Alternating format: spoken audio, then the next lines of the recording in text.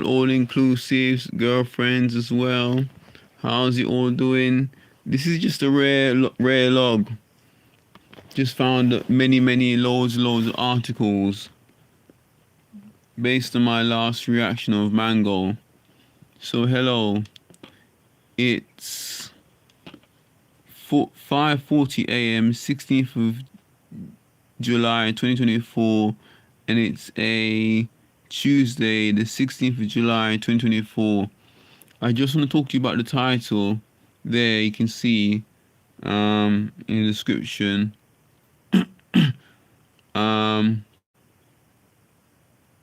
can't remember the title, I should remember the title. Why people are not why people are not gonna be eating or drinking anymore, or even just eating. So yeah, I'll tell you why.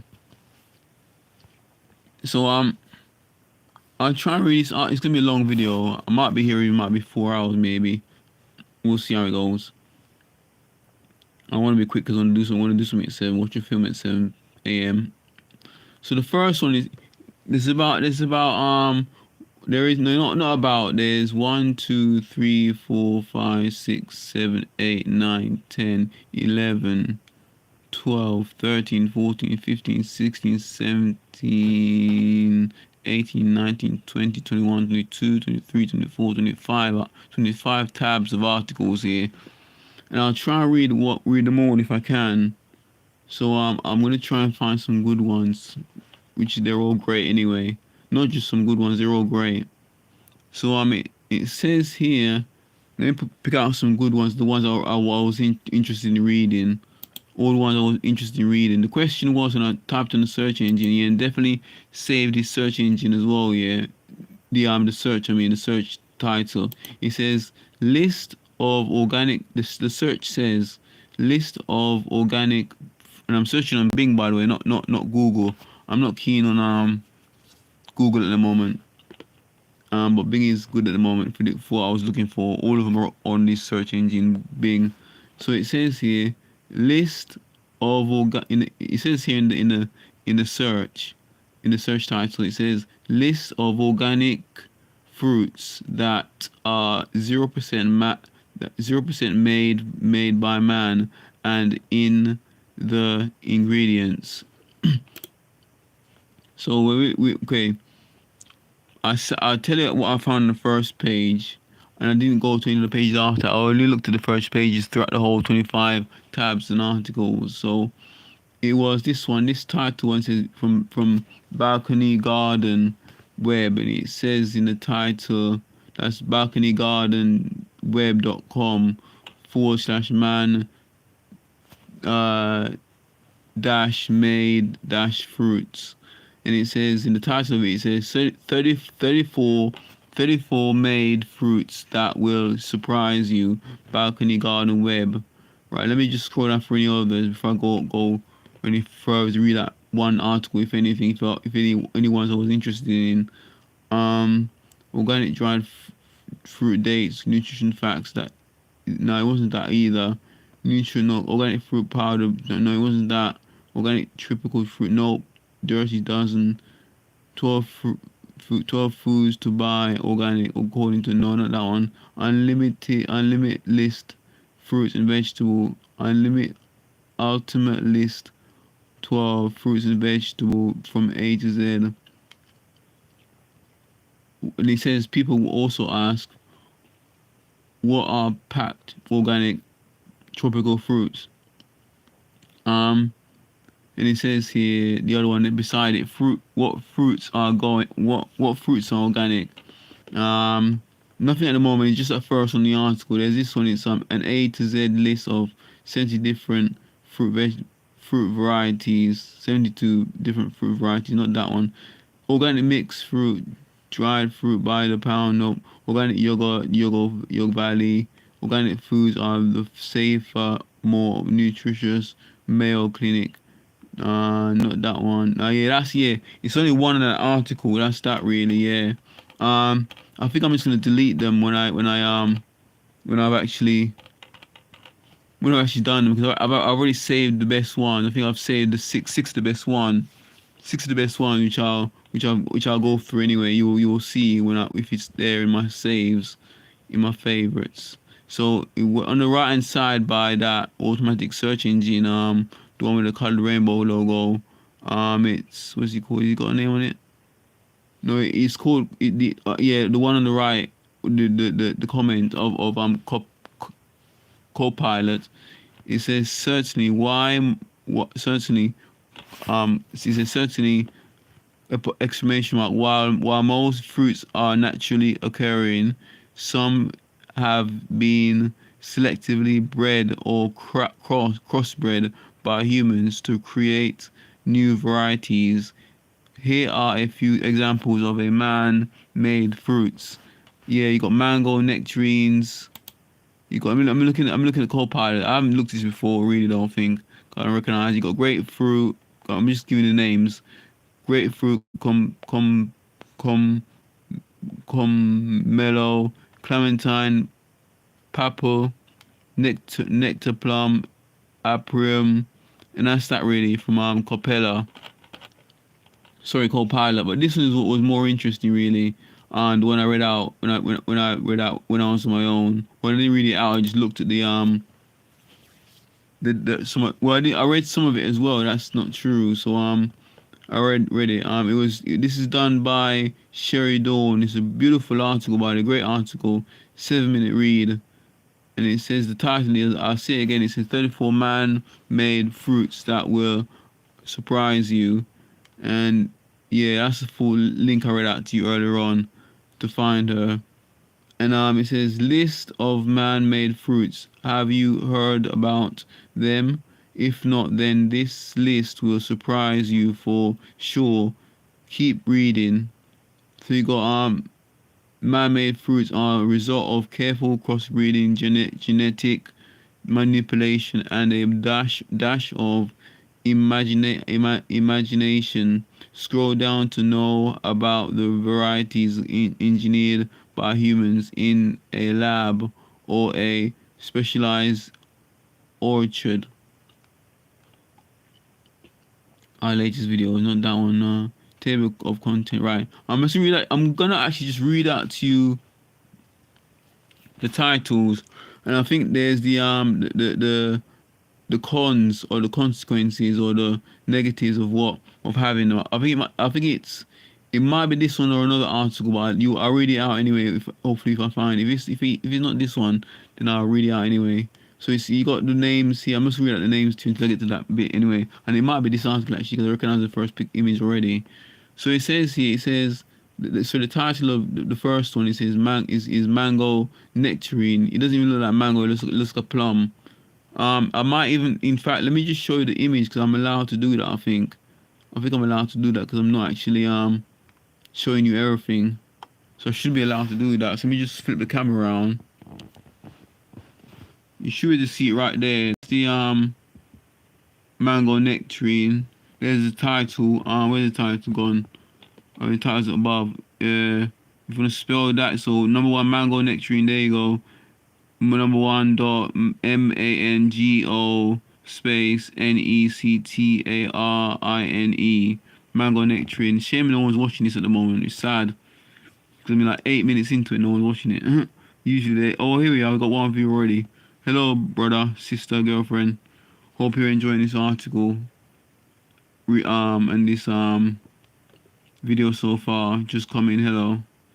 Let me just flip the camera right back around. In fact, no. I'm just gonna no, I can't do that. I'm not gonna do that. I'm not gonna do that because I might end up breaching my copyright. Let me just scroll down a little bit more and I'll get the next one. So prunes persica nucipercia.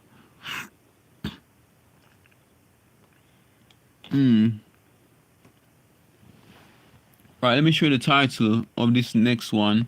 It's this one. It says here, botanical name Prunus persicea nocipercia, spelled BOTANICAL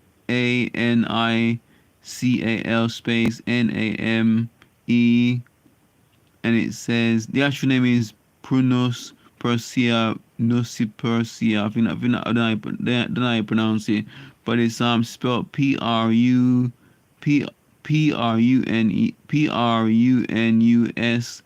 space Persica space Nucipersica. Yeah, let me flip it back around, and then it looks like this. If it's there, no, it's not there actually. Rotted, it's not there. The photos aren't there. No, in fact, ignore that. I think that might have been an ad. That might have been an ad. In fact, it looks like an ad. Yeah, you're gonna have to ignore that one. I read out to you just now. Yeah, I think it's an advertisement. Silly billies. Never mind. They need to make the money anyway.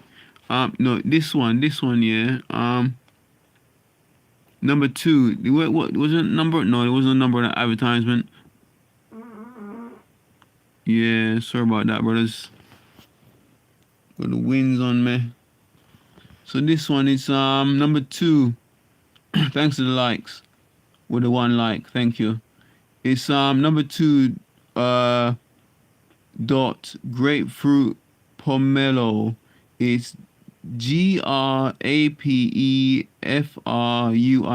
space POMELO, and it looks like that. I haven't had that fruit before, but the one above I had similar ones that look like it, but it's man-made as it says.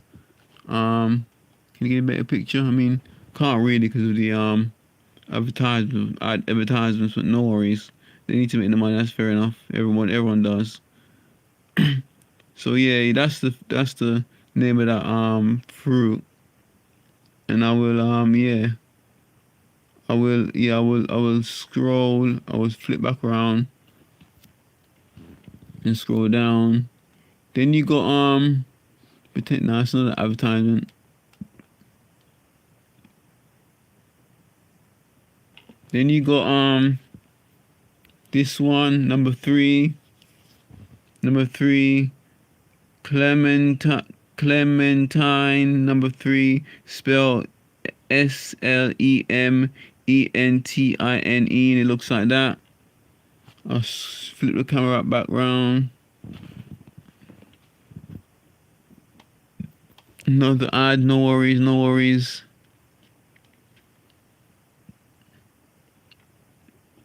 Yeah, I think this was the article I was talking about earlier on in the previous talk earlier on in this video. So it's this one's called, I think I might have had similar on this one before. It's number 4. It's Papa. That's Papa. That's definitely Papa, the name. PAPPL. That's PAPPLE. And it looks like that. Yeah, it looks like that. It looks like I've had it before, similar. I think they were bigger than the one I had, maybe. Well, I think it is actually. I'm not gonna lie. I think it was bigger. Yeah, it was bigger. So let's just flip that round. Next one. Gonna be a long video. This one really long. So we've got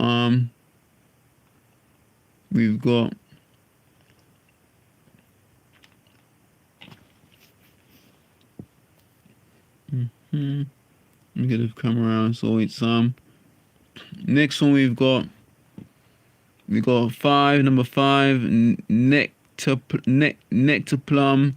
Looks like a no, I was about to say kiwi, but it looks like a peach because it's got the same looks of it. Looks of it. Even the seed looks the same as a peach. It's spelled nectar plum, spelled NECTAPLUM.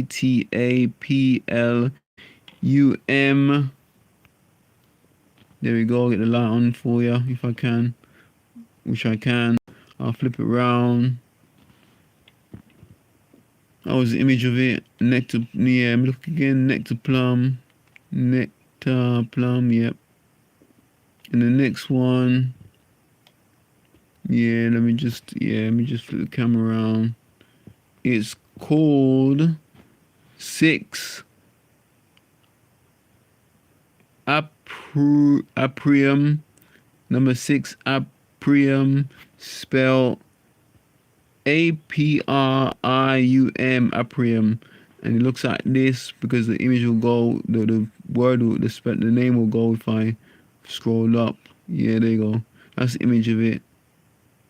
There you go. I think it was called yeah, Aprium. There we go. Let me just scroll back out of that, man. You know what? To avoid copyright, I think, yeah, I'll stop there for now. But what I'll do is not stop, but the rest I'll read at the title.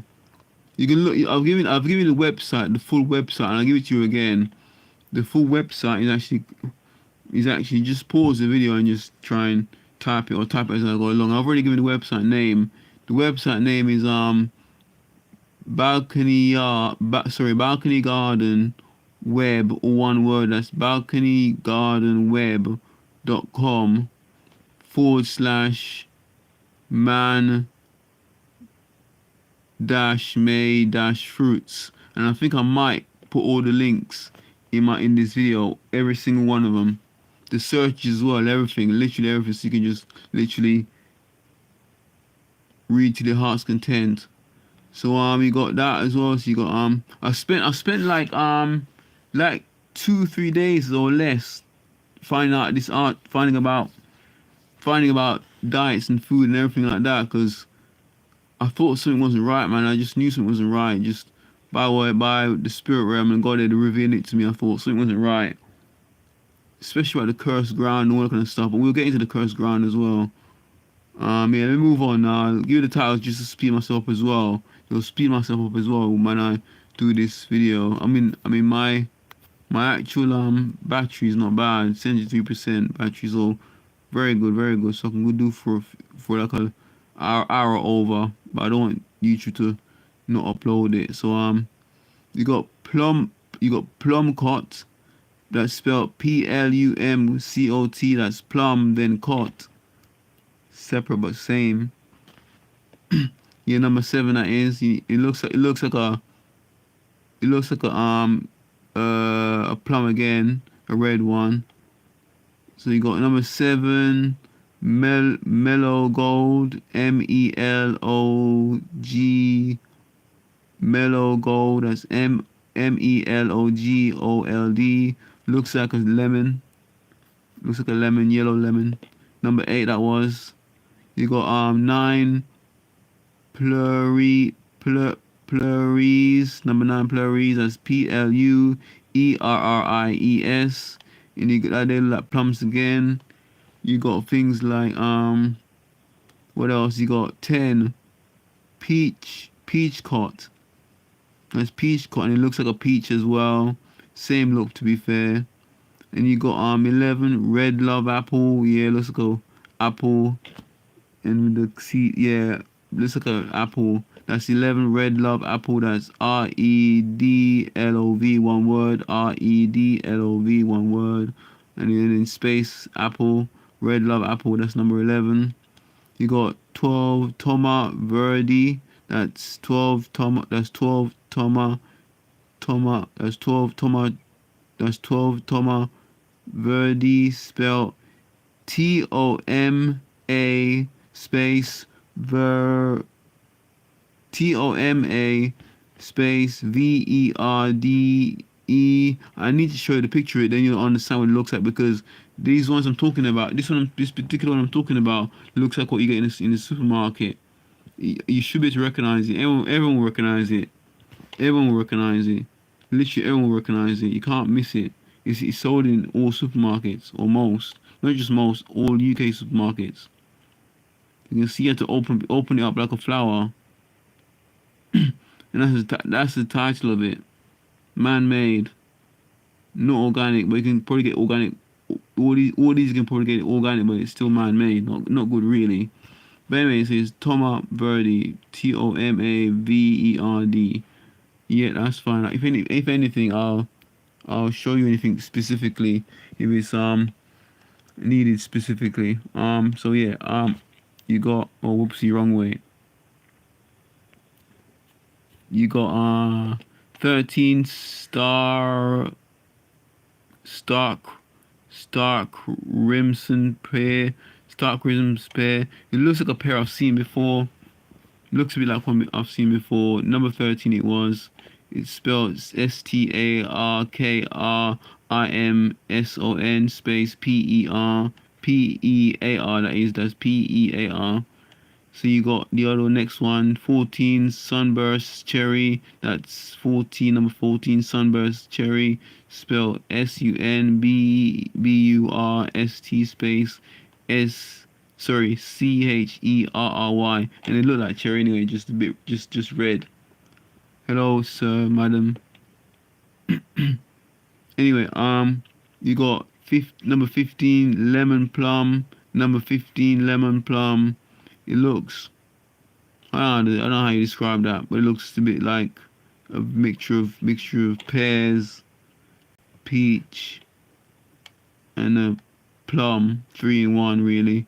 Number 15, that's number 15, lemon plum, spell LEMON space PLUM. Number 15, lemon plum, and you got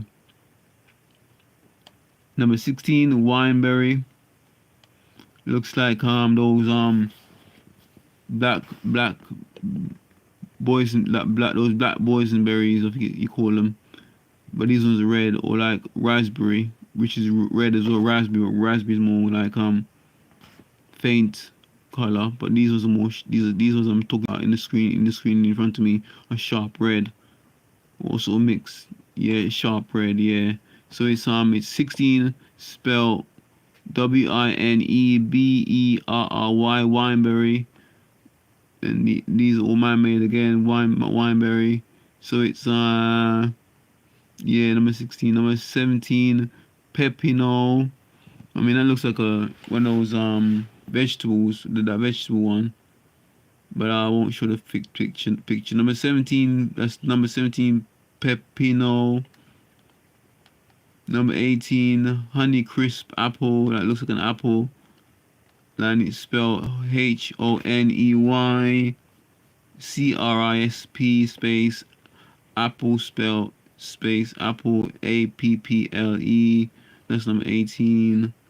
We've got 19 blood lime. Number 19 blood lime, BLOOD space LIME.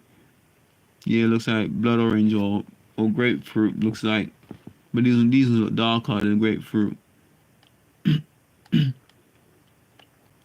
See, yeah, this is what I was talking about. Boysenberry.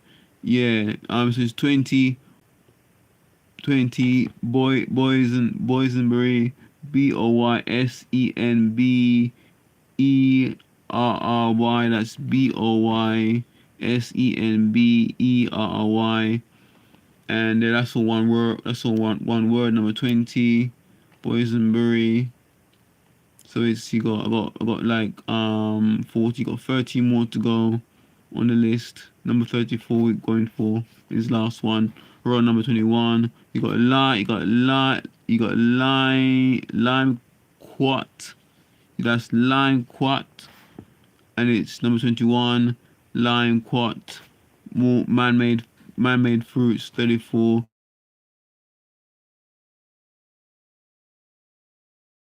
So this was number 20, lime quat, spelled LIMEQE. That's LIMEQUAT. That's all one word. Number 21, lime quat. Looks like lemon or lime, but these ones look yellow. This one I'm talking about, it looks yellow. You got 22 pomato. 22 pomato, POMATO. Looks like tomato or tomatoes. Number 22, pomato. That's why they call it, probably the same, similar name. This is a mixed picture, like potatoes at the bottom and tomatoes at the top, earthy potatoes. So it's next one, number 23, plot or plot. That's spelled Pluot. Number 23, plot. I'm hoping you pronounce it like that. It looks like peach again. This one is red. This one's red, and it's like peach. It looks like peach in the peach or pear, and plum because it's got the same seed or look at the same seed as plum. And then you got I got 10 more to go now. So you got number 24, Tangelo. That's spelled Tangelo. Tangelo. Number 24, Tangelo. Looks like orange. These are green. And it's got orange center with loads of seeds. And it looks like orange, but the skin is green. Also like lightish, sort of like light yellow to green. I mean, they I have something like that in Jamaica, which is where I used to live when I was 9, up until I was 9. Then I came to England. So it's number 25, Kiwano. Number 25, Kiwano, spelled Kiwano. Kiwano, number 25. These looks like prickly, almost prickly on the outside and green in the middle, like a bit like pomegranates. Yeah, like pomegranates, and that's what's going on there. So you got 26 Tayberry. That's Tayberry. They look like raspberry, boysenberry, and yeah, those bitter berries. So this is number 26, Tayberry. That's spelled Tay. That's Tayberry. So cool. I've got about 50 minutes to go till I have to go. So that's 26 Tayberry. Look like raspberry, but these ones a bit darker than the raspberry. Almost look like the same one. Like literally, the only missing thing is raspberry is lighter. These ones are more darker and maybe a bit sharper. So you got 27 Cora. You got 27 Cora orange. That's spelled 27 Cara space Cara space Orange. Cora orange, number 27. Man, no difference. They look exactly like African oranges. No different. You can't tell the difference because they look exactly like orange. Nothing different. I mean, the center looks a bit darker, only slightly, but not much. Slightly red, basically. I'm moving to the next one. I should be there. That's about. I got about 6 more. I mean, I got 4, 5, 6. I got 6 more left to go. We're on number 20. We're on number 20. We're on number 28, and this one's called Peacherine. Peacherine or Peacherine, spelled Peacharine. Peacherine, number 28. They look like peach, but these aren't open. They haven't cut it open. It looks like peach. Yeah. What's next? Next. Number 29. Number 29. Costa Berry. That's number 29. Costa Berry. That's spelled number 29. Costa Berry. That's spelled Jos. So that's Jostaberry. It look like, I don't have a clue. I mean, these are pretty unique compared to everything I've read and any fruit I've seen. I mean, I don't know what to compare them to apart from black, what you call it, black or brown or dark grapes. I don't even know if they got seeds inside of them, but I won't read the article because it will be breaking the copyright unless when I read the negatives about it. So it's you got on to next one. 4 more to go. It's number 30 Pineberry. That's number 30 Pineberry. That's I'm tempted to give you the picture, and the picture I think I'm going to show the image. So it's number 30 Pineberry. That's spelled Pineberry. That's number 30 That's number 30 Pineberry. That's Pineberry, and they look like so. Same like strawberries basically. Makes no difference about the name of the name of the fruit. Number 34 more to go. Right now we're going to number 34. So yeah, let me scroll down more. So it's number 31, Crabble. That's number 31, Crabble. And that's number 31, Crabble, spelled GRAPPL. That's GRAPPL, and they look exactly like Granny Apples. There you go. Granny Apples it looks like. And it's that one. Anything similar, I might just flip the camera around just for that. Anything similar at the moment, to be fair. Now moving on to next one, number 32. Two more to go. You got Cucamelon. Cucamelon. That's spelled number 32. Cucamelon. And now this is some weird stuff because it's a mixture of something. But I will let you look at the article when you see it when I send it there. We've got, oh, where are we? I think okay, that's fine. I thought I lost myself. You got, nope, not that one. Okay, so you got number 32, which is second to last now. Number 33, that's number 33, Saturn Peach. That's spelled Saturn space Peach. That's number 32, Saturn Peach. And the final one, the creme de la creme, maybe not. It's number 34. Number 34, the final one, number 34, Picotum. That's Picotum. Number 34, the final one, Picotum. And for the last one, I literally just show you the image because it looks exactly like most of the pears and peaches, and like I've been saying, it looks, yeah, no different than peach or a pear or a plum, apart from colors maybe, if anything. It's still the same faintness or cloudiness on the outside. The bruise, or not bruise, but like dust, old dust. And that's the name. Number 34, the final one, Picotum, or yeah, I think it might be cotton. And yeah, that's that. I'll see if the article's got the negatives on there. I think it is this one. Note, you got note, you got, okay, that might be it. Rotted. Is it really? Oh my. I think it's that guy's. Wait, is it, wait. Previous article. Yeah, that's actually it. Wow. I think it's another article then. It's not this where it says the pros and cons. 18 DIY, but I think I have got it. So 18 DIY pothos, hanging basket and hanger ideas. 25 stunning red flowers with yellow center. These are like previous article, next article, and that's that really. So I'm just gonna go to the next one.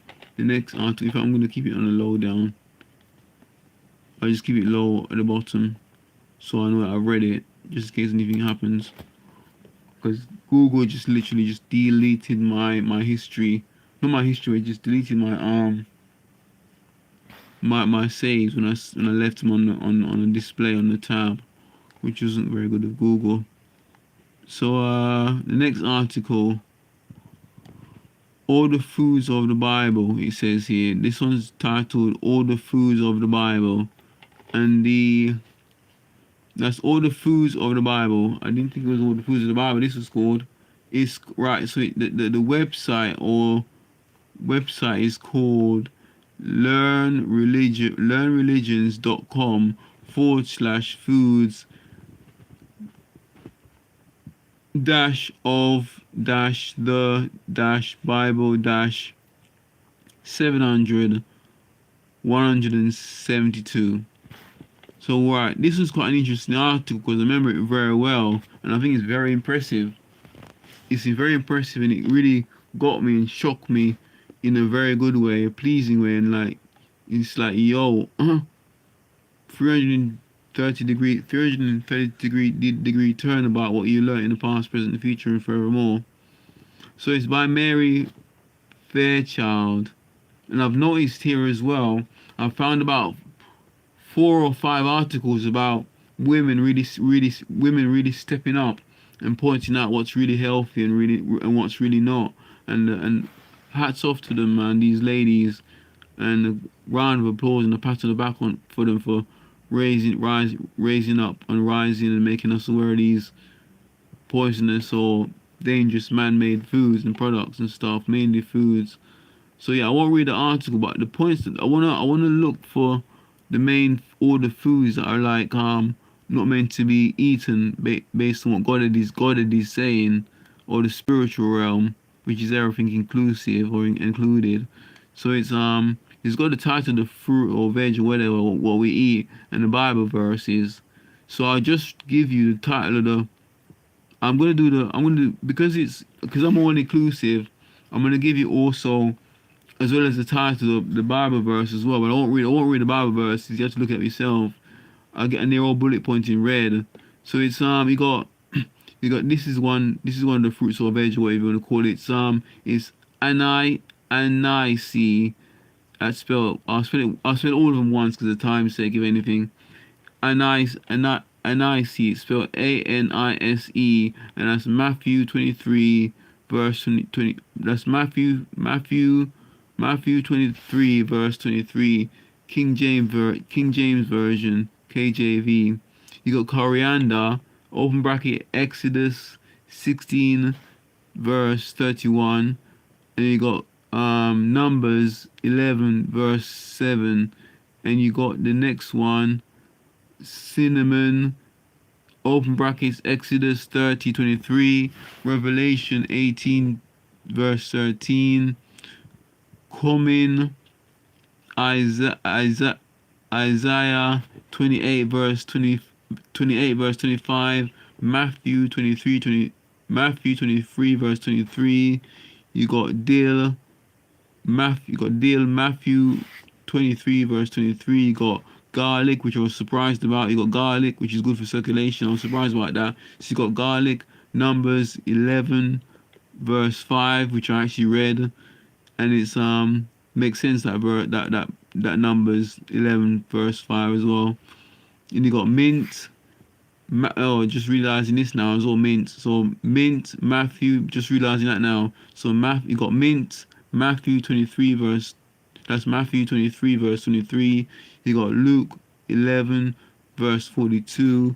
And next one you got mustard. You got Matthew 13 verse 31. You got rue, R-U-E. That's rue. Luke 11 verse 42. That's Luke 11 verse 42. And you got another one I was a bit surprised about as well. You got salt, and I think that's any salt. You got salt. You got salt. That's salt. Ezra 6 verse 9, and Job 6 verse 6. That's 6 verse 6. And here we are. What was the title of that one? Oh, so the title of that one was the title of that one was seasonings, spices, and herbs. The next one you got, your next title you got fruits and nuts. And by the way, all these things I'm reading out, there are people who are allergic and intolerant towards them, as well. So it goes without saying, if anything. You got apples in its songs. Wait a minute. Oh, I missed something. See if I'm missing any of the fruits. Oh yeah, here we are. I'm gonna go back to fruits and nuts. But when I go back to fruits and nuts, I'm seeing if I'm missing anything in the description of the article. So you got seasoning, spices, and herbs. You got spices, herbs. Yeah, I'm looking for anything. You got bread. You got cakes, meats, soups, stews, digestive aids, coriander, the seeds of cilantro, antioxidant with neutral cleansing qualities. Okay, that's fine. I may have missed much, but this one, the next title is fruits and nuts. In the description, it's like I'm just skimming and scanning it through. You got nutritious superfoods in grape grouping, nuts, pomegranates, believed high beneficial anti-inflammatory, antioxidant, anti-tumor properties. Okay, no, nothing there. So it says here now. I think I've done fruits already. What we got there? We have done fruits and nuts. So we got fruits. That wasn't fruits and nuts. This is fruits and nuts. I'm reading out now. So it's fruits and nuts. You got apples, and it's Song of Solomon 2 verse 5. You got almonds. Genesis 43 verse 11. Numbers 17 verse 8.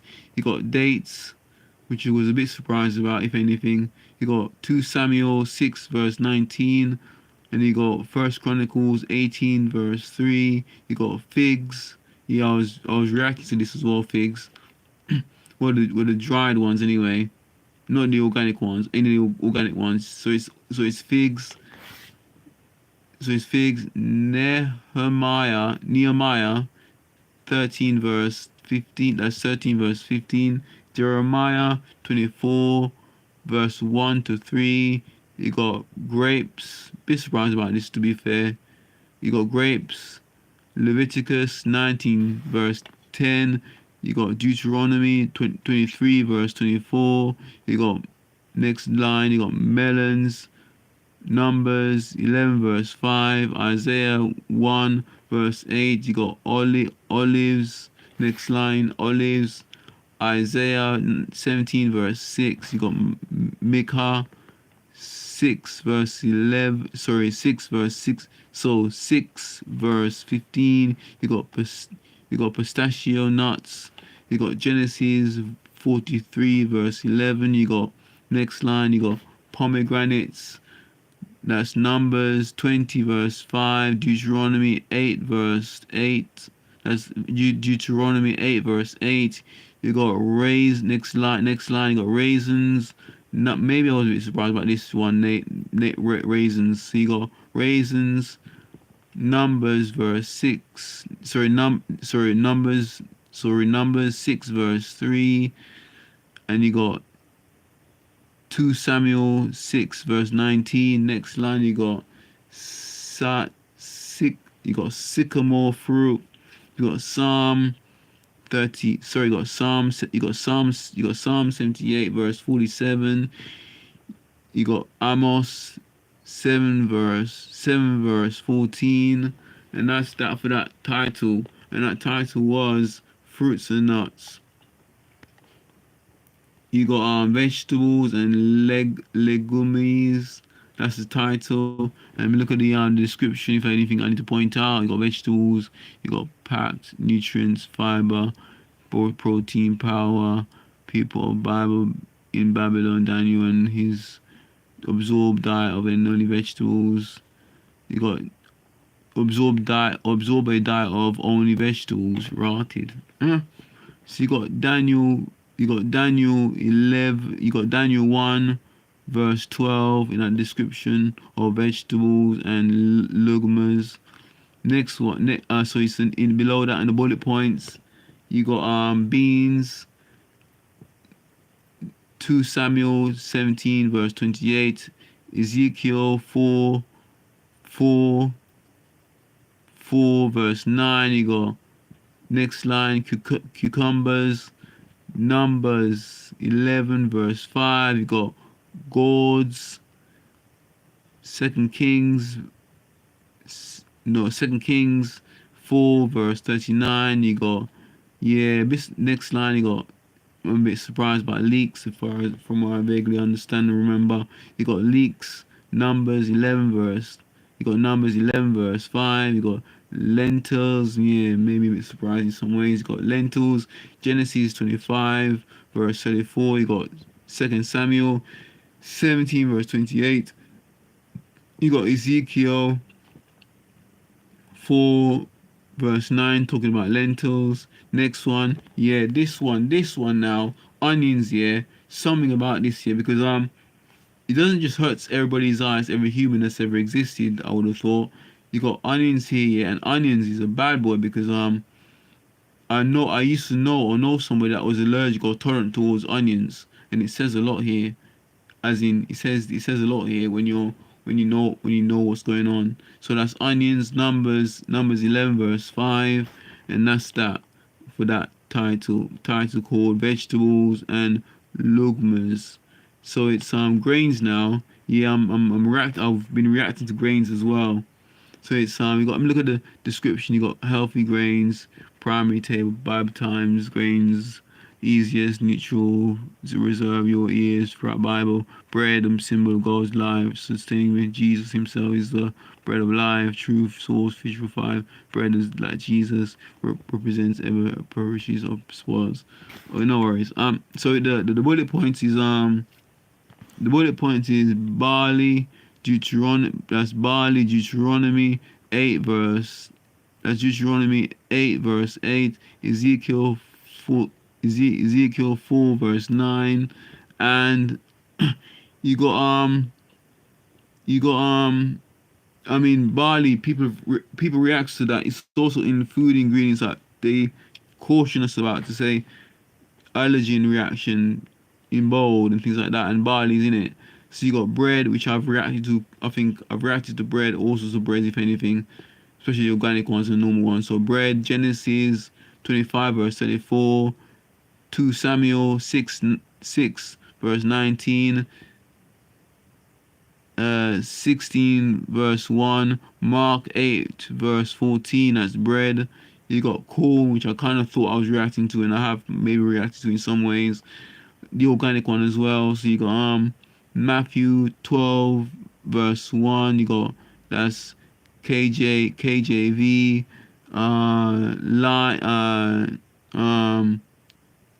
What's the word? Dash refers to grains such as wheat or barley. And that's corn. You got flour. 2 Samuel 17 verse 28.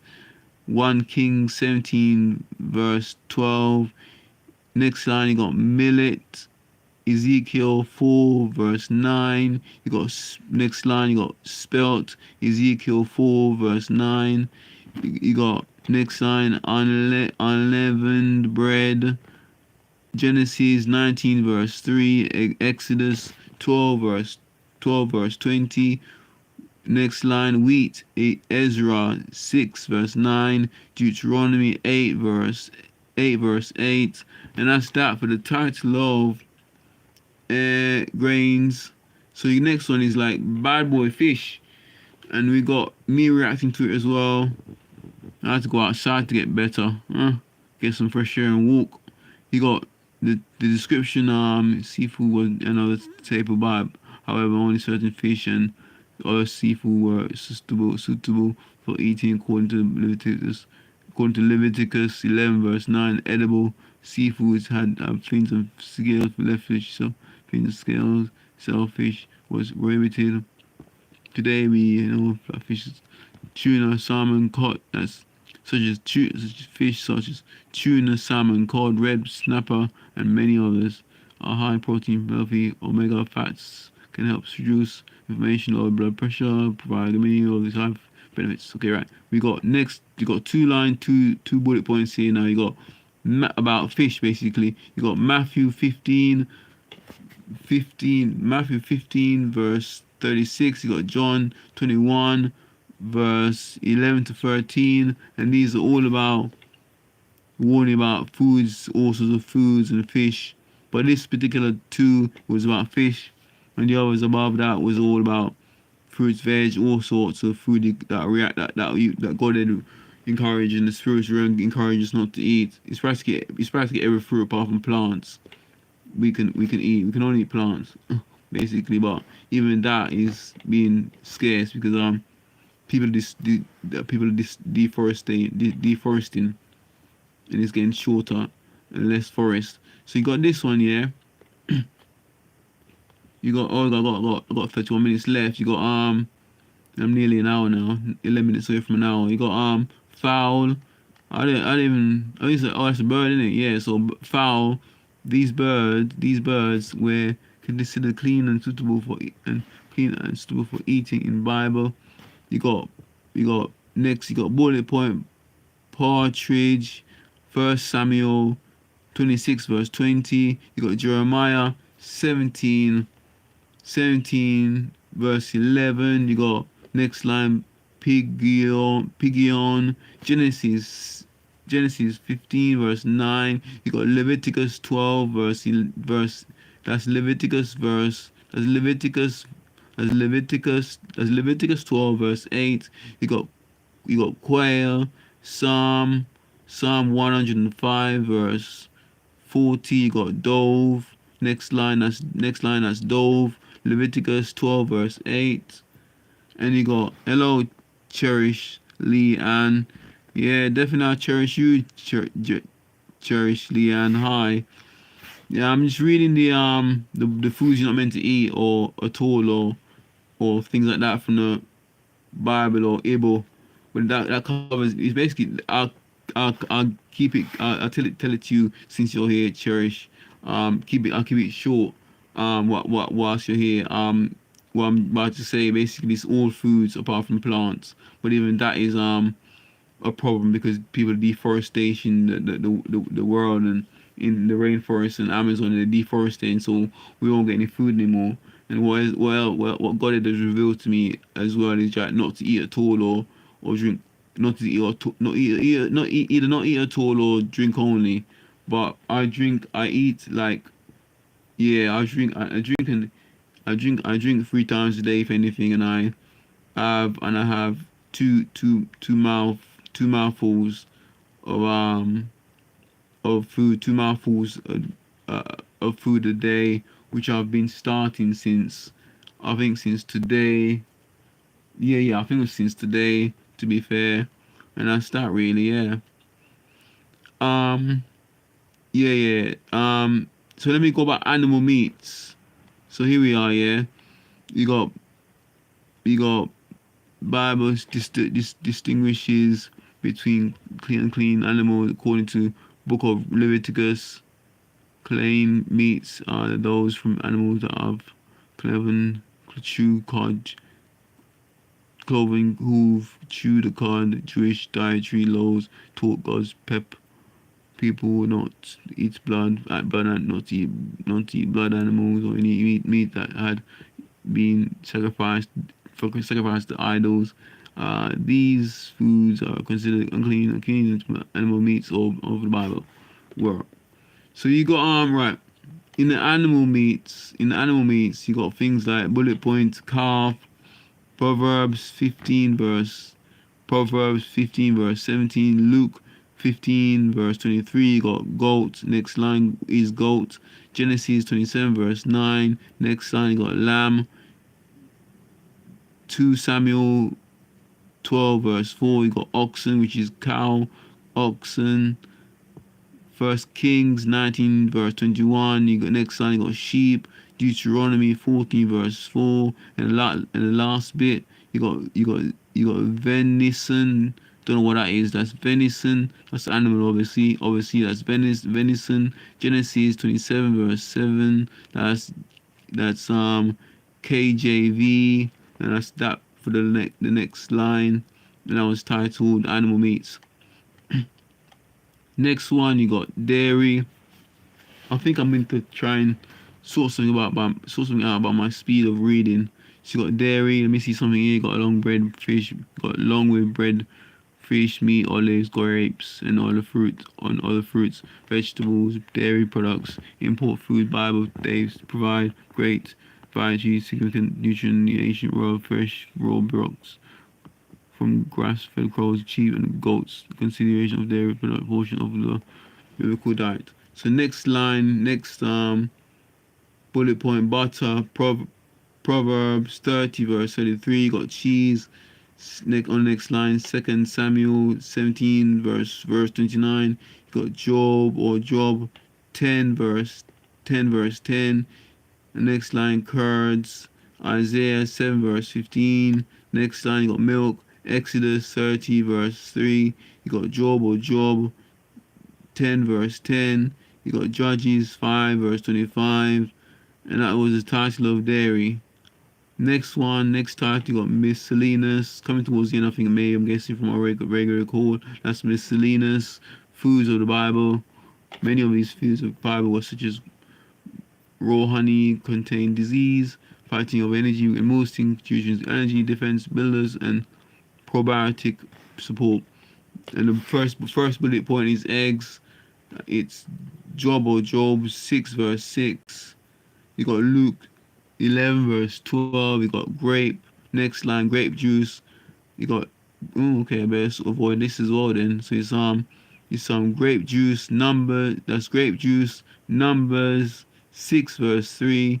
Next line you got raw honey, you got Genesis 43 verse 11, Exodus 33 verse 3, Deuteronomy 8 verse Deuteronomy 8 verse 8, Judges 14 verse Judges 14 verse 8 to 9, and that was raw honey. Next bullet point, olive oil, Ezra 6 verse 9, Deuteronomy 8 verse 8. You got next bullet point, you got vinegar, you got vinegar, you got vinegar roof, you got vinegar roof roof 2 verse 14, John 19 verse 29, and that's next line, wine, Ezra 6 verse 9, John 2 verse 1 to 10, and the title of that was Miscellaneous Foods of the Bible. Next title, you got next title, which is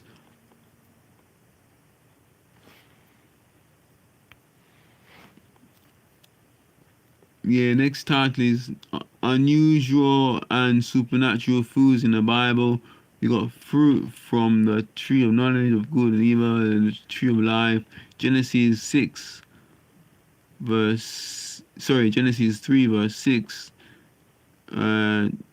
22. You got next line, you got manna, Exodus 16 verse 31 to 35.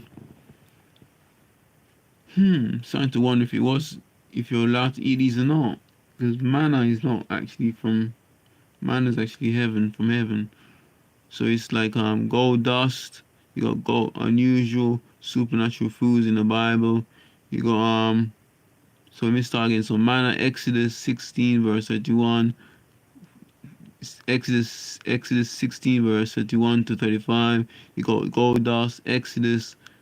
I said that already. Yeah, you got gold dust, Exodus 32 verse 19 to 20.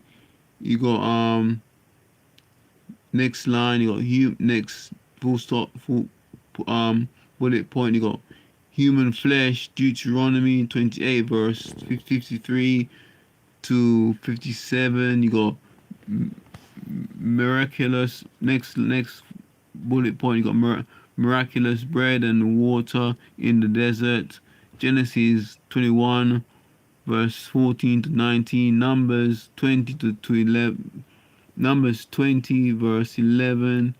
You got next bullet point, two-sided scroll of Lamentations, Isaiah 2 verse 8 to 3 verse 3. I think that is. You got next bullet point. You got bread baked over human excrement. Ezekiel 4 verse 10 to 17. You got next bullet point. You got angel cakes. 1 Kings 19 verse 3 to 9. You got next bullet point. You got animal diet of grass, Daniel 4 verse 33. And next bullet point, you got bread and meat from ravens, 1 Kings 17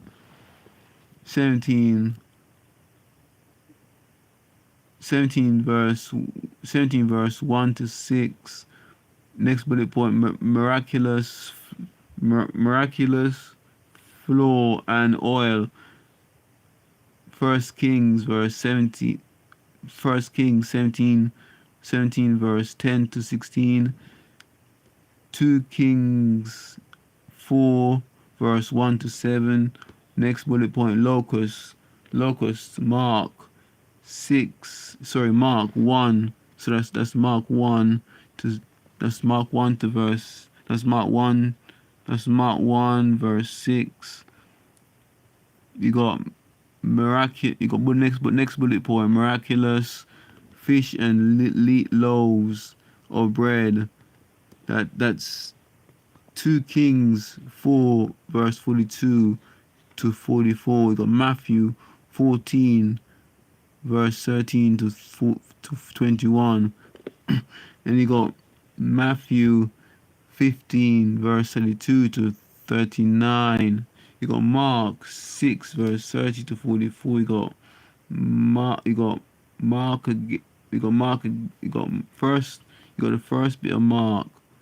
The first bit of Mark 6 verse 3 to 44. The next bit of Mark is 8 verse 1 to 13. You got Luke 9 verse 10 to 17. You got John 6 verse 1 to 15, and that's miraculous fish and loaves of bread.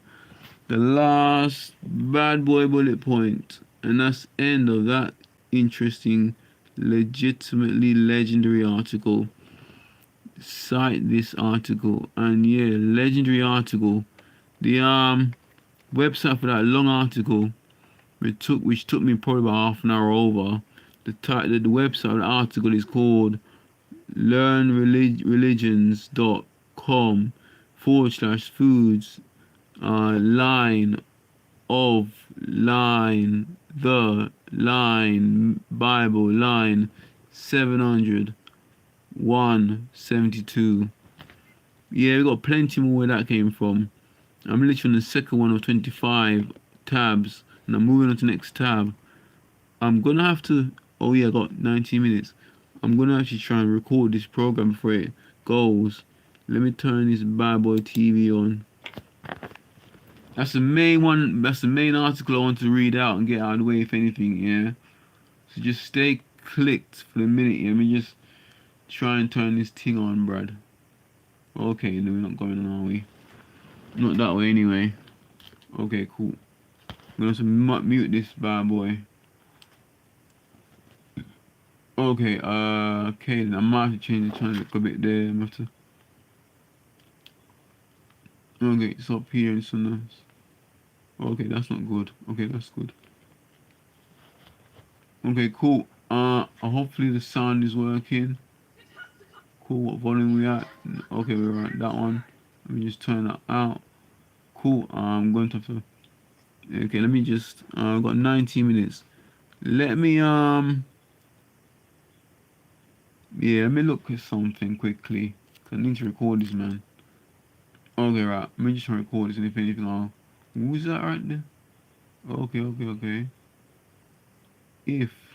Interesting. Sky Store. Anyway, alright.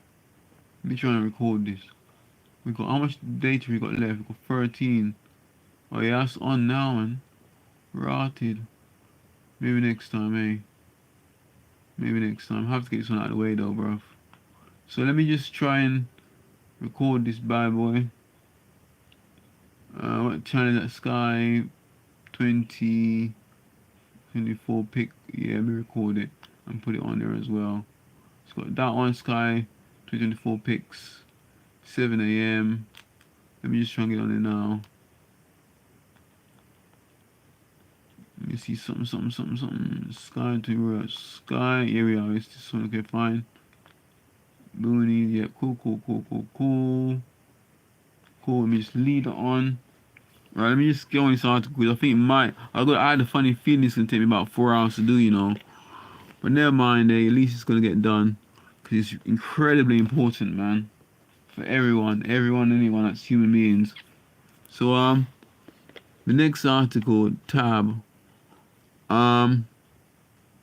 is a search. And the title of the search, I titled it, which I found, is titled List of All Plant-Based Foods, the only diet God alone said to eat.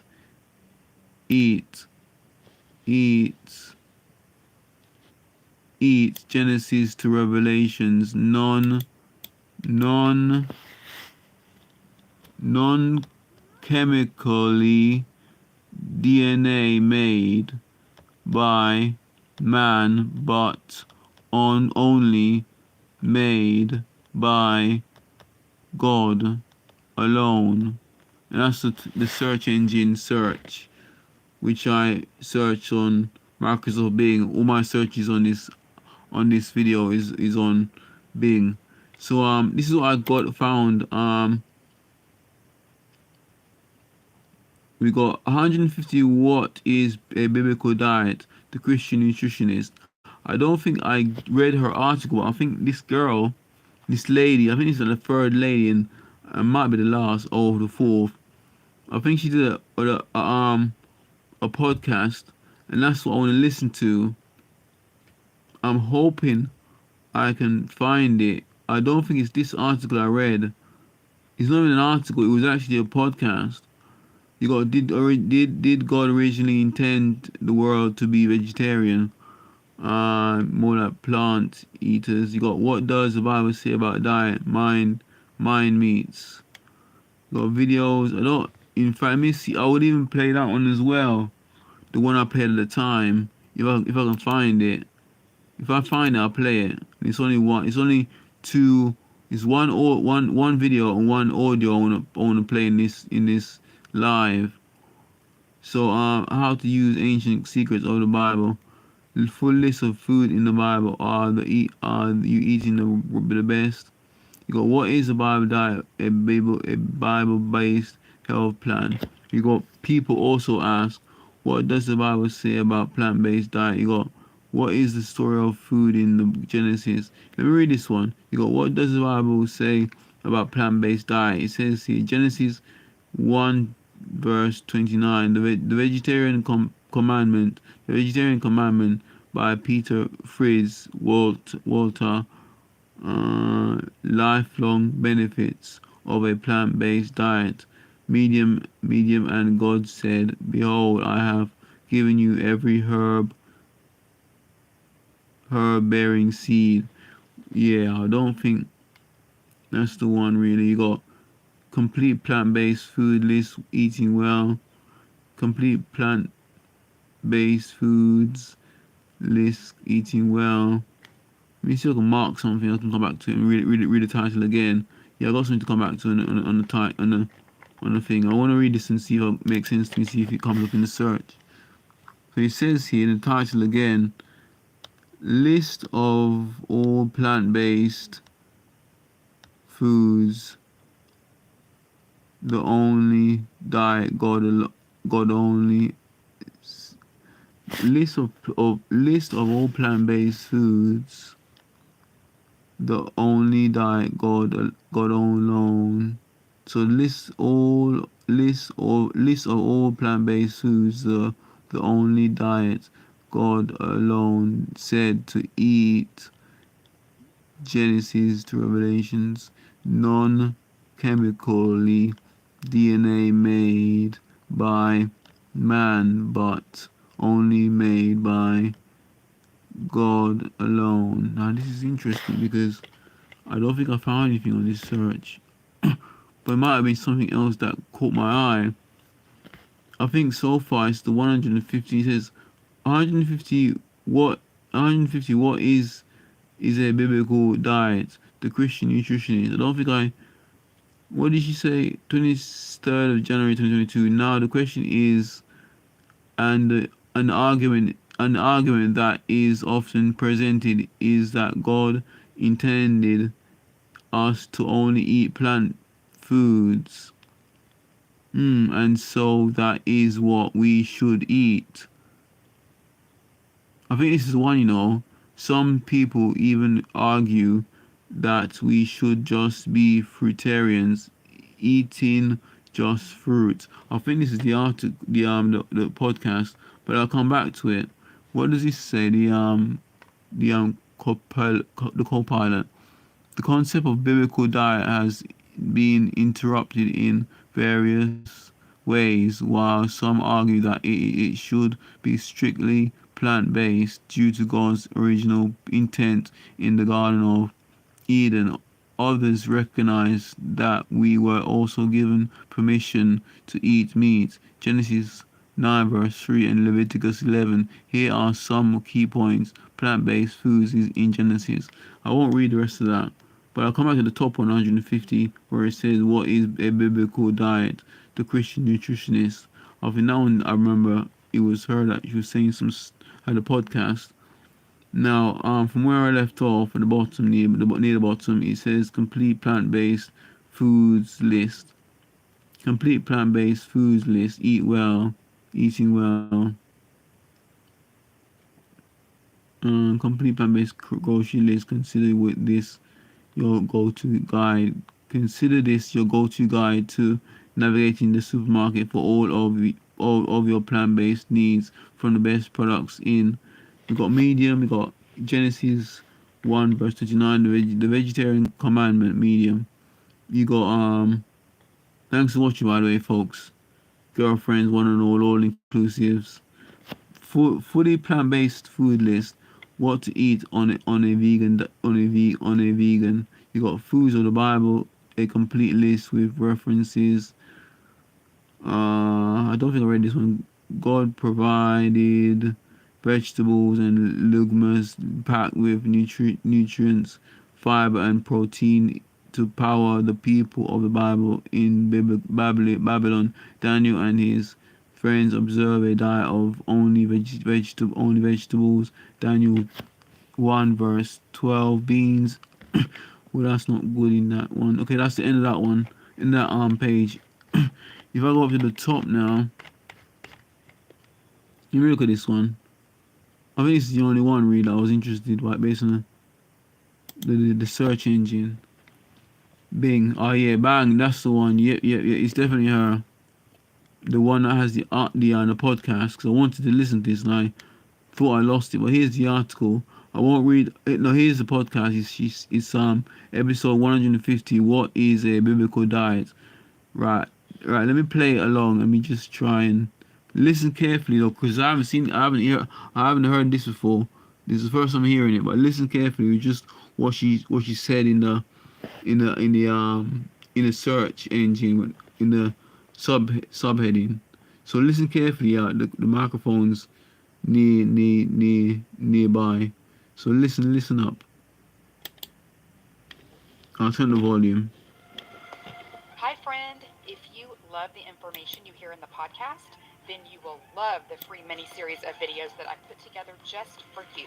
It's all about the biblical blueprint for health and teaches you. It's 34 minutes to 39 seconds long. That's 34 minutes to 39 seconds long. Exact principles I've taught to thousands of Christian women that result in weight loss, better sleep, increased energy, clearer skin, and sharper brains. You can go to JesusChrist.Club/miniseries to grab this free set of short, powerful teachings that will show you how to create better health God's way. It's at JesusChrist.Club/miniseries. Go check it out now. Hi, I'm Chelsea, the Christian nutritionist. Welcome to the Christian Health Club podcast. We are here to fire you up in spirit, mind, and body so that you can get out into the world and be everything God created you to be. Welcome to the club. Here we go.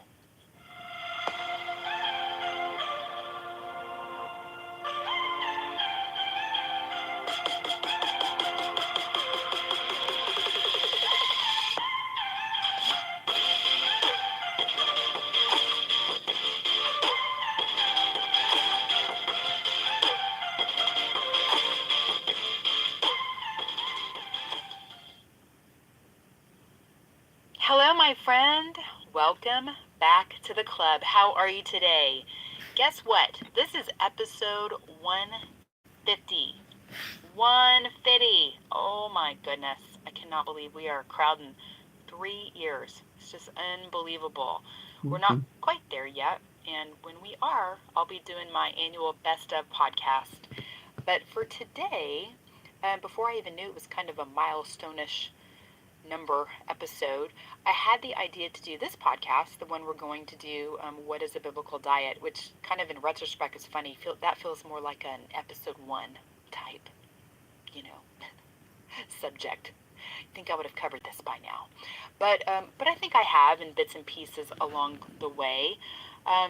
But I thought it would be this would be a good one to do right now. I just actually, I go as the Spirit moves me, and He done moved me to do it on episode 150, and so that's what we're gonna do. And I'm glad. I think that I've learned a lot over these years, and just had more time to do critical thinking over stuff like this. There are a lot of books and differing opinions about what a biblical diet is. I get asked about it, quite often, especially those that say, we should be vegans or vegetarians because God put Adam and Eve in the garden. And so His original intent must have been for us to only eat plants. But spoiler alert, we got kicked out of the garden, and God gave us meat to eat. Not only that, He even specified what kind. So no, I don't think that we are meant to eat just plants. That doesn't mean I am not in favor of doing plant-based, detoxes and taking times to do that. Something like the Daniel plan I think is very valuable. I even do seasonal plant-based detoxes, but I don't think it's the way we're supposed to eat all the time. I also don't think that we're only supposed to eat foods mentioned in the Bible. Another spoiler alert is that we don't all live in the Middle East, so where those foods grow. I just think there are some points, some ideas that have been missed when it comes to critically thinking about biblical eating. So today's episode is probably going to be a little different than you're expecting. I'm not going to offer you like a straight up list of foods or a dietary outline, like, all right, go buy some figs because that's what they eat in the Bible. I want to offer you instead some overarching biblical concepts that can help us inform our approach to biblical eating and what that means. But also, you should get some figs because they are so delicious. Before we get started, though, I want to remind you, I need to do that from time to time, that I am not a biblical scholar. I'm sure that's extremely clear to you. If you've been listening to me for any amount of time. But I am just a God put a lens on my eyeballs, Holy Spirit led Bible reader. Okay, and so when I put these together, it's the way that I feel, what He's put in my heart and the way that it makes sense in my brain. But also, if you've been listening to me a while, my brain can be a scary place because I let you in there sometimes. And so it can be a little cuckoo. But anyway, we're just going to roll with it and jump right in. One of the first things that strikes me and is pretty significant when considering biblical eating is what I call the Alpha and Omega concept. So we know God said, I am the Alpha and the Omega, the beginning and the end, the first and the last. And if you think about it, when you read the Bible, the way that we ate in the beginning, when we were with God, and the way that we will eat in the end, when we are with God, when Jesus returns, are both plant-based and different from the way that we eat here in the middle. Okay, so I'm not totally dismissing the fact that God first gave us plant foods, in the pristine setting of the garden, Adam and Eve ate garden food, plant food, presumably fruit, that grew on trees. There was no animal eating in the garden. They weren't grilling steaks up in there. And that's because there was no death in the garden. Death had not yet entered the world. The Garden of Eden is referred to as paradise, heaven on earth. It was a perfect place of harmony, man with God, man with the earth, man with the animals. Man had all he needed for both physical and spiritual life. There was no need. There was no concept of killing animals for food. Food was just readily supplied. They just walked around and plucked ripe, luscious, juicy fruit off the trees and ate it. It just sounds heavenly and divine. Now, when Jesus comes back, we presumably will go back to something like that, to a non-meat eating situation, because again, there will be no death. I had never really put all that together, conceived of any of this, until I read the Left Behind series. I know I talk about that series of books often. There's a lot of books in that series, and it took a little chunk of my life to get through them. But not only that, they were really good. And even though it's fiction, it's scripturally based, and so I learned a lot, by reading them. And when the characters in that book stopped eating meat once Jesus returned, I was like, oh, I mean, I just really had never put that together, or even didn't even know about that concept, and so that was just new to me and like kind of mind blowing. And so when we read this prophetic message in Isaiah 11, it alludes to this. It says, "The wolf will live with the lamb, the leopard will lie down with the goat, the calf and the lion and the yearling together, and a little child will lead them. The cow will feed with the bear, their young will lie down together, and the lion will eat straw like the ox. The infant will play near the cobra's den, and the young child will put his hand into the viper's nest. They will neither harm nor destroy on all my holy mountain, for the earth will be filled with the knowledge of the Lord, as the waters cover the sea." So everything will be restored to harmony, but like the lion, which we know is a carnivore, a meat eater, will be eating, hay, straw, grass, just like the cattle do. Children will play with leopards and snakes, and all will be well. When Jesus returns, peace and harmony will be restored, like back in the garden days. Revelation 21:4 says, "He will wipe every tear from their eyes. There will be no more death or mourning or crying or pain, for the old order of things has passed away." So we kind of have these alpha and omega bookends of eating, which is a vegan diet, right? No animal foods. Now the question is, and the argument that is often presented, is that God intended us to only eat plant foods, and so that's what we should eat. And some people even argue that we should be fruitarians, just eating fruit, because that's presumably what Adam and Eve ate in the garden.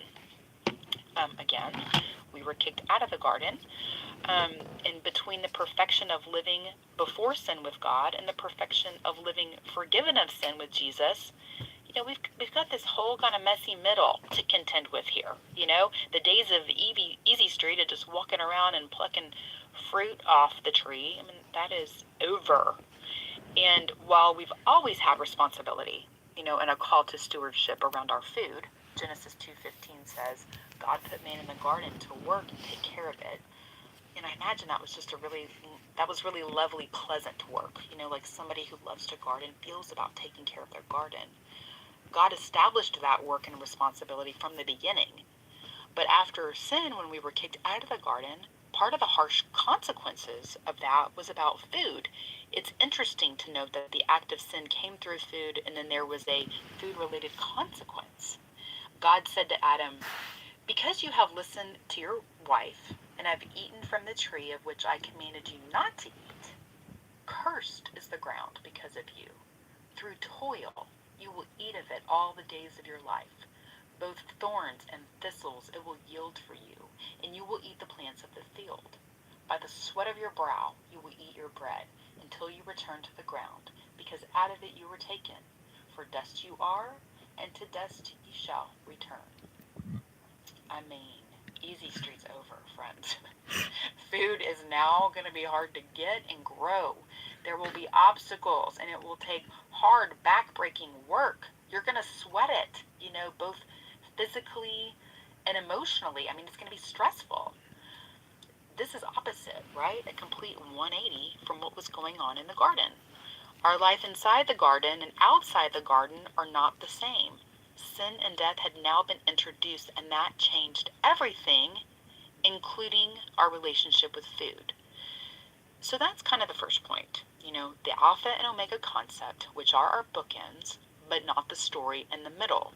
And within that story, our story here in the middle, in this messy but beautiful life that we get to live, God is still our provider. The earth flourishes with real food that nourishes our body and gives it what it needs. Just a sidebar here, because as I was thinking about this, I thought, it is interesting to think about the fact that God could have made us without the need for food, right? I mean, He is our creator and designer. He could have just made us any way He wanted, and that could have been with bodies that run on air. But He didn't make us that way. You know, in our earthly bodies, we are tied to the earth. We are tied to the rest of his creation, both plant and animal, sun and soil. We are tied to him, our creator.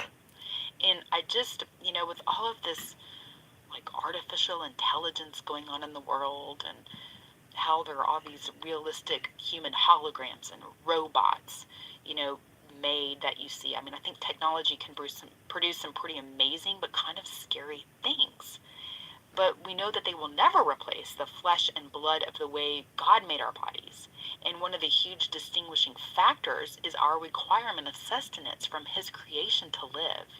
And I think that's significant and important for us to recognize and remember.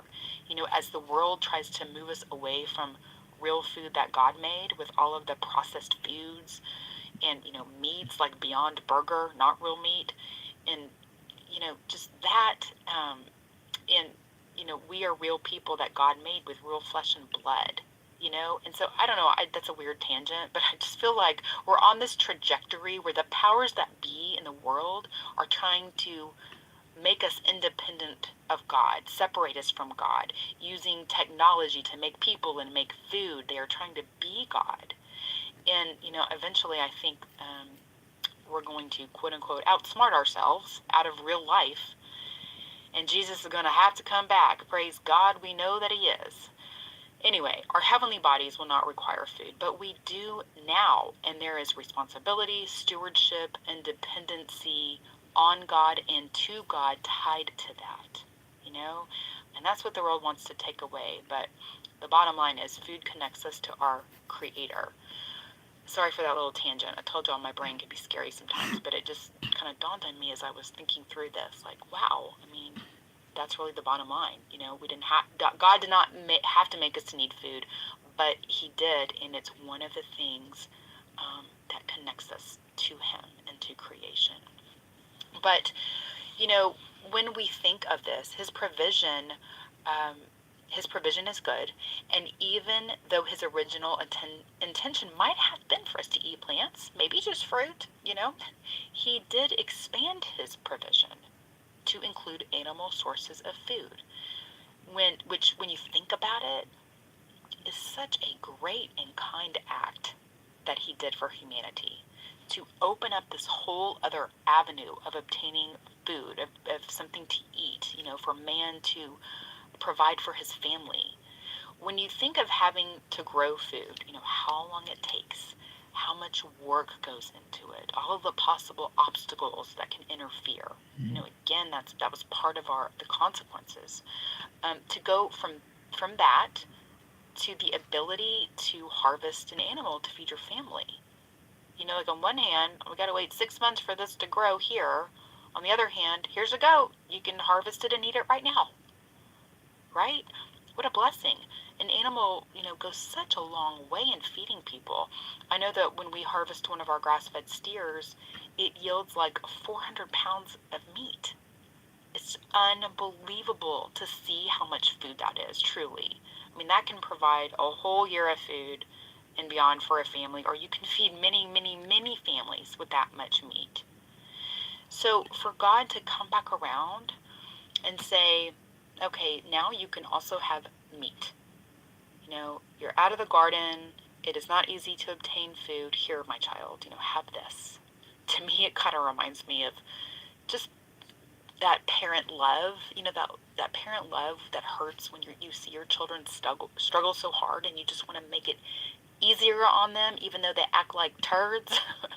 That's how I feel like it is. Like God just, you know, wants to bless us, and he did. He gave us a whole another way to get food, eat food, to provide food for our families. That's just kind of how I look at it, this meat giving. But also, we do have to consider the timing here. You know, God gave us meat after the flood, and so perhaps there was some necessity if all the plant life had been decimated. But it was just kind of a fresh start overall after the flood, right? God washed the earth clean with the flood, saved Noah and his family and some of the animals, and made a new covenant with man that he was not going to destroy all living things on the planet like that again. And that this was a fresh start. And part of that fresh start included an expanded food supply. You know, now we can have meat. That fact that God gave us meat is incontrovertible. There's no question. It's very clear. Genesis 9:3 says, everything that lives and moves about will be food for you. Just as I gave you the green plants, I now give you everything. So we can take him at his word, his literal word that animals are okay to be a part of the human diet. And not only did he give us meat to eat, he even specified what kind, which just kind of lends more credence to this whole idea. Now, I have covered this and gone into great detail in several podcasts. Podcast 121, which I did, called The Meat God Said to Eat, and podcast 106, Should We Eat Pork and Shellfish? I will do a little recap here, but if you haven't listened to those, do, because we do a deeper dive into this stuff. But he gets specific about what land and sea animals we should eat. And one of the more specific directives, he says, you may eat any animal that has a divided hoof and that chews the cud. Now, animals that chew their cud are known as ruminants.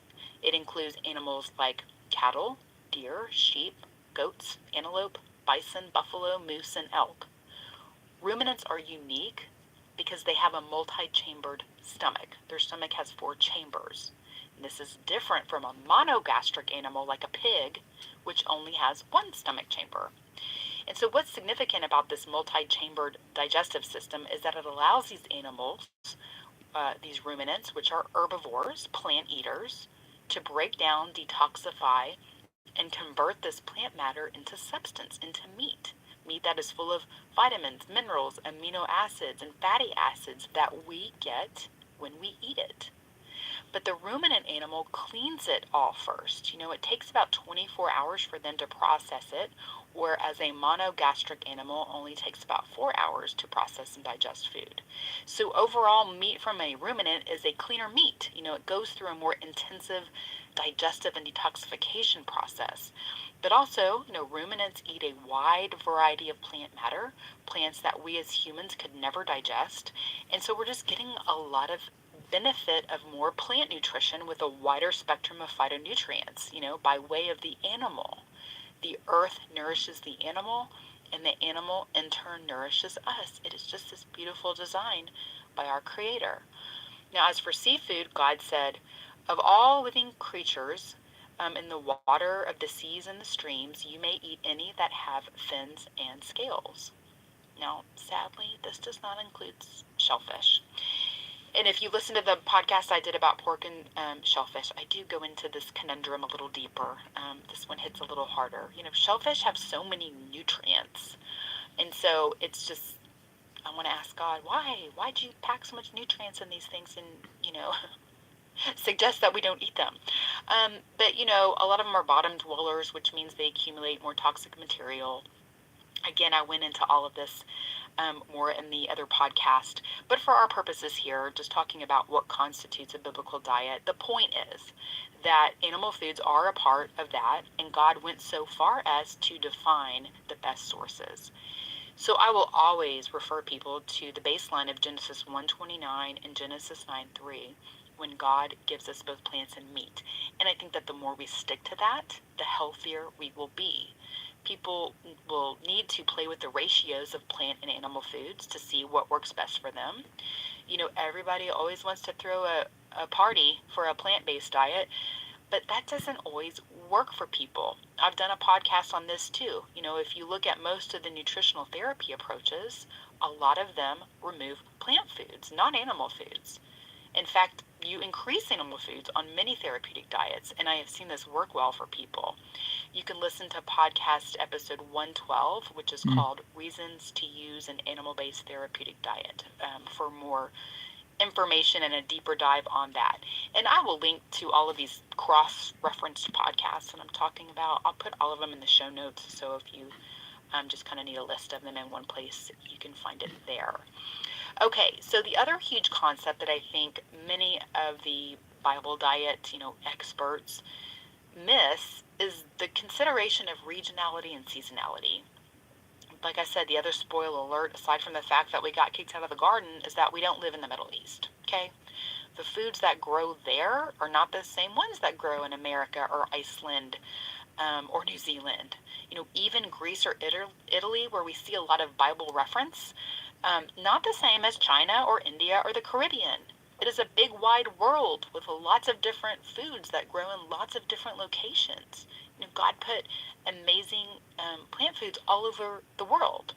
And our microbiomes, the ecosystems of our gut, are kind of genetically imprinted based on our genetic heritage. We are genetically predisposed to handle some foods better than others based on where, our people are from.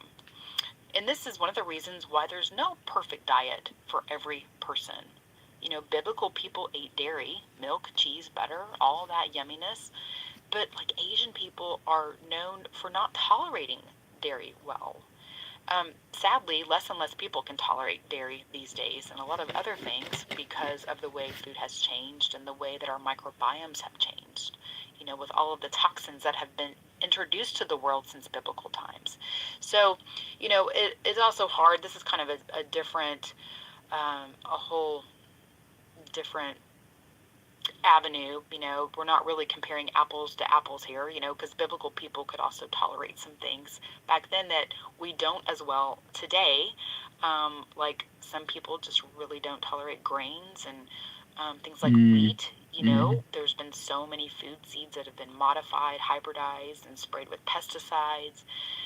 Again, it's just a different world of food, a different world of toxins, and a different level of gut capability. So we do kind of have to factor in that when it comes to diet. We have a lot of modern challenges, that wouldn't have necessarily applied to our biblical brothers and sisters. But like I said, that's kind of a little another sidebar. But when we talk about regional and seasonal eating, God made certain things grow at certain times of the year all around the world. And I've shared this idea before. We've talked about it, but it just is comforting to think that, we know He put just what we need for our bodies at the right time of the year.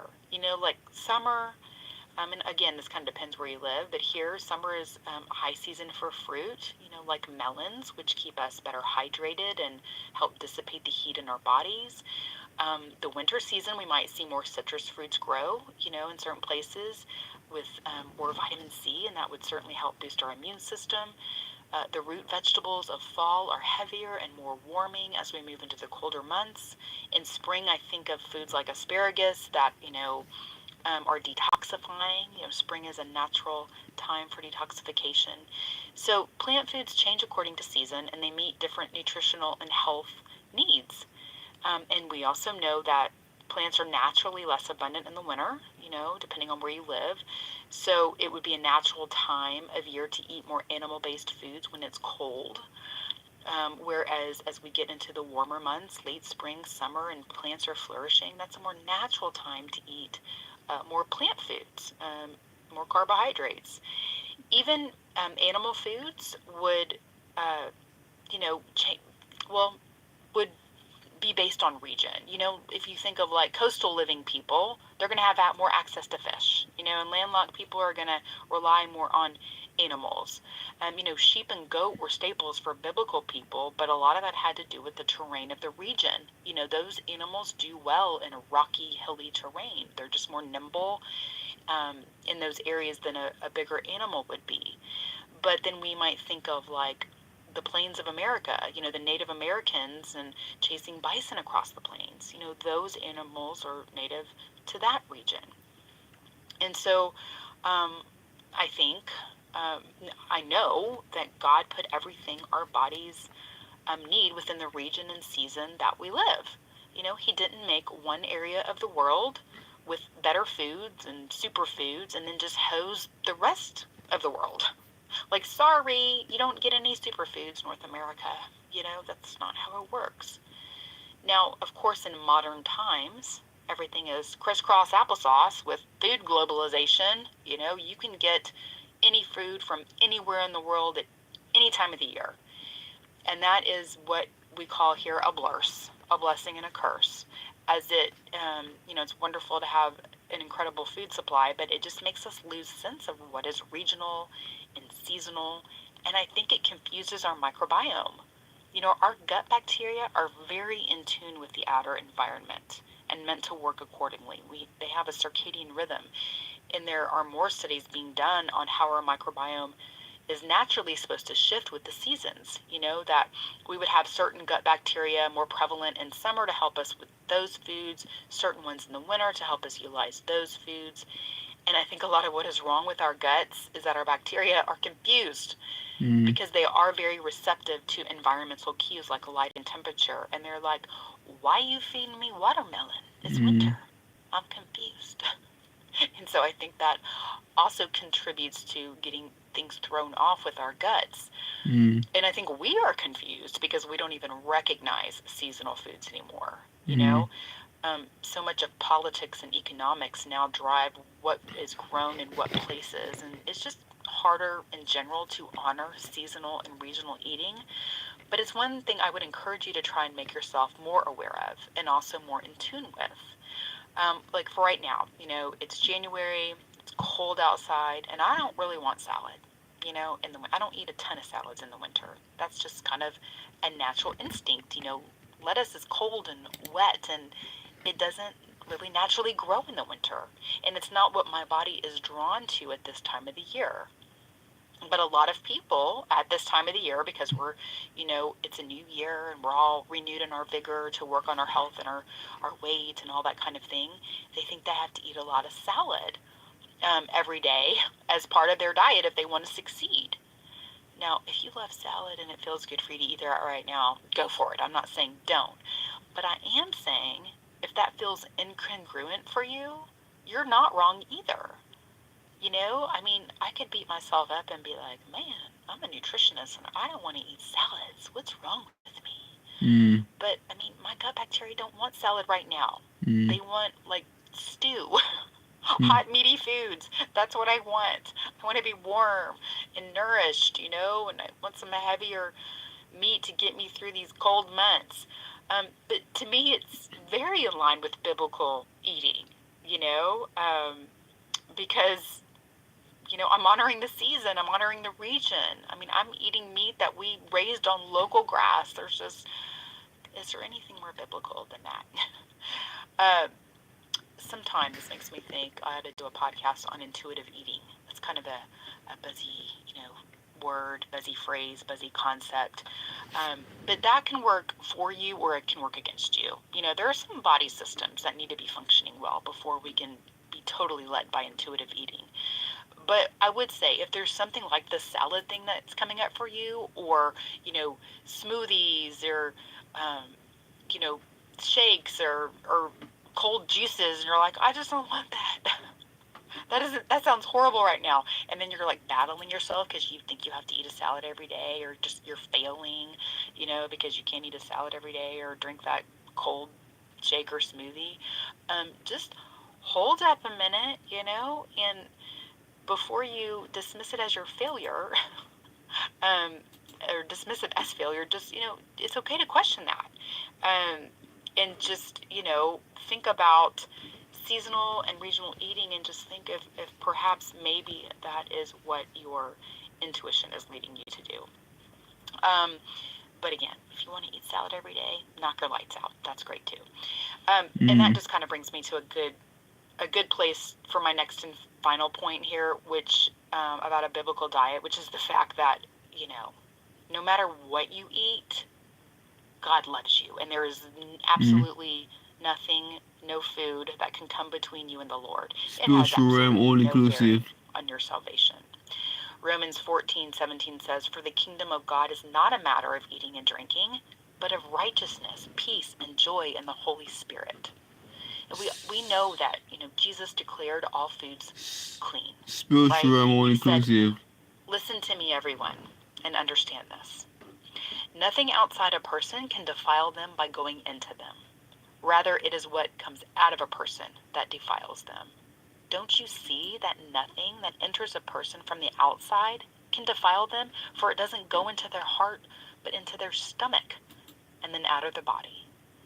And so it says, in saying this, Jesus declared all foods clean. Okay? And finally, one more verse from 1 Corinthians 8:8, which says, "Food will not make us acceptable to God. We are not inferior if we don't eat, and we are not better if we do. So that is a very important part of biblical eating. You're not a better or worse person based on what you eat. All inclusive. Whether you fast or don't fast. If you live off kale and grass-fed beef, or you live off sugar and white flour, you are not a superior or inferior person based on your diet. And I think a lot of diet dogma people need to remember that. Now, are we going to feel better physically and be healthier when we eat the way that God intended? Yes. And that's the reason we do it, to feel good in these bodies that take us through the gift of life. To be grateful for the way that we're made and the provision that we're given, to honor these bodies as vessels of the Holy Spirit meant to do His work in the world. And that is the bottom line and the true definition of a biblical diet. If we have to kind of boil it down here, it's eat real food the way God made it. Eat plants, eat meat, eat regionally, eat seasonally. Know that the creator of our body made the perfect food for our body. Know that we don't eat to please God. He's pleased with you just as you are. We eat well to feel well, so that we serve well. All inclusive. Okay, my friends. Thank you so much for listening. I'm always so grateful that you're here and we can talk about these things together. If you have any ideas or comments about it, let me know. I would love to hear them. I hope you have a healthy and blessed week. I will talk to you soon.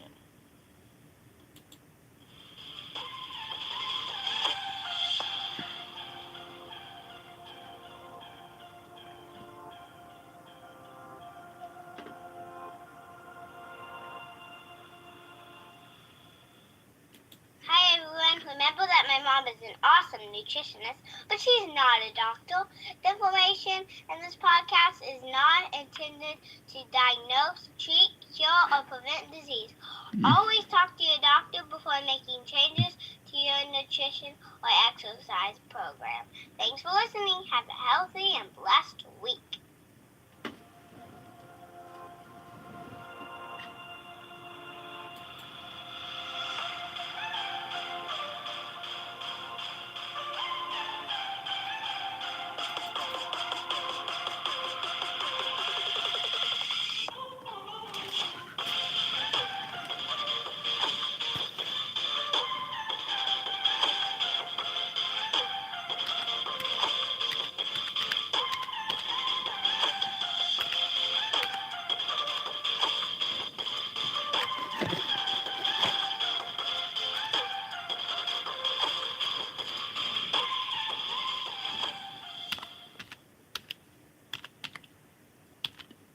Bear with me, please.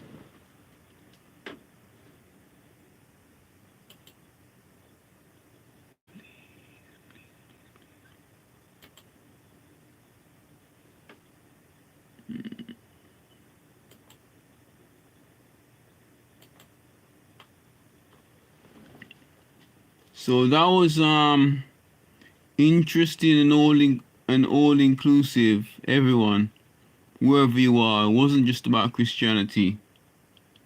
That's what I'm saying. That's not Chelsea Blackbeard was saying.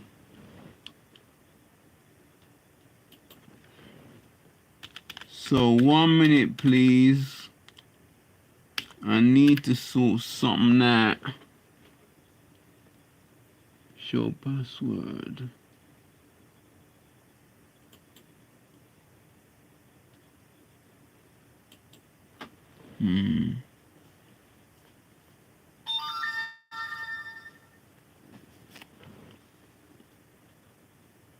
Oh, phew. That was lucky blood. I thought I lost you guys. Girlfriends there. Didn't know I was doing it on that as well, man.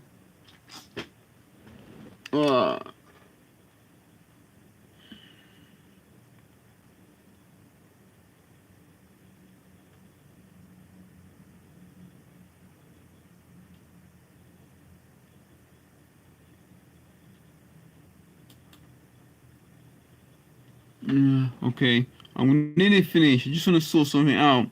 because I need to give you the correct title before I move on. Got a long way to go, man. Right, did. Right. But we can do it together. Girlfriend and bosses. Men and women, all inclusive. I gotta stop scratching my face. Just to be fair, I wasn't doing it earlier.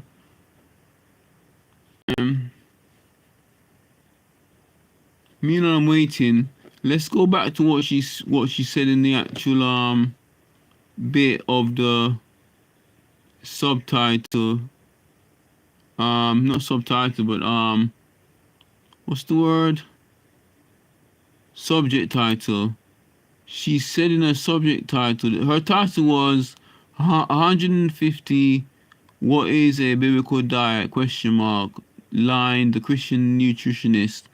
And she said in the description of her podcast, she said on the 23rd of January 2022, that's 2 years ago. Now the question is, and the argument that is often presented is that God intended us to only eat plant foods, and is that and plant foods, and so that is what we should eat. Some people even argue that we should just be fruitarians, eating just fruit. So with that, I kind of got the idea it was just plant-based she was talking about before I listened to the podcast with you girlfriends and guys and all inclusives. I literally thought it was that. But she was saying that plus more, plus other things, and being all inclusive with everyone, including Christians and non and everyone, but basing it on God and Jesus, what they were saying in the Bible. So that was what was going on. She was literally including it all, the whole thing in the world. So that's what she was saying. But it was a great article, interesting article. I've learned one thing from that, got a revelation from that about trying what's the word, wine with my diet, red wine with my diet once on a Wednesday, once a week, one mouthful or one mouthful. Yeah. So alright. So yeah. One mouthful. Okay. Or one bit. One sip. That's what I learned from her when I was listening with you girlfriends and guys and all inclusives, human beings, peoples. So let me go forward and just try and save her, because it is a great podcast. 150 is brilliant, amazing for a hard-working lady. So yeah, continue Chrome.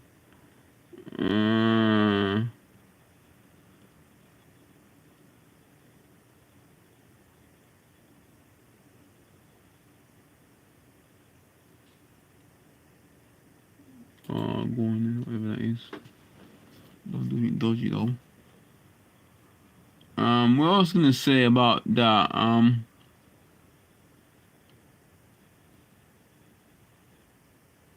before. Okay, let me leave that because that's just taking a joke, man. What is this now? Oh, I don't have time for it. You're gonna have to wait. Okay, it's another one. What? Okay, I don't know if I wanted to do that. Fine.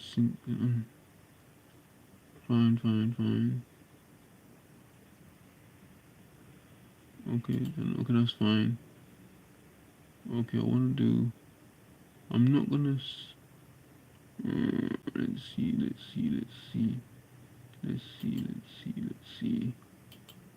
Okay. I'm not doing that. I'm not doing that now. I'm not doing that now. Right. I need to get into this account. Okay, it hasn't done that at all. So, let's see, I'm trying to think.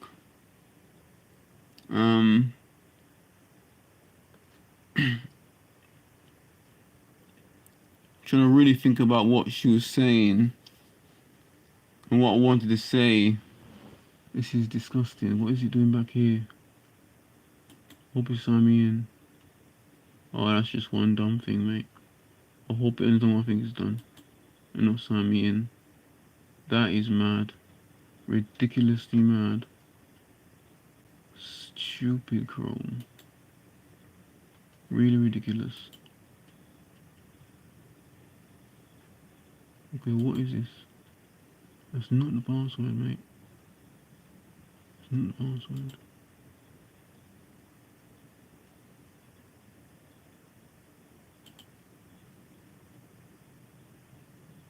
What a waste of time. What a waste of time. I'm just signing you on that again. Oh, just stupid. What are we doing? Okay. Oh, this is bad.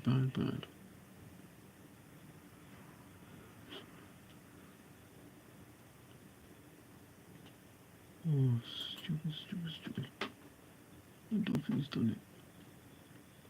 Oh, maybe I think he's done it. Yeah, he hasn't. Okay.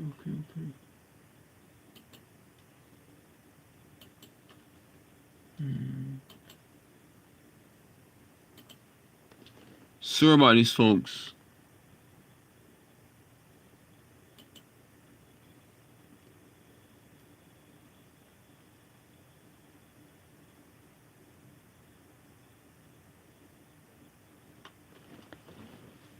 Got not a lot of time on my hands, and it's just Google being a pain.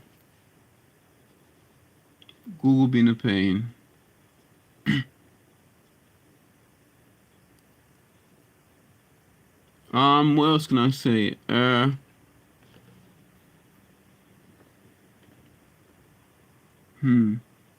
just want to get back to that title.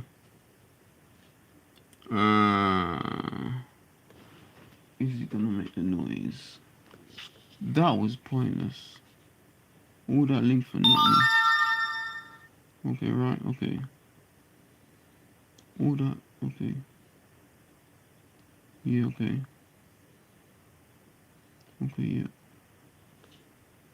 Don't flash it up here, man.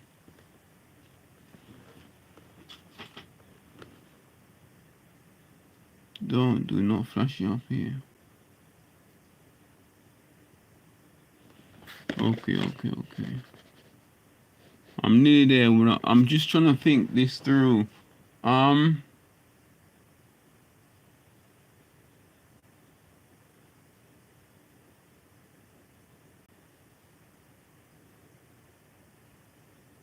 generally just trying to think this through.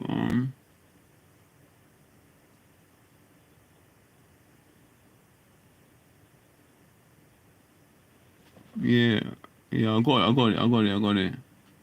But just bear with me for a minute, hopefully, because my thing.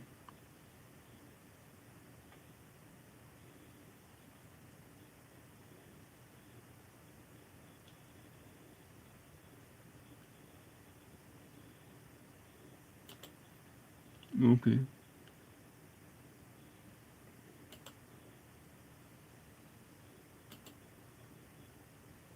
I'm not doing that, mate. I'm not doing that.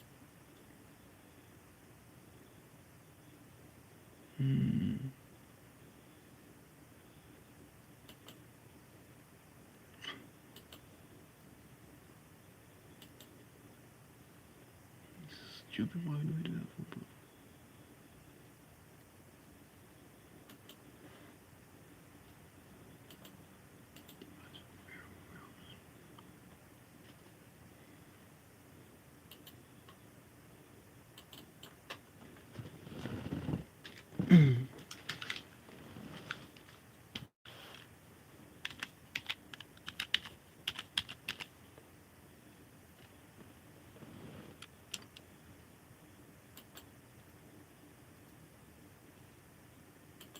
Right, it's real stupid.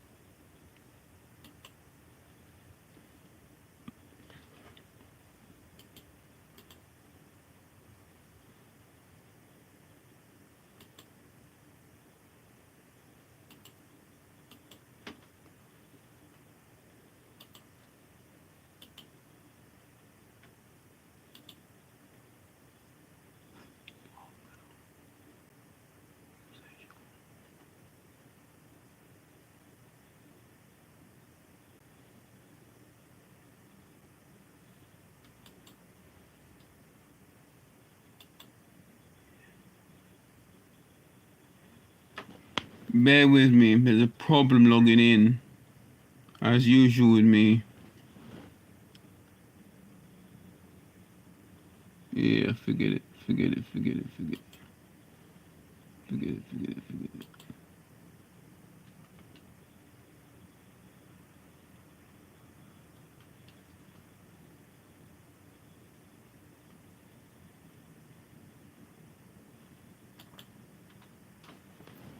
I shouldn't be long.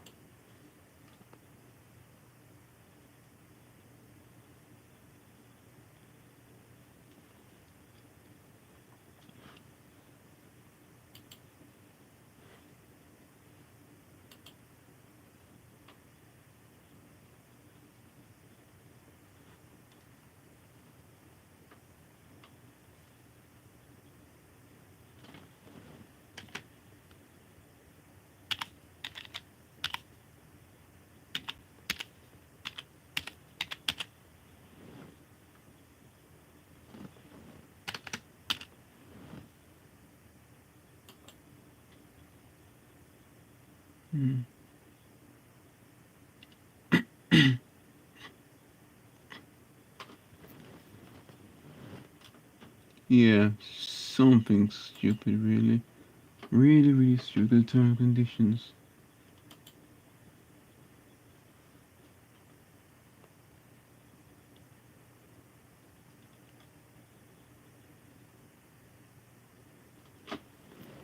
Really stupid of Google. They wouldn't log me in because of terms and conditions. Really stupid.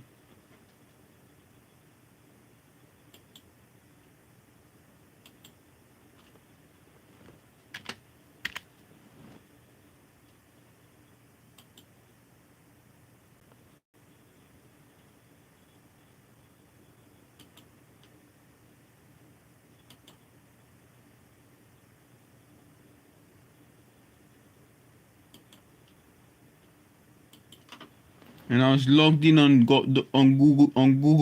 I was logged in on Google.com anyway. And they were still asking me for terms and conditions signed.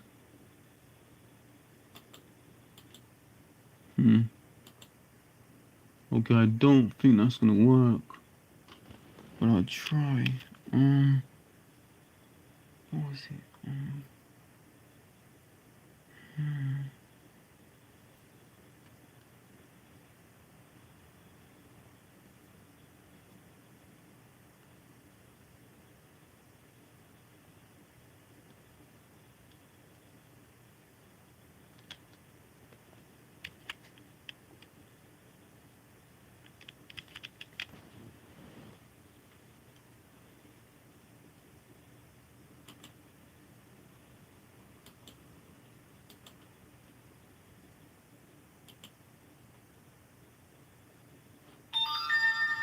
Right. Usually.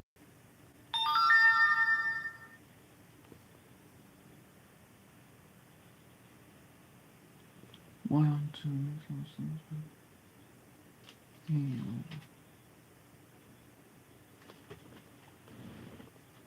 Yeah, I'm not interested in your thing, man.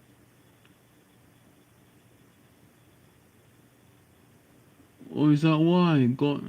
Okay, got it. Oh, right. We got a big problem.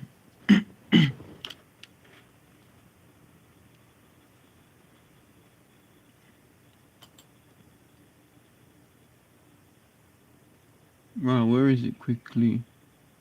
Now they tell me. Oh, crap.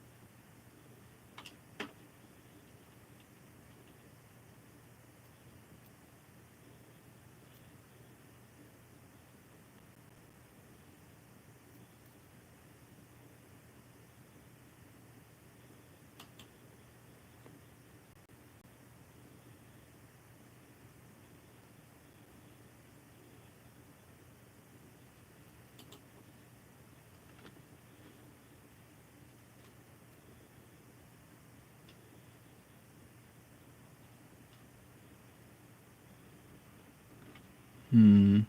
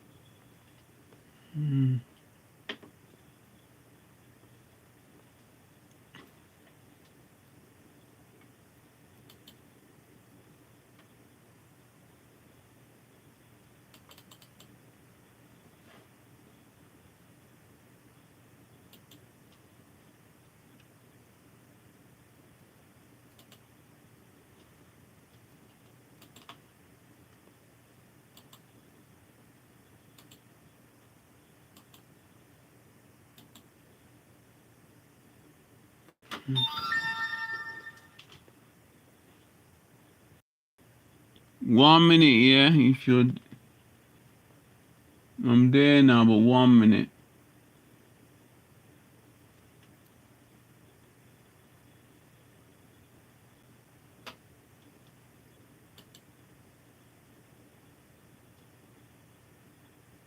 Right. Okay, right. Cool. We're there. Let me just get quickly into the content. Okay, what is this? Okay, I'm not interested in that. Okay, right. Let me just go straight into the content. It's not gonna show, is it? Okay, right. Your videos. I'll be a few minutes max. Where are we? Your videos live. Not live quite. Live, but okay. Comments, okay. Likes, fine. I just want to get into the adjustments. Okay, cool. I'm in. Yeah. Took me too long, man. I'm gonna sort that out big time. I can't do that again, man. No way. Right. So.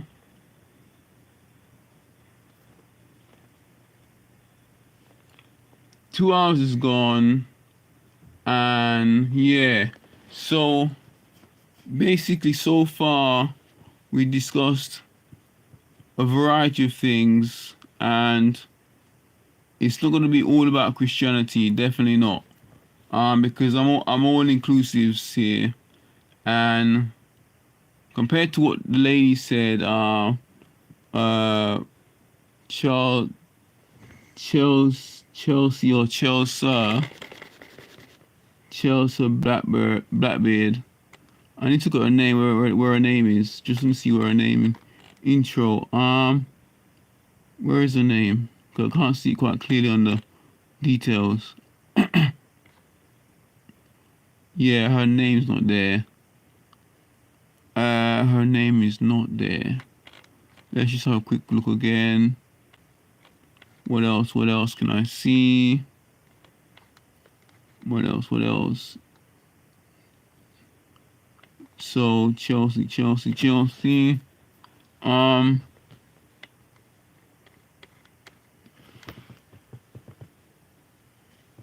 Post comment. Let me post a comment. Enter comment in the text. Enter text in the field above to post a comment. Okay. Great. I'll say great.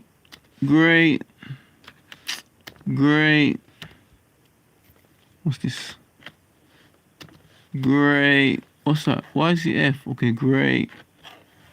Great podcast. Learn one thing from the spirit. And one thing, the spirit realms. Spirit realms to drink one sip or mouth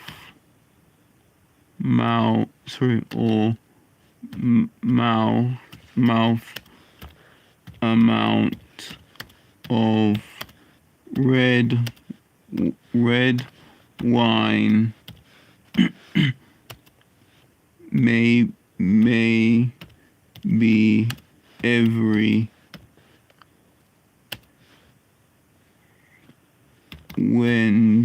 Wednesday. Maybe every Wednesday.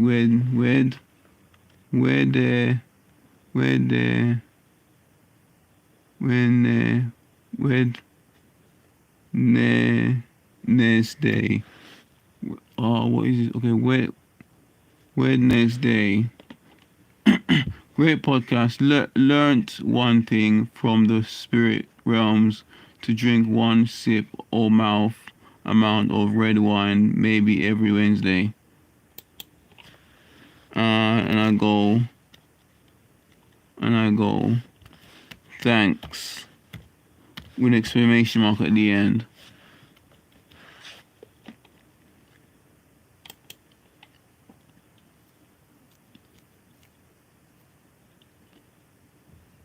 Spirit.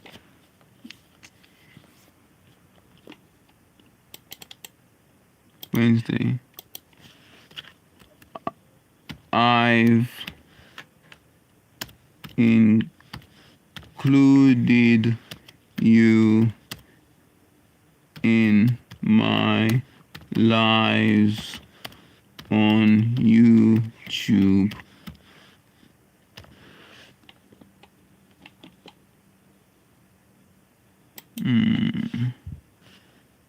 My lives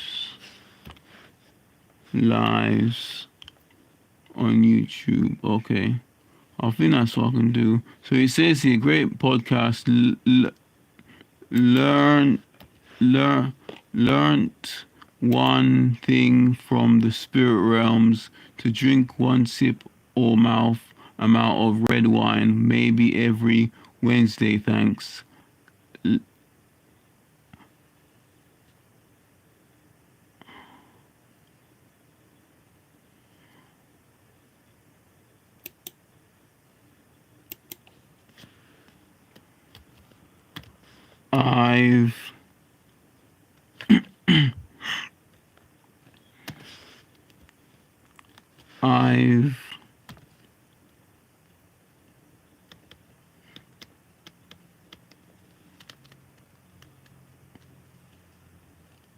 I've included you in my lives on YouTube.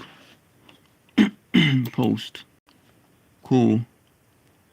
What is this? Great body.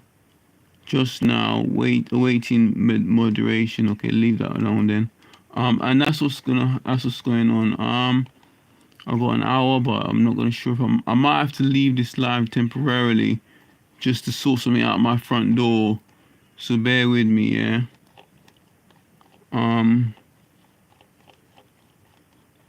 So I'll do that. That's gonna be close to 9 a.m. I mean, folks, girlfriends, all inclusives. So yeah, so Chelsea. Yeah, so it's all so that's what's going on with my video. It's all inclusive. It's for everybody and none. And I've got like a lot more to go through to. I've got like I think it's like this one's the first 1, 2, 3. Next one's the fourth one. So that's I've got like 21 more to go through.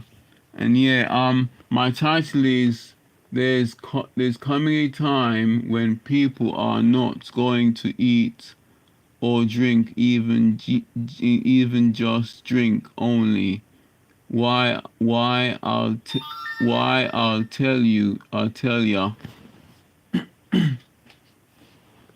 Because the diet is complicated as well, and there's a lot of spiritual realm, negative spirit, and Lucifer and his minions attack on us. It's a fallen world, temporary fallen world, and we gotta fix it. With me and with your help, me being the manager of evil. So that's what's going on to what's going on. And yeah, let me read through the rest of these articles. Let's see something. So we got a few more to go. Let me see what the next title is in the Bing search engine. So it says, did God, what's the word? So it says here, did God curse the ground in Genesis? And doesn't that mean nobody should ever eat from the ground. Never again. Since Genesis till and beyond. So that's what's going on. So it's there's a particular article I'm hoping I'll get and find. It says here, I'm only reading the first page of the search. So it says, why did God say he would never again curse the ground? This might not be the article. But let me read the one on the right, where from Copilot. It says, in the book of Genesis, after Adam and Eve ate from the forbidden tree, God indeed pronounced a curse upon the ground. He said to Adam, cursed is the ground because of you. Through painful toil you will eat food from it all the days of your life. However, this curse doesn't mean that people should never eat from the ground. Instead, it signifies that humanity would face challenges and toil in cultivating the land of substance. Thankfully, God later promised not to curse the ground again, even though human hearts tend toward evil. So we continue to eat from the earth, but with the understanding that it requires effort and labor. So that's what Copilot was saying. Let me see something else whilst I'm at the top. I wonder if it's what I was thinking. Is it this one? Nah, it's not this one. It's one particular one where I read a bit of it, and it seems not bad. I don't think it's that one. Let me read it again. Look again.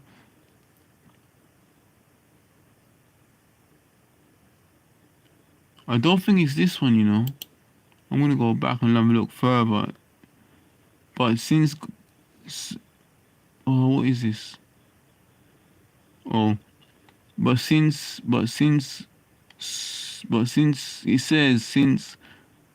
says why titled, why did God say he would never again curse the ground?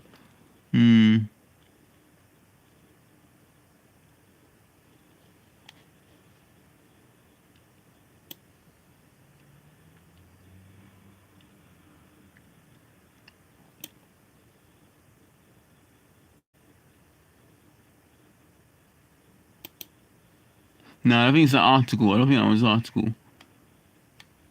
I'm looking for that person with the video. Okay. Yeah, so I remember it's the bottom actually. Why did God curse the ground and not Adam? Creation, I think it's Genesis chapter 9 provides a clue why God cursed the ground and not Adam in the account of Noah's curse upon his grandson Canaan. Genesis. I wonder if it's this one. Let me quick look. I should recognize it. Nah, it's not this one. Okay, not this one. Okay, let's have a look. It has to be one of these, man. Yeah, I even saved it. Let me look back at this one. Yeah, I saved it. It has to be this. It has to be one of these.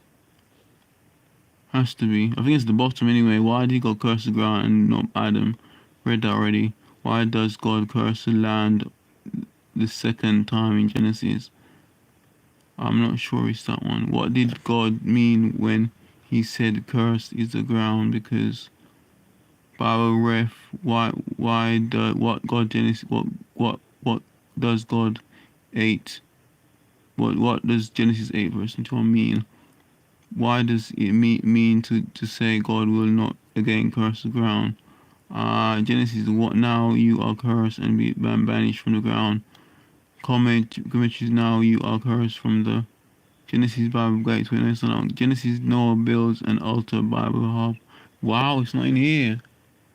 Wow, that's really weird. That's really weird.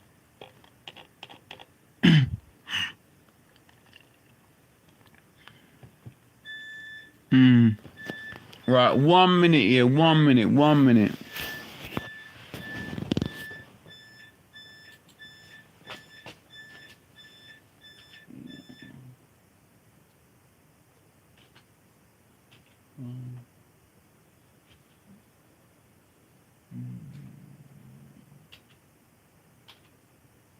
Where's the S? Where's the freaking S? Come on. Oh, for reference, where's the S?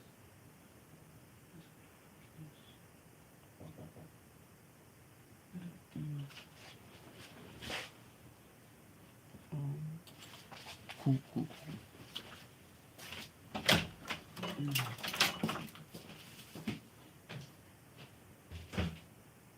Yeah, cool.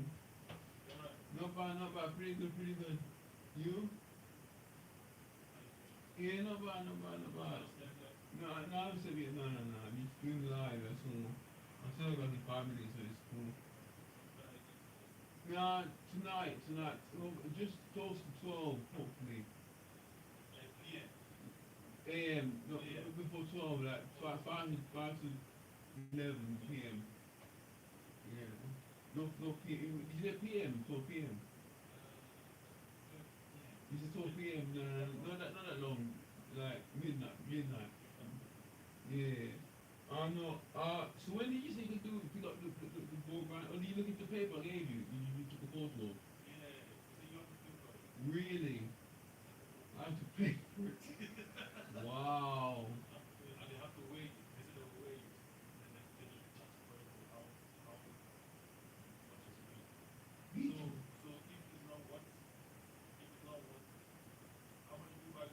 No, that was free delivery from BT. No, free delivery. Yeah, that's how stupid they are. That's how stupid they are. They rip off as well. I'm charging the big money, when I get the slippers on their case. It's stupid, BT. Don't ever go with them. They rip me off twice in a row. Yeah, it's stupid and criminals. Huh? They literally set me into a contract without registering properly, straight away as soon as I registered, the same day as the contract, that was in 2017, it was early 2017. It was a year or two contract, and they wanted me to pay the early termination fee, and I paid it, and they wouldn't, I wanted to quote with the market, or money claim company. Yeah, we're charging £20,000 plus the refund. That's what I put in the money claims. It's stupid. And then they overcharge for this contract as well. Anyway, yeah, I'm sorting them out anyway. Yeah, I'm gonna find. Is he gonna carry anything? He said. When was he said tomorrow? Or is it Friday? Okay. Yeah, no news from the 304.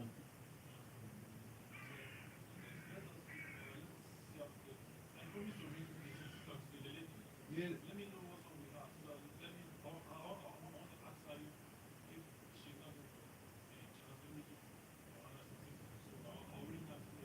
Yeah. See what you can do.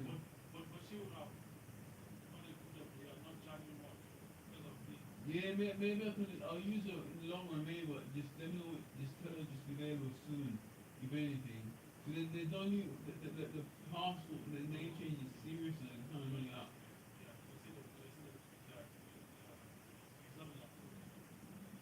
Just trying to do processing. I can't do that backlog, is it processing though?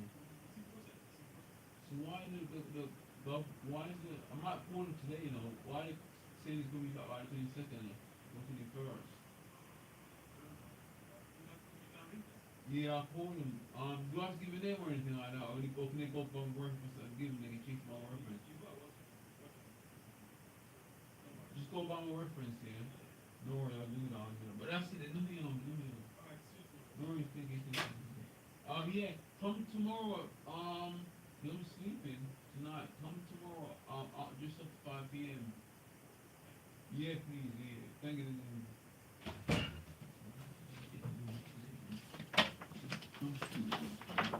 Just finished it.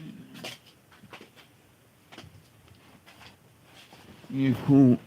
incredibly sorry about that, folks. Yeah, that was like, oh, it's about a few minutes maybe. Okay, right. Let me take that off. Let me take that off. I should be it, because I got until 1. And I'm not eating anyway, so that's cool. I can't find the article. I can't believe I saved it. I don't have it. I remember one I read.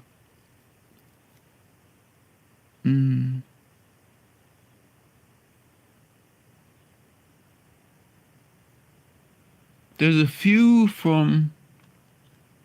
There's nothing drawing my eyes close to anything yet. But it might have been from Copilot where I read something and I thought I might go through these articles. So where am I at? I'm on her. So I'm gonna go through these articles and wonder and think it might be that. Did humans destroy planet foods? It's not that. I'm going for the I'm going through the actual pads, the tabs, and seeing if I recognize anything.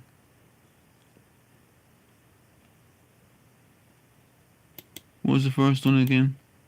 Let me start it a little bit again. Okay, it's not that. It's not humans, planet, foods, life. Okay, not that one. Anything to do with God, it must be. Why? When did humans destroy the planet? It's organic fruits that ingredients. It's not that. Organic fruits made fresh ingredients. Ingredients. Yeah, I might have actually read it already, Right, 18 man-made vegetables you never knew about. Nah, I remember that one anyway. 10 man-made fruits that you thought was never. Okay, not that one. I think I might have read it already. Just coming through this one now. I might just do something with this one instead. I might just 24 man-made fruits and that will surprise you. Balcony garden. I think we've read that one. Balcony garden. Yeah. List of organic fruits that are made by man and the ingredients search. List of organic fruits that are 0% made by man and in the ingredients search. Steam Community Guide, 100% Bible Achievement Guide. I think I need to go through this one as well. This is a long one, yeah, I remember. All lists and non-missing fruits and vegetables, 100% accepted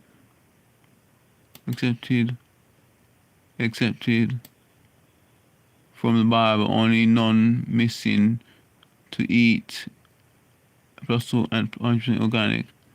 Not that one. Is plant-based diet the only diet God alone said to eat? Genesis. I think I know this one in a way. I think wait, is that? Oh yeah, okay, right, fine. That's fine. Plant-based diet, the only diet God alone said to eat. Genesis. Does the Bible say about diet?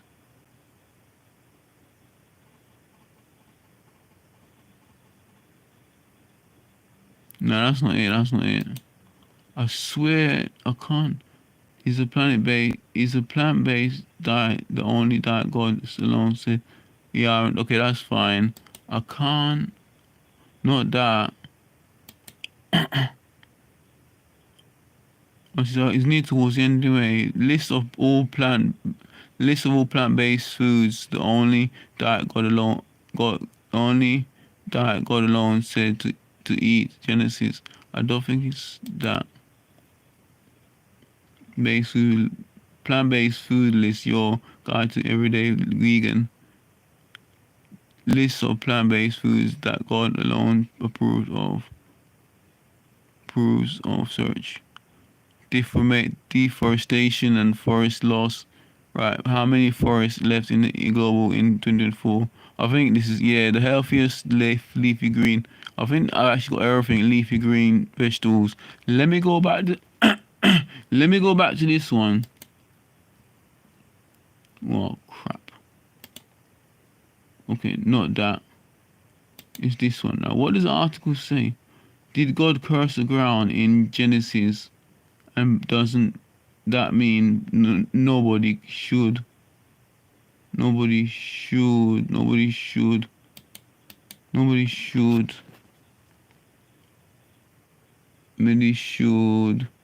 ever eat from the ground, never again eat from the ground,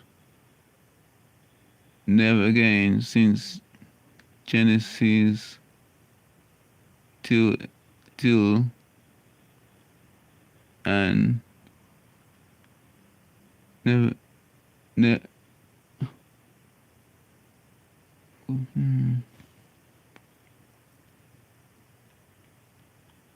should nobody should ever eat from the ground, never again, since Genesis till and beyond. Never. What did I get from that? What did I get from that?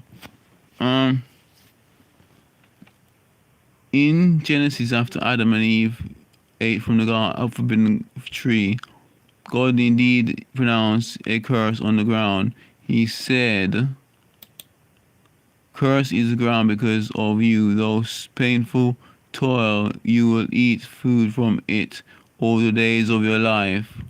However, this curse doesn't mean that people should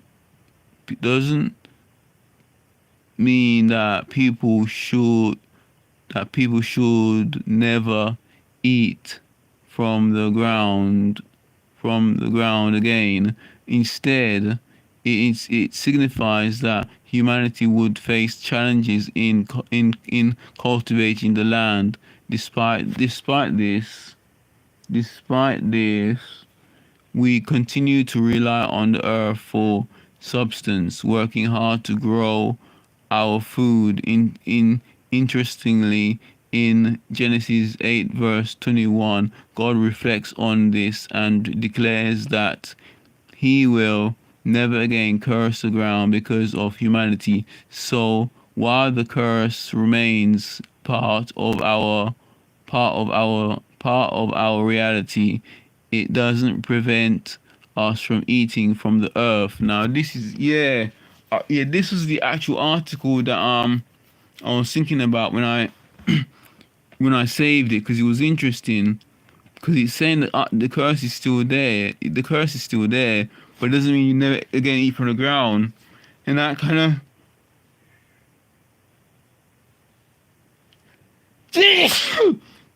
got me thinking, and God had revealed to me. So it wasn't anything that I found from links or anything. It was basically mainly from Copilot search where I found it. So it kind of made me think that, and God had revealed to me. God had revealed to me in the spiritual realm, revealed to me. I'm trying to sneeze. The spiritual realm revealed to me, and God had revealed to me, and the all-inclusive spirit realm revealed to me that I shouldn't, I can go without food permanently forever. Go without food or drink, and then God did it on the spiritual realm and all-inclusive wanted me to include that, I can eat, but just remember that I can call you or not to not eat any food or not drink. I can call you for that, as if God was revealing that to me. And I know one opinion or article says it's unethical, but I was just going by whatever the spirit realm was revealing to me and God and all that kind of stuff. And I know God wants to take care of me and all the spirit realm and things like that. But that's what I got from the article. So I decided a few days ago to just limit the amount I eat every day, but it's still 3 meals a day.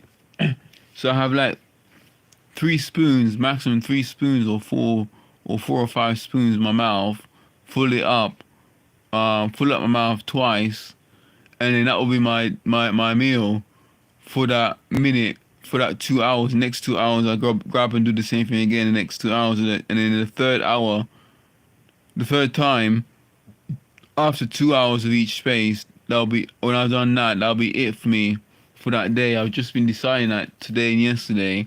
I haven't had any proper dinner yet, like mixed veg. This is because of the article I've been reading and all the things I'm currently searching for. My diet now consists of a variety of everything, because I don't eat meat and I don't eat milk, any kind of milk, whether it's soya, whatever kind of thing, whatever comes on the milk, I don't drink it, and I don't have meat, and I'm finishing off my sugars.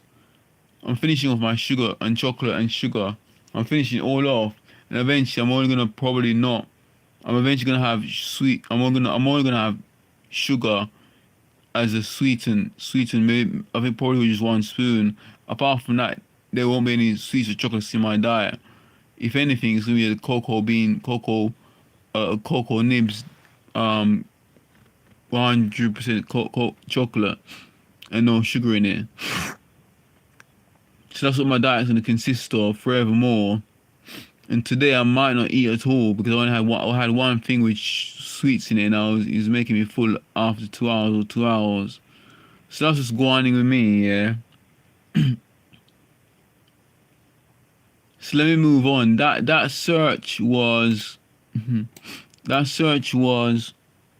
that on Bing. It says, did God curse the ground in Genesis, and doesn't that mean nobody should ever eat from the ground, never again, since Genesis till and beyond?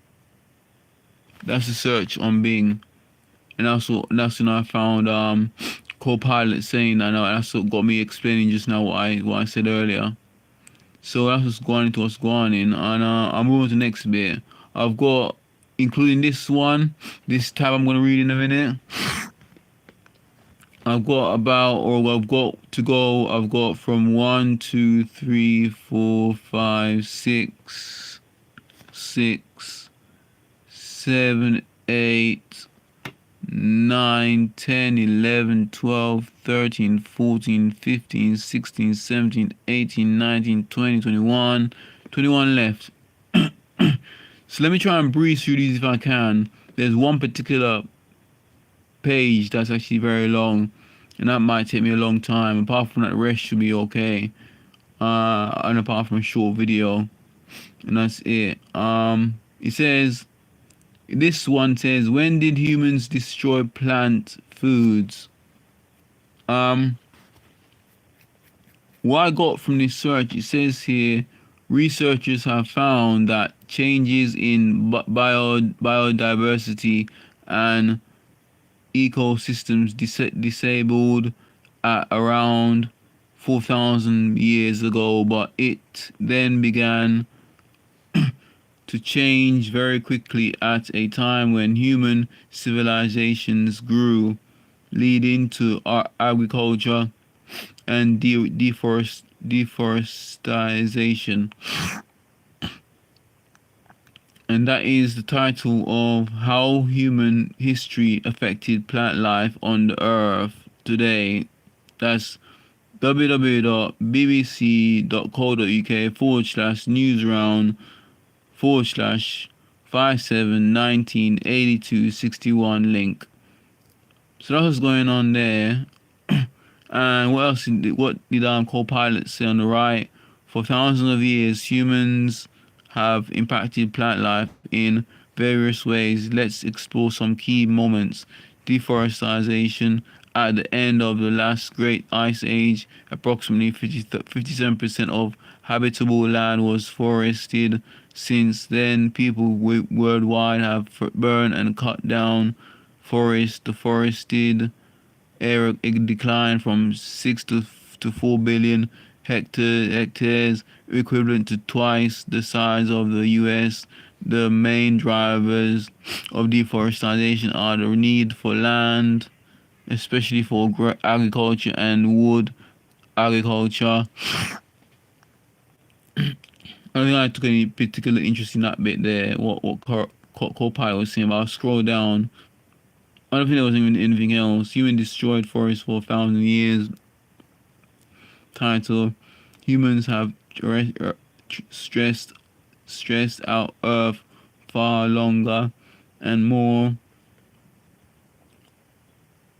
Humans caused a major shift in Earth's ecosystem 6,000 years. How human history affected plant life on the Earth today. What is the human impact on biodiversity, rural society, humans destroying ecosystem, how to measure or our impact on plant life on Earth is much older than we thought. When did humans start polluting the Earth world? How Stone Age humans unlocked the glucose plants. Human impacts on the environment, National Geographic Society, and that's that. There wasn't anything else. I think it was just that main one in that search from the BBC, and that was it really, I think. And I moved on. I'll give you all the links and everything in the description soon when I finish this live log. What is this? No way, not the same one again. Rotted. Oh yes, it is the same one. Yeah, the exact same one. Let me get that one out there. Okay, next bit. What's it saying now? List. This search on Bing again. It says list of organic fruits that are 0% made by man, and in the ingredients. I think the one I'm thinking, I think it's the only one I'm looking at this page, yeah. I think I know what this one is, yeah. I'm trying to look. I think we've read this one already. 34 man-made fruits that will surprise you. Balcony garden.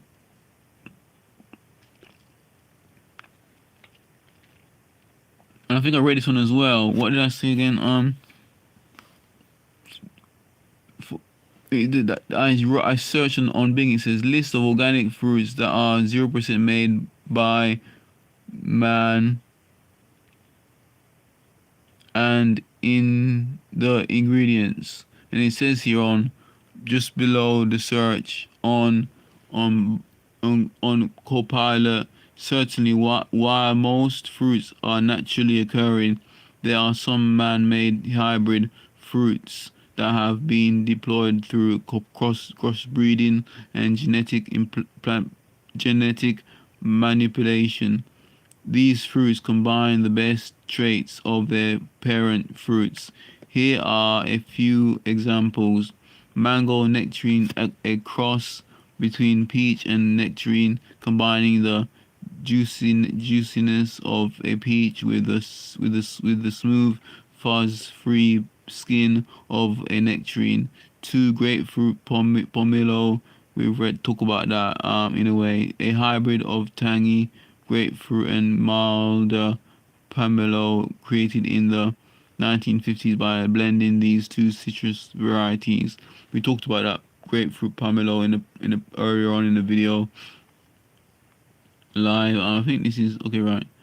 I did read this already about 34 man-made fruits that will surprise you.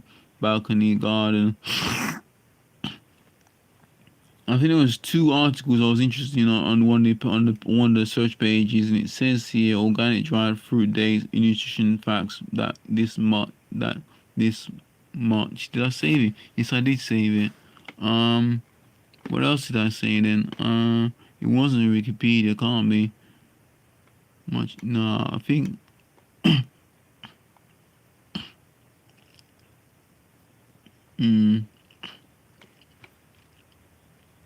Can't be this anyway. I don't think it is. Organic fruit powered butters, got 100% natural thrive. 10 man-made fruits that you thought were natural wild yards. I don't think it's that. 19 fruits and vegetables that are man-made tasting table. I got a funny feeling it's that, but I'm gonna come back to it. Or is it the video? Videos of list of organic fruits that are 0% made by man in man and in. Let me see if it's here. I wonder if it's here. No, it's not that. Organic tropical fruits packed. Organic mixed fruit, dried fruit by the pound. Packed organic tropical fruits or avocado. Organic yogurt, EO Valley. Organic. I think I've been here before. Organic fruit avocado. I think it might have been the top, to be fair. I think it might be this one, the co-pilot. I think it might have been the co-pilot, but I'm trying to think, I will go back on this if it's not the right one. Let me see if I can see something here. I should have looked. Wait. Oh no, it's too late to do that. No, it's too late to do that. I'm gonna just skim it with my eyes, see if I can spot anything different.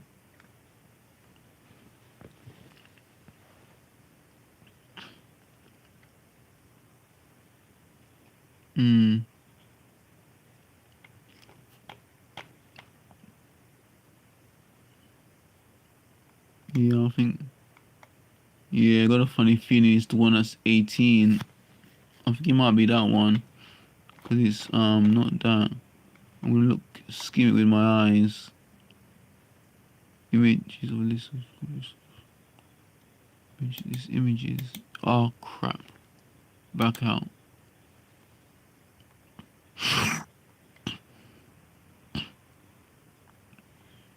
Just gonna picture these words. It's the sprouts. I'm gonna try fruits.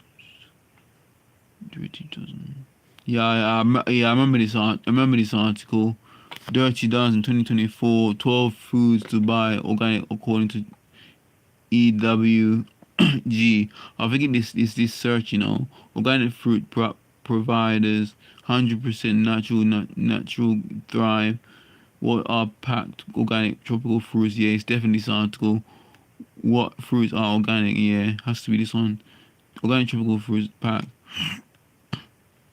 Organic mixed fruit, dried fruit by the pound. Organic yogurt, your valley. Organic foods are they safer, more nutritious? Organic foods are they safer, more nutritious? Mayo Clinic. Enable nutrition farm animals behavior promote a self-sustaining cycle of resources on a farm. Material or methods not allowed in organic farming include. I think I know the article. It has to be that one on that search. Brilliant, sublime. Okay, right. Oh yeah. Okay, yeah.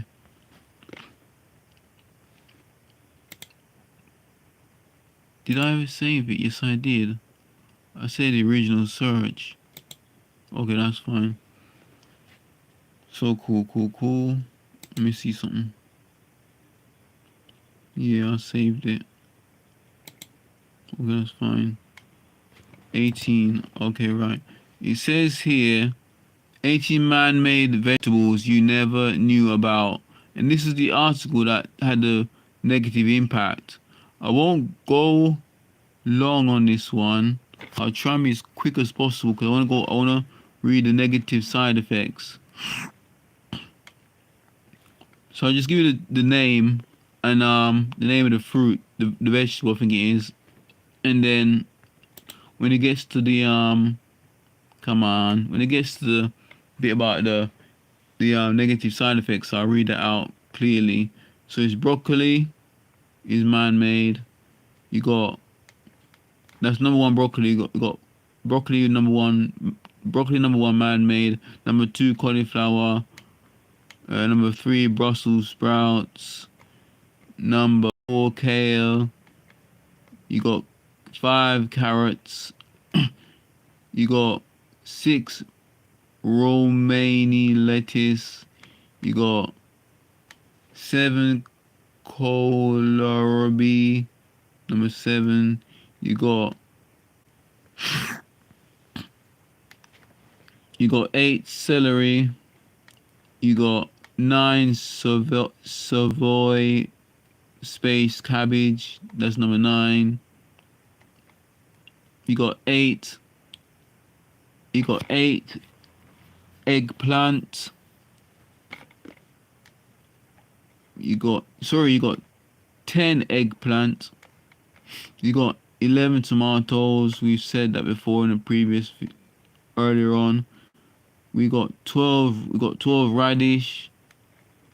We got 13 soybeans, which I'm reacting to. That's 13 soybeans. Well, it's soya milk anyway. I'm reacting to organic ones. You got 14 potatoes. You got 15 zucchini. You got 16 rutabaga.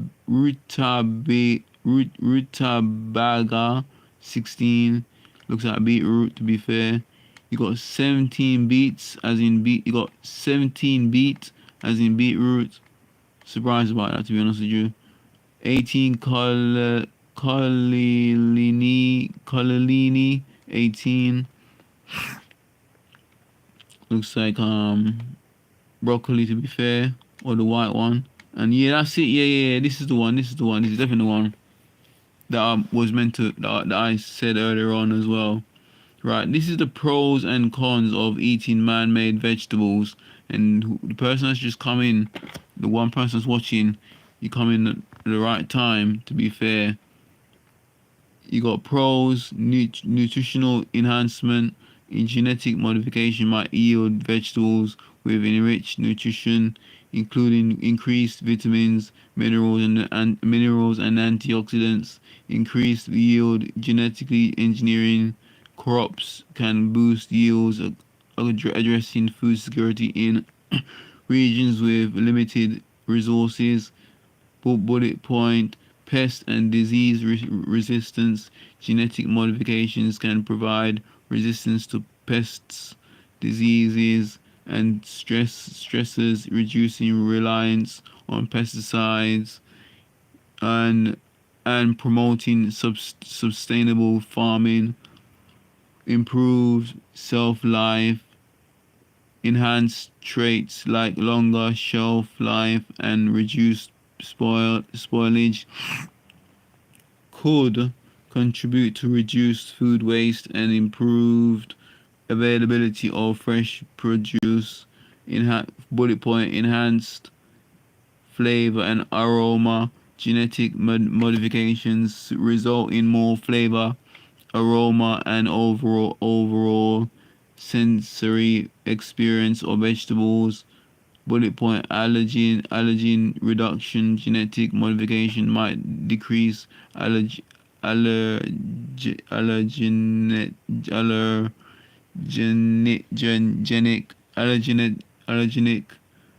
compounds in specific vegetables, enhancing safety for allergy prone individuals.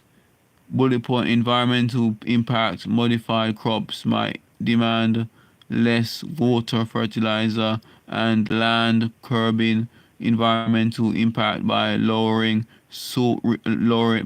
resource use and greenhouse gas emissions. That was the pros. Now the cons, the bad news. Allergenicity and health concerns. Potential allergenic and health risks from consuming genetically modified vegetables with novel genes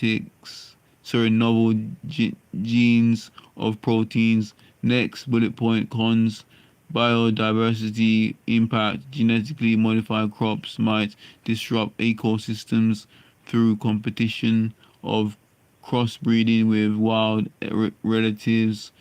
Next cons bullet point: ethical considerations. Ethical concerns arise from altering genetic makeup and possible corporate control of culture. Bullet point on cons: you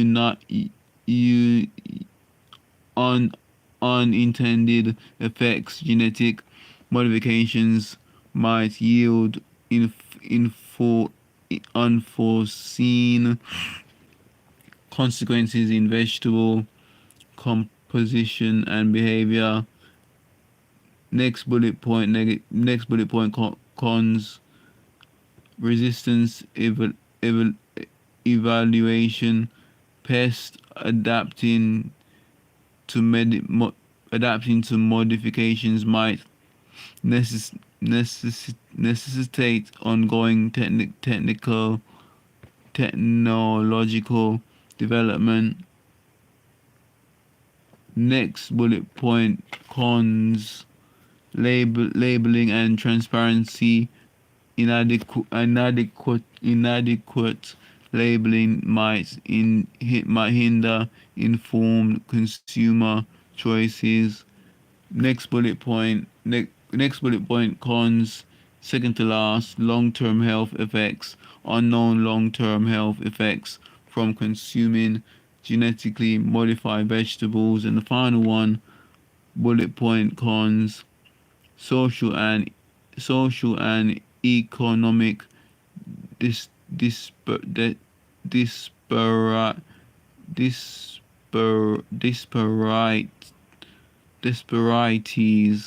Access to genetically modified crops could deepen economic and social divides, and that's that. So interesting read, great read, fantastic read, great article. Leave a reply. Great article.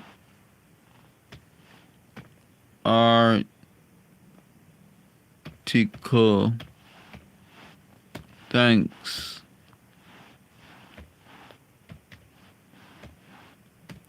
I've put you in my YouTube live. Just the title of the veg and pros and cons and website.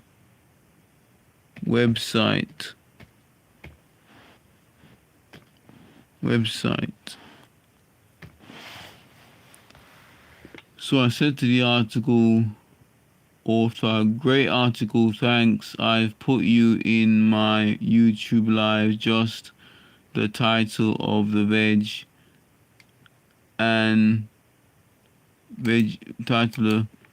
veggies and pros and cons on website link. Thanks again. Oh, crikey. Save my name, email, and website in this browser for the next time I comment. No, I don't save that. Name rot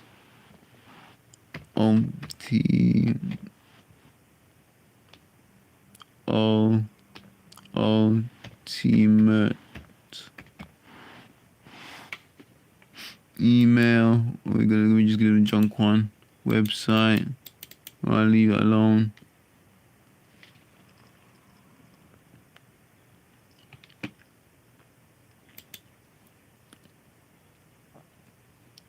Post. Is anyone else posted, or is it just me? Doesn't matter anyway. Cool. Post. Whoops, what are we doing? Post.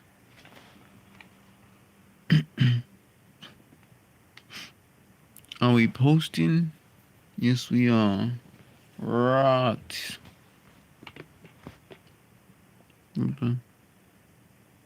Ultimate.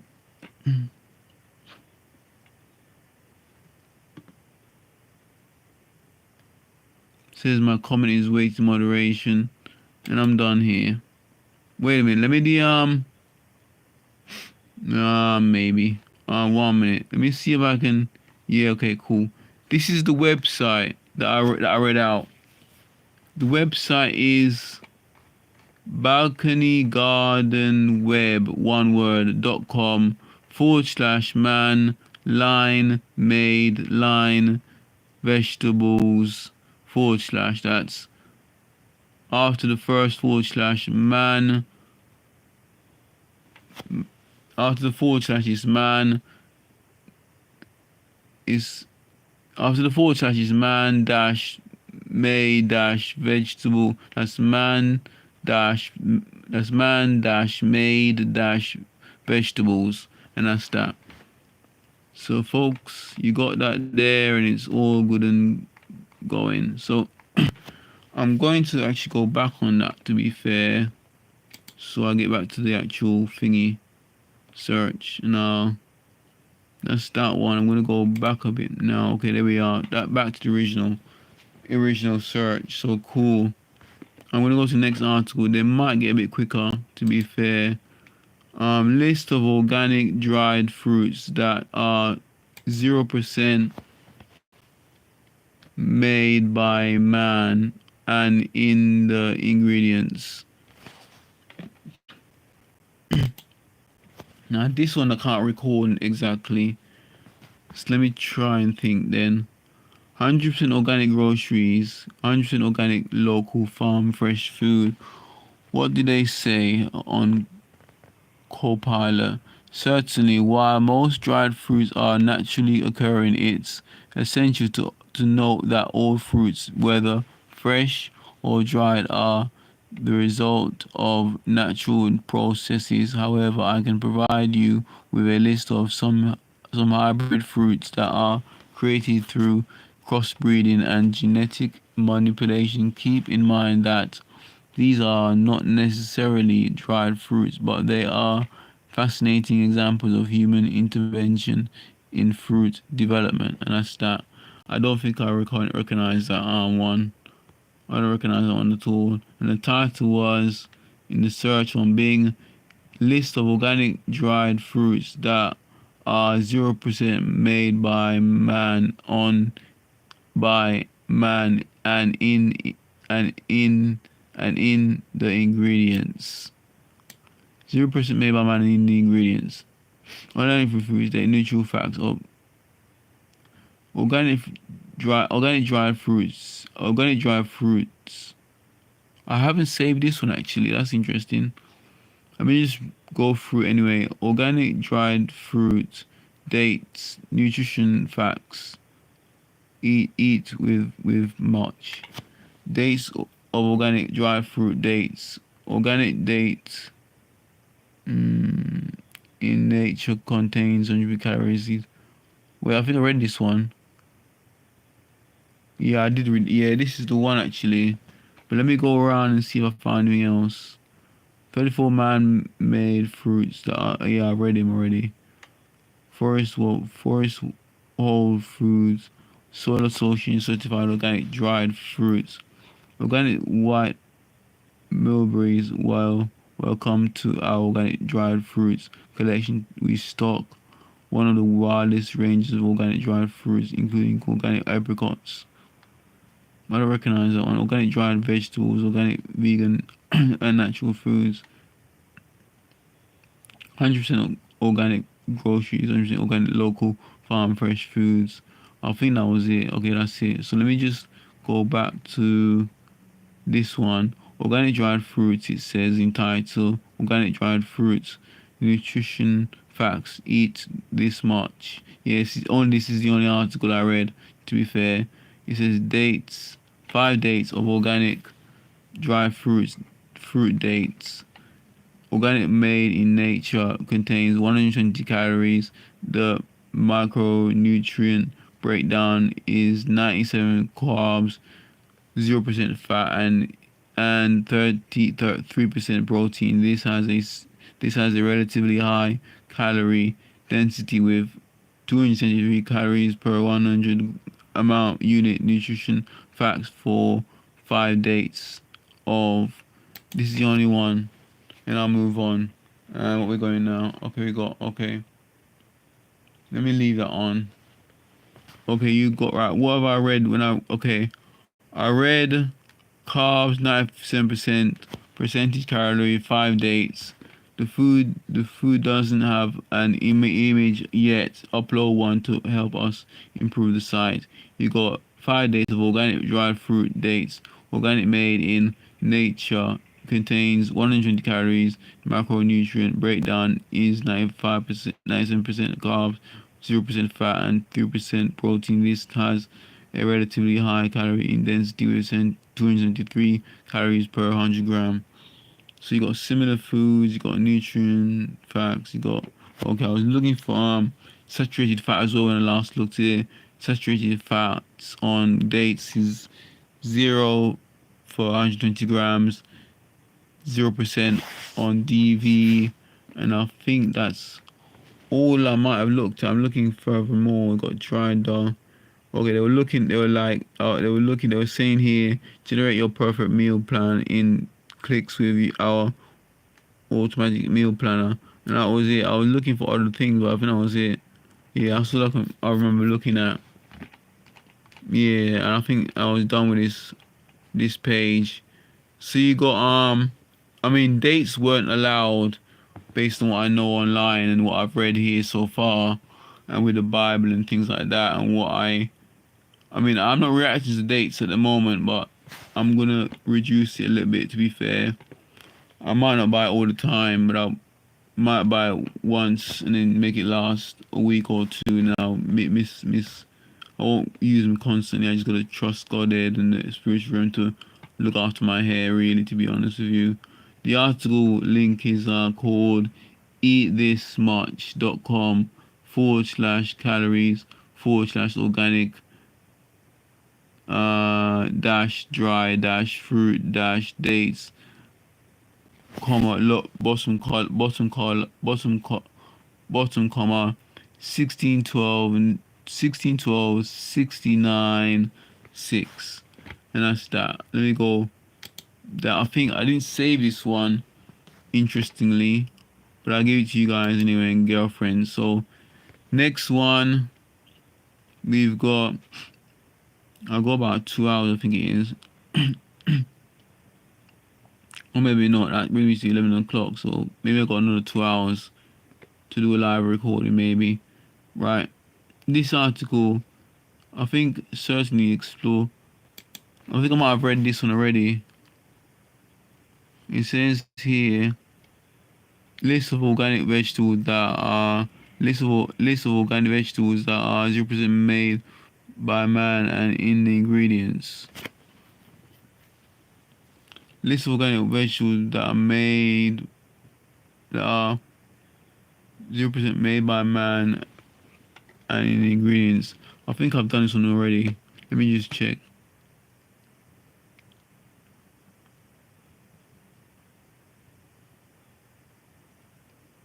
Yeah, I've read that already. Let's move on. I'll delete that one.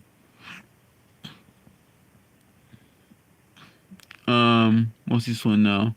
I think we read this one as well. Right, we've actually got this one somewhere. I'm gonna go back a bit to make Have a look at something. Okay, this is not good. Probably I think I've lost myself.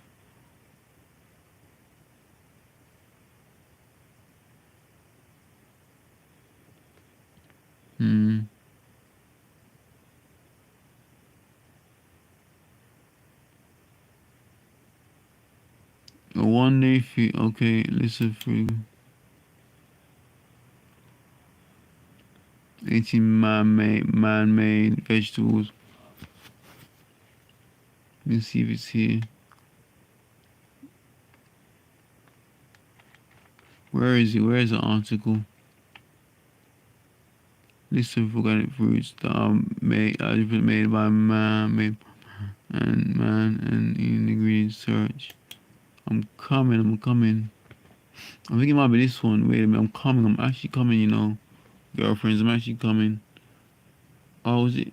Fruits and vegetables that are made, that are man-made taste table. Where is the article? Where is it? This one, yeah. Oh, wow, this is something else. Balcony. 19 fruits and vegetables.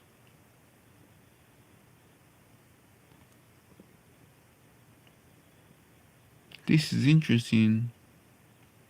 I read this article already, bro. Oh, this might not be good. Nah, I can't risk it. I definitely can't risk it. Let you guys risk that. 18. I need to look for 18.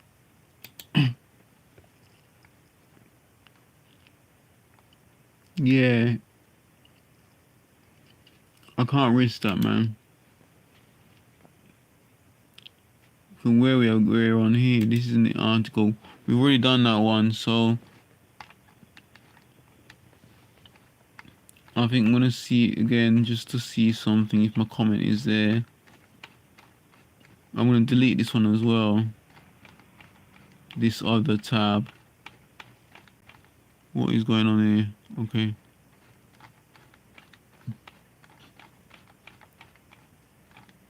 Where's the pros and cons? We got pros, and you got cons. Okay, my comment is not there. What is your ultimate? Yeah, left a comment, that's fine. I'm gonna delete this one. Unless it's, okay. That's not saved. List of, but this one is interesting, to be fair, at the least. Okay, right. Ultimate. Not saved. I'm gonna delete this one, so let me delete that tab. Next tab. Okay, man-made fruits that you thought were natural. Let me go back a bit, because that's interesting. I think it's here. Wait a minute, so that's 10 man-made fruits. And this one says, right, here we are, okay. Where is it? Here we are. 10 man-made fruits that you thought were natural wild yards. Ah, yeah, I found the article. Yeah, cool. That's cool. Wild yards. 10 man-made fruits that you thought were natural. That's the start of the article, and the company article is called WhyI'llTellYah.com/man-made-fruits. And that's that, made by Michelle Sanders. I think that's the fourth woman I've come across now that are championing the truth, which is great. Brilliant and sublime as well. Boom ting, yeah. Boom that ting. Nah. So you got apples. Number one is apples, man-made. Over 50,000 varieties of apple, I think, in the UK or global. I can't recall the figures, but I know it's over 50,000 varieties. I'm just reading the titles anyway. You got banana, second one banana. Well, they got a picture of two apple, different variations of apples here. The next, bananas here, yeah, banana. I see the image now. You got number 3, lemon. You got 4, Tangelo. I can't go in detail and tell the spelling because it's just my video log here is long. So you got 4, Tangelo. Is that the one? No, it's not. You got 5, watermelon. Yeah, beautiful, beautiful. You got 6, orange. Man-made so far, all man-made. You got 7, strawberry. Yeah, beautiful, beautiful. But they're sweet strawberry. Organic strawberries are sweet. Taste it very nice for the first time when I wasn't on any chemicals or any kind of man-made stuff. So you got 8, grapefruit.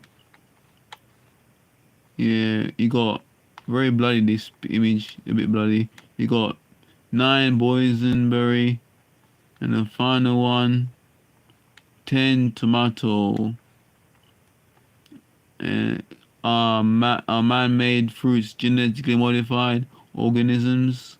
It says here in the title. That's the title. It says in the title again, are man-made fruits genetically modified organisms? It says man-made fruits have had their DNA altered over time. However, these man-made fruits are not necessarily genetically modified or genetically modified organisms. GMOs, cultivating fruits via traditional hybridization methods like grafting and cross pollinating does not involve genetic engineering in a lab. Interesting. That said, certain cultivars of some fruits, including watermelon and apples, have been genetically engineered for a variety of reasons. If you're concerned about consuming GMOs, it's worth researching different varieties of your favorite man-made fruits. So you know exactly what you're eating. Legend article. So it says further on in the next title, is it safe to eat man-made fruits? Well, we all know what the result of that is in the previous article. I won't read, but I might just scan and explain it to you. So, many fruits we enjoy are man-made.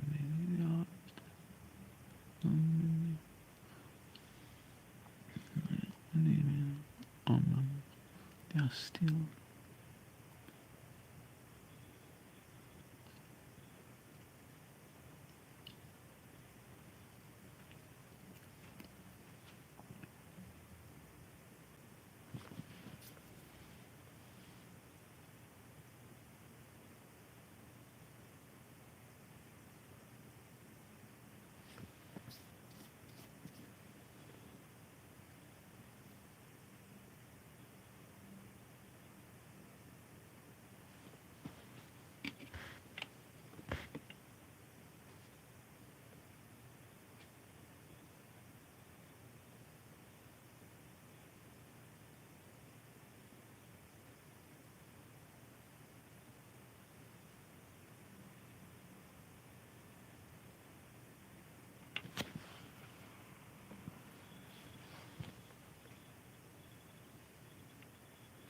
So it says in the article it's all round healthily and antioxidant with vitamins and minerals, and wherever you purchase them in your garden or store or shop, it's healthy for your choice of your family.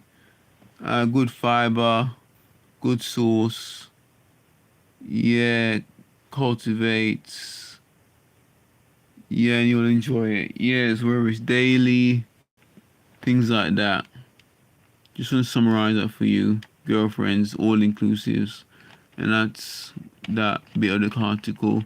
So I've given the title link of the website. It's WhyI'llTellYah.com/man-made-fruits. I'll move on to the next tab. I think we've been to this one, I'm not sure, in some ways. Have I saved that one? Yeah, no, I haven't saved that one, that's fine. This one now, what is this? We've been here before, balconyyardweb.com. Yeah, I think it's the same article. What, mango nectarine, man-made fruits. I think we've been here before. Yeah, we've been here before. In fact, it's made by Sherry Dawn. I'm gonna delete this one. I'm trying to think, where is it now? Where was it I saw it? I'm gonna try and find it. 34 man-made. I think it's gonna be here. Yeah, I think it's here. 34 man-made fruits that will surprise your balcony garden. Where is she? Here we are. Balcony garden. Yeah, I'm gonna delete this one. Cool, save me time. What's this one now? List of organic fruits are 0% made by man and in the ingredients. Yeah, we've answered this already because we got 3418. We got that's that. wait. Something's not right here. Image of a list of organic fruits that are 0% man-made. Is this any? We look at the top. Okay, got certainly. We've already seen this, I think. Yeah, I think I'm gonna move along and delete that. Oh, blast! I don't know if I've saved it. Maybe a quick look at something. Where we are. Recent tabs. List of organic European man-made ingredients. Let me see if it's here. No, I didn't save it, looks like. We've got 134, 18. Yeah, I think we done it, yeah. But it wasn't saved. I don't think it was saved. Let me just delete that anyway. Right, it was this one that was next. I've done this one, it looks like. And this one's list of organic dried fruits that are made by man and the ingredients. So that's that one, that's done.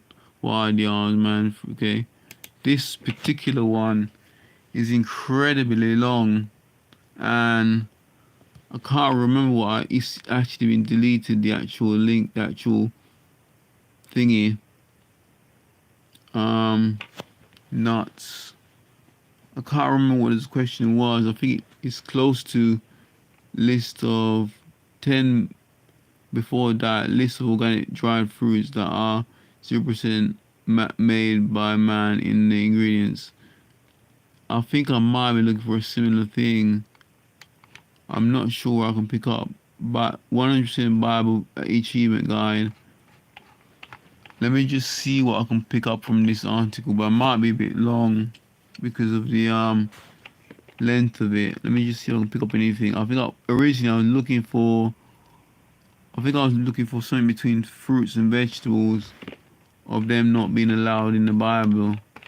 Fruits and vegetables and all food that we eat. But I'm also trying to include all-inclusive peoples here. Gay, lesbians, all sorts that are not accepted in the Bible. People, that is, humans. So dead multiply. It says dead multiply society, book achievement, trivia quiz, 1 Chronicles. I can get from that. I think it was a fruits and veg. Which of these was a child born to David when he reigned in Jerusalem? I don't think it's that. Who served at Emma's right hand? Who had designed the gateways to their position? Who was the great chief guardians who are made of proposed to? Okay, I think that. Okay, I'm gonna move on a bit further. Let me see anything else. What was the title of that? Chronicles. Okay, it's Chronicles 1. We're talking about Chronicles 1, but I'm gonna move on quickly with that one. I'm just skimming through and scanning through. We've got Chronicles 1 again.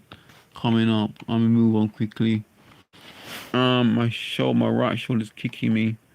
Got John 1. This is Bible stuff. Okay, right. There's a little. Okay, right. You got Kings.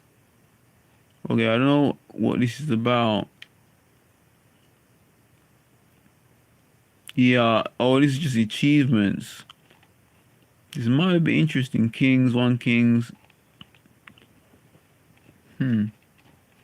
This might be interesting for Christians, but not all inclusives. But I'm just skimming through this because this might put people off that are not Christians. So, Mercedes. So yeah, I didn't. One is called in the Bible. One Mercedes. I think that is in Kings or somebody. I'm just gonna really skim through this quickly if I can. It's gotta be quick. Oh, what is this? Mercedes can't count. And you got one Peter. You got 1 Samuel. Or it's just Bible stuff. I'm really just skimming through it. Really, you got Samuel continue. You got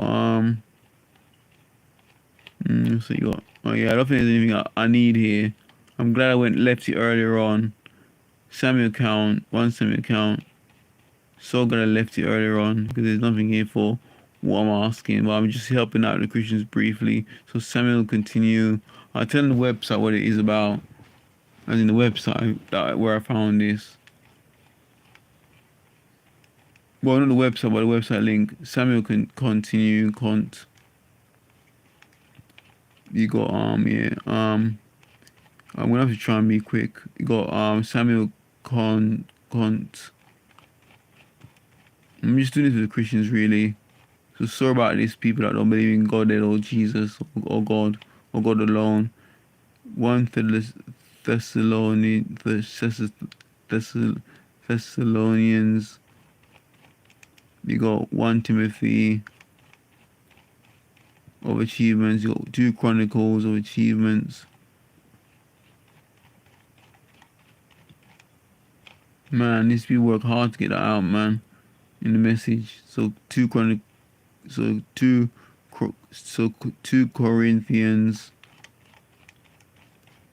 You got 2 John. What's that, King? You got 2 Kings.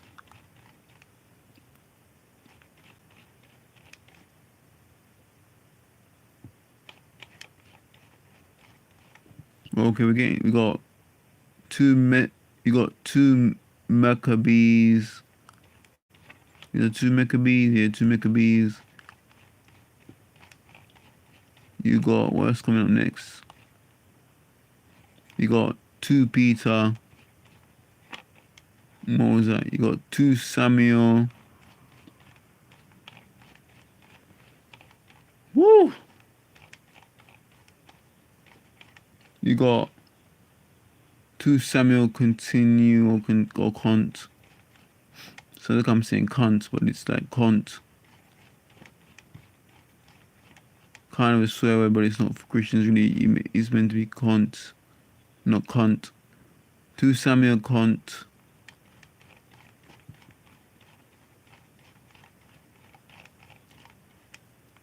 You got you got 2 Samuel cont.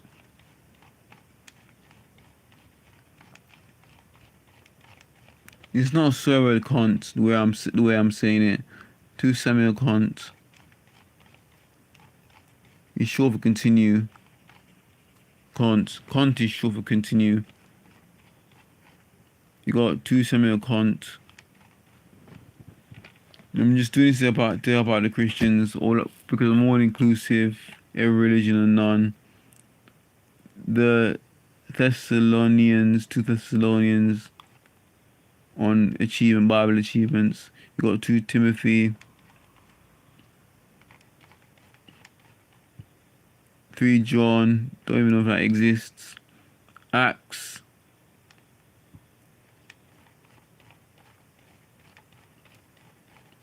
You got Amos. I'm sure I get through this. You got Baruch. That's not a Bible version. That's somebody else. Colossians.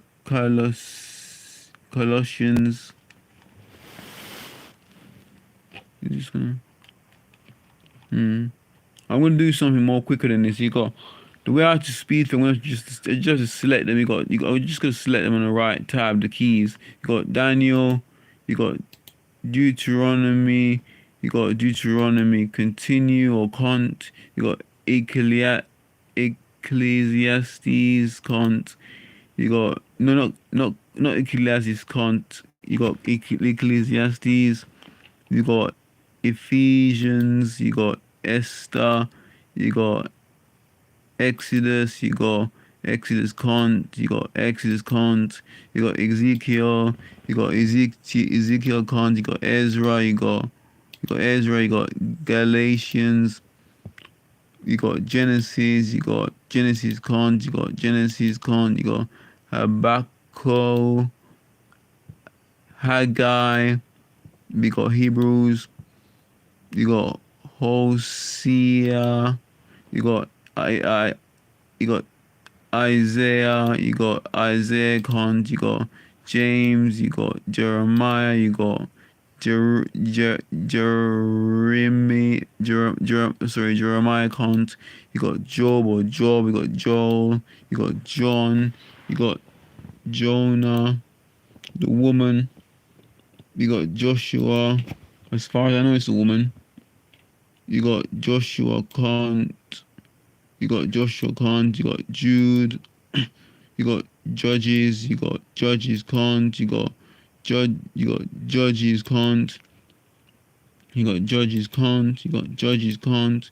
You got Judith. You got Lamentations. You got Leviticus. You got Leviticus achievements. You got Luke achievement. You got Malachi achievements. You got Mark achievements. You got Matthew achievement. You got Micah achievements.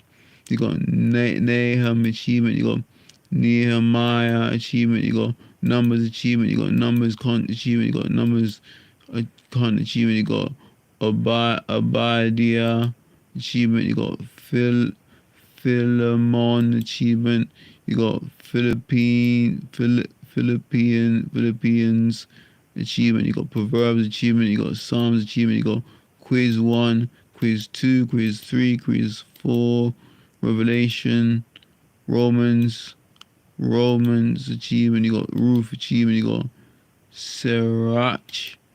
You got Sirach cont. You got the Song of Solomon achievement. You got Titus achievement. You got Tobit. You got Wisdom. You got Zechariah achievement. You got Zephaniah achievement. You got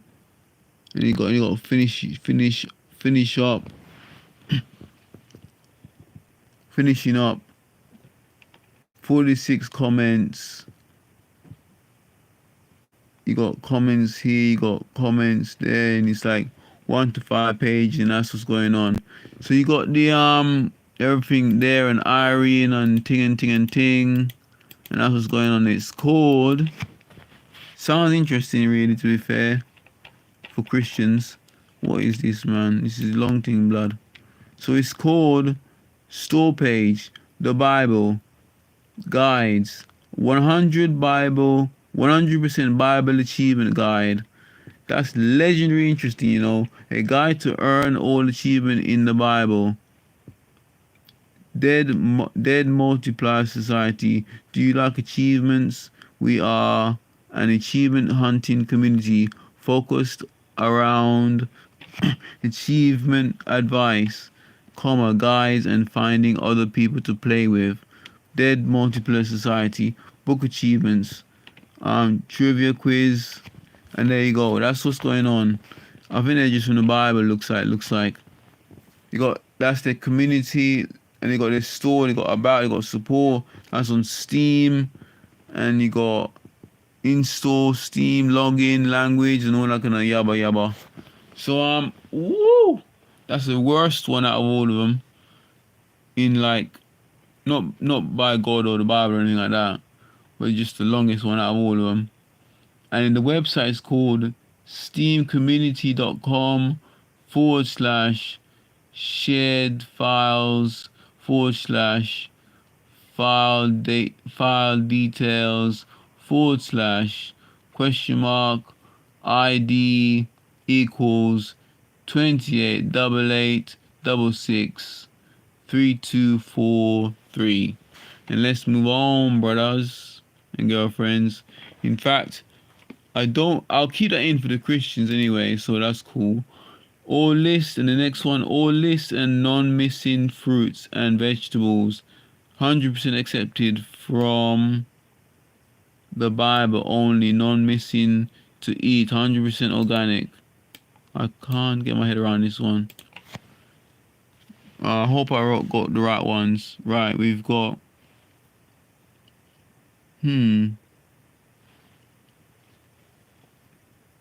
we've got a list and non-missing fruits and vegetables, 100% accepted from the Bible only, non-missing to eat, 100% organic.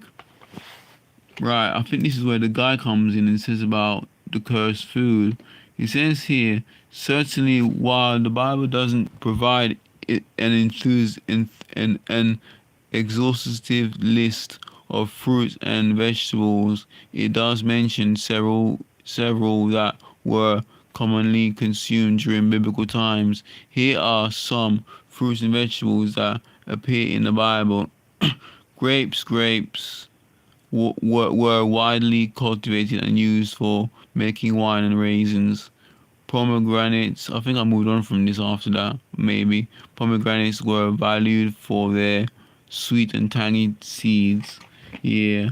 We done STEM community, 100 STEAM community guide, 100% Bible achievement guide. I think I read that one. I think that might have been the only one I read, to be fair, but I briefly looked at it.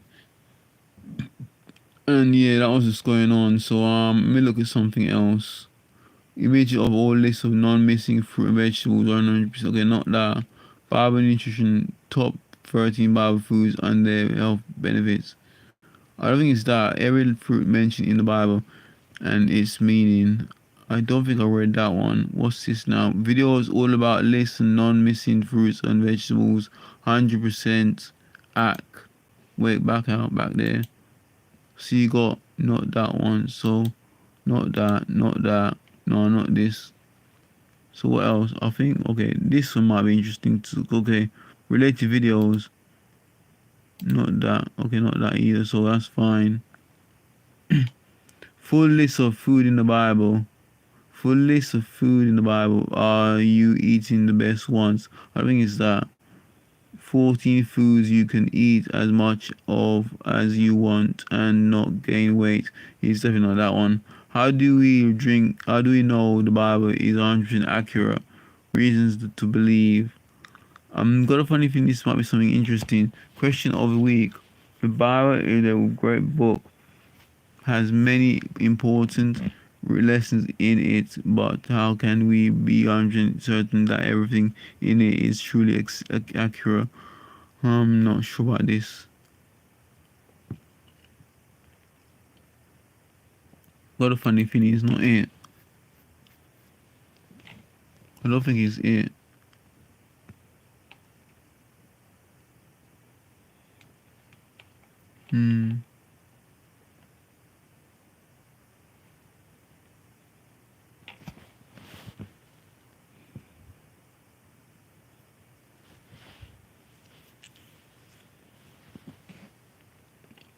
Nah, it's not this one, because he was about cursing the ground.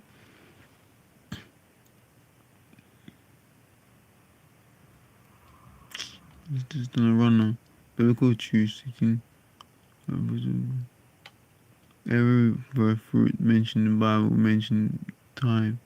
Every fruit mentioned in the Bible, its meaning. No, that's not it. Full list of food in the Bible. Are you eating the best ones? 14 foods you can eat as much of as you want and not gain weight. How do you know the Bible is accurate? Reasons to believe. It's not this. Oh my days, we got to the end. Which of foods are clean and unclean according to the Bible? The foods are mentioned. What foods are mentioned in the Bible? Grain, honey, fruit. I don't think it's this full list of food in the Bible. Bible nutritionist. Often. Biblical nutrition top 13 Bible. What is organic food and is it better than non-organic food? I think I've gone down here as well. Fruit and vegetables, British Nutrition Foundation. Organic foods are they safer, more nutritious? Mayo Clinic. Fruits and vegetables, healthy. U.C. Davis. Wow, it's not here. Rotted. I don't think I remember any of these, you know. Oh, good. I haven't saved it. That's legend. Oh no, I think it was STEM Community Guide, 100% Bible achievement. I'm gonna move on. That's what that came from. Yeah, that's what that came from. I was trying to find where STEM Community Guide, 100% Bible Achievement Guide came from, and it was based on this search. And the search was, I'll read it again from that long read I read earlier on about Bible 100% Bible achievement. The search was, if you want to find it yourself again, if you lose anything. So it says for Christians only, really, but I'm all inclusive here. So it's all inclusive peoples. So it's all list and non-missing fruits and vegetables, 100% accepted from the Bible only, non-missing to eat 100% organic. Yeah, okay, I'm gonna save this one. Not save it, but like, I mean, did I save this the achievement one? No, I didn't. Let's just leave that one for now. So I'm just gonna send them all to you guys and girlfriends. So yeah, we've got that one's fine. I think yes, STEM Community Guide, 100% Bible Achievement Guide. So let me move on to the next tab. I think we've got time here. Jump to key moments of is the plant-based diet the only diet God alone said. Now this one, I think we've done this already in some way. It says here in Bing search, it says here, is the plant-based diet the only diet God alone said to eat? Genesis to Revelations. Right. I think it's only a video here, to be fair, and it is, yeah. This one should be easy, to be fair. I'm not sure and hoping it's there as well. In fact, it's not here. It's genuinely not here. Right, okay then. Well, I think, yeah, I didn't save it either. That's a bit interesting, to be fair, in some ways. I'm just trying to, he's gonna like do what I think he's gonna do. Yes, it is. So let me just forget about that one. That was his title anyway. That was the title of this search. And the title of the search, I'll tell you again because I know where the video is. So and that's the final video or audio. Where's the video? There was two, one audio, one video, but this is the final video. So it says, is the the title of the search is the plant-based diet the only diet God alone said to eat? Genesis to Revelations. So if I do this, I mean, let me look at the thing and I'll delete it if anything. I think it's here. Yeah, bang, it's here.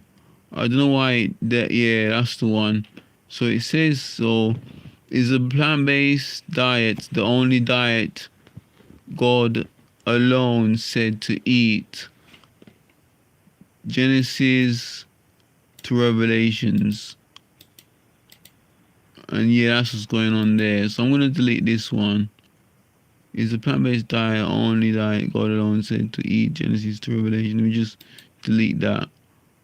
I mean, it wasn't much in there, so, and I don't think I saved it anyway. Let me look at something again. Let me see if it's there in the is a plant-based diet only that God alone said to eat. Genesis referring to search. Is it saved? It's not saved. Same look as well. I'm actually hungry, man. This is interesting. I got hungry again. Cool, anyway. It's a list of non-missing fruits, not that one. Okay, then this is weirdish.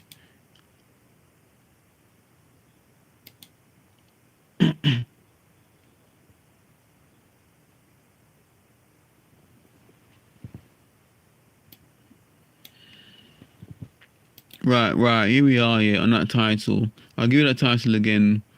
Is the plant-based diet the only diet God alone said to eat? Genesis to Revelations. But this is all inclusives, not just Christians. This is all inclusives. So not just Christians. This is all inclusive. So yeah, what does the Bible say about diet? Mind meats. That's not it. Well, it's only a video anyway. 150. What is a Bible diet? The Christian nutritionist. I think she came on. She's back on again. So Genesis. Why did God approve of animal-based diets? If Adam, that's fine. This is where this is where him here. That's fine. I'll move on to. I'll come back to him. Did God originally intended the world to be vegetarian? Not that one. The God ordained diet in Genesis vegetarian and the 21st. Genesis, why did God tell Noah to cook? Noah could eat every living. I'm not going to read. Did you read the title? Did Adam and Eve have a plant-based diet? Why did God approve of animal? Did Noah get that plant-based diet? Okay, no. What does the Bible say about veganism? 6 essential. No. Christianity and veganism. The dish is veg. Vegans, vegetarians, and the Bible focus on the family. Biblical support for veganism in Genesis. God prescribes a plant-based. Okay, no, it's only the video anyway. I thought I would just want to check to make sure I'm doing this properly. Probably got times. I mean, I think they're coming at 1. That's like 2 to 3 hours. So. Just someone coming to repair my place. So let me just see something. Let me just read this. Let me just play this video and let you enjoy it a bit. With the whole video anyway. Exciting episode for it. You got a good friend here. Right, okay.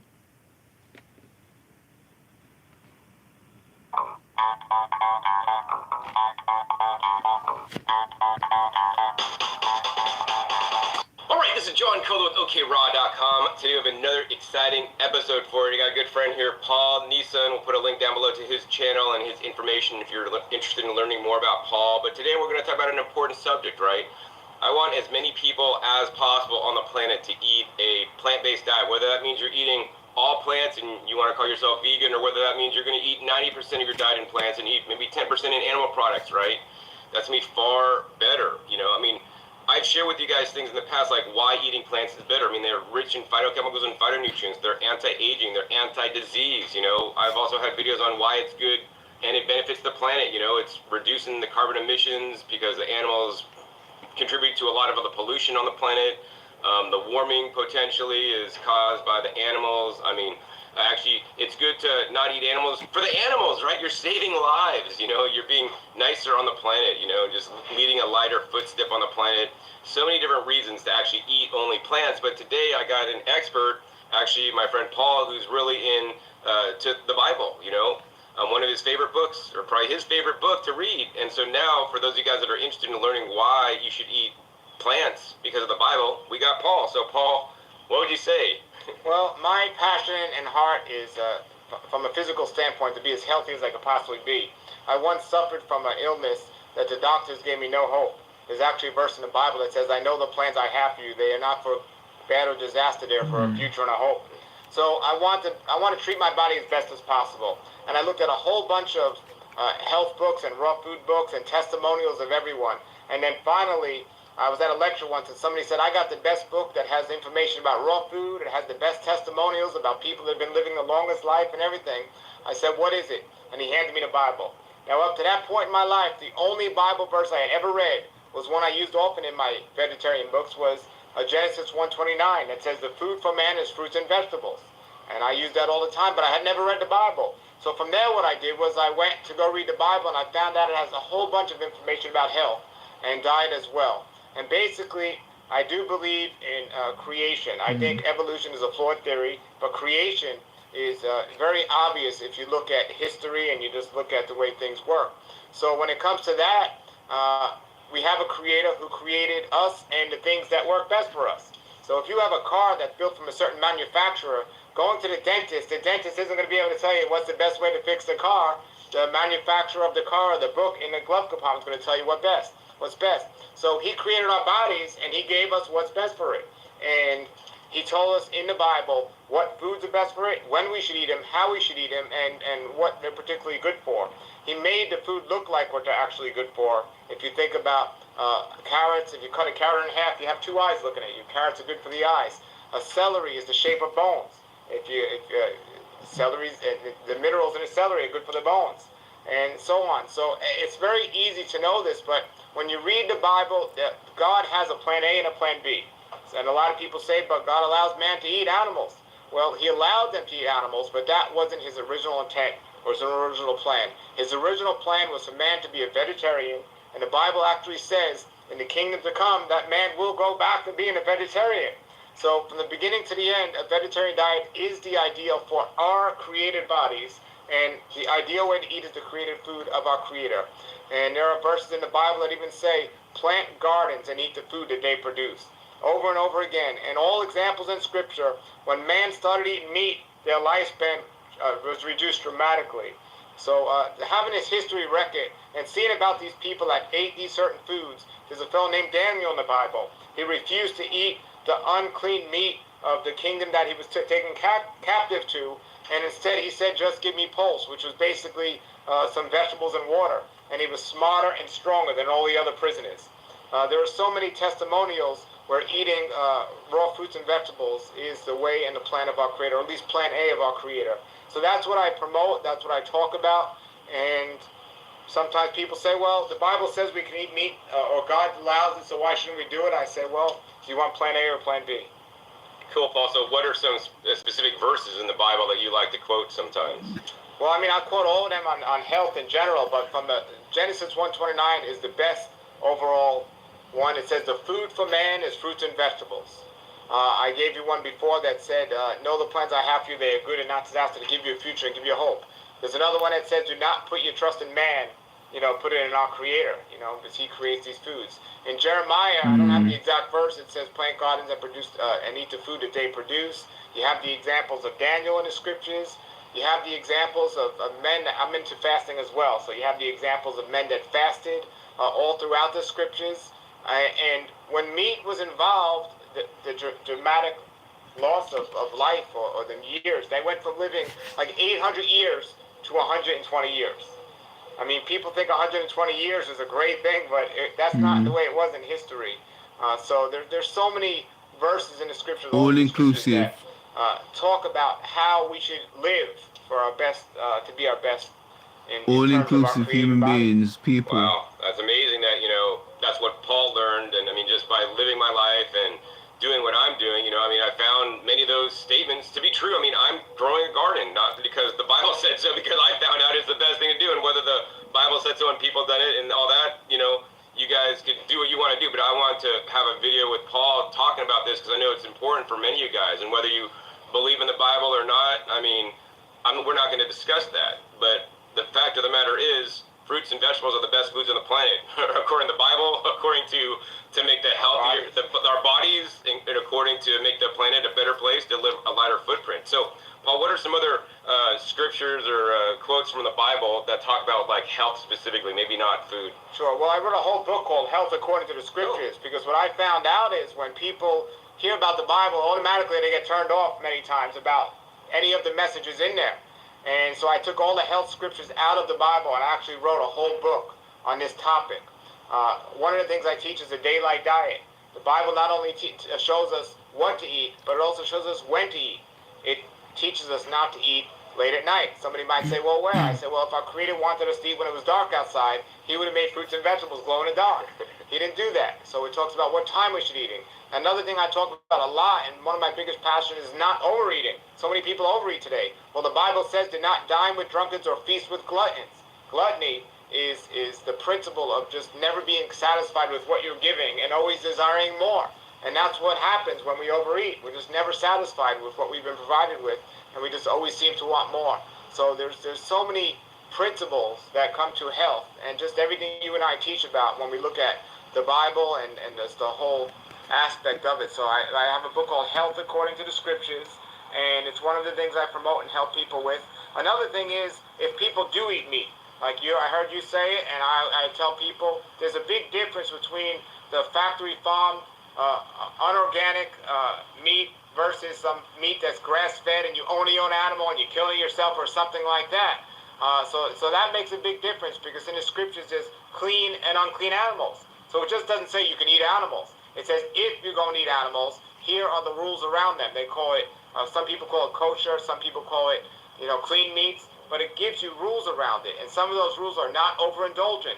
The example and the principles in the scriptures was they only ate meat when there were feast days, or the people in the rich kingdoms ate meat. They didn't eat meat on a regular day. On a regular day, they were eating a diet more of grains and fruits and vegetables. And they did eat fish because they lived right near the ocean, but it wasn't eaten the way it's eaten today. So they give examples about that. And there's a lot of other health examples from getting enough rest. It says no matter how busy your life is, to take one day a week, the Sabbath, and just rest. Don't do any work and rest, no matter how much.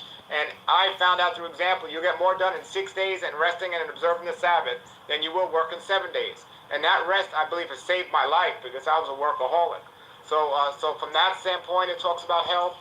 And there's so much. And I've told people in churches, because some people say, why are they sick if they have the Bibles? And it's one thing to have it, but it's another thing to follow it. And if we follow it, I would submit to you that there's not one thing in all the scriptures that's negative for our health if we just looked at what it was and what it suggested.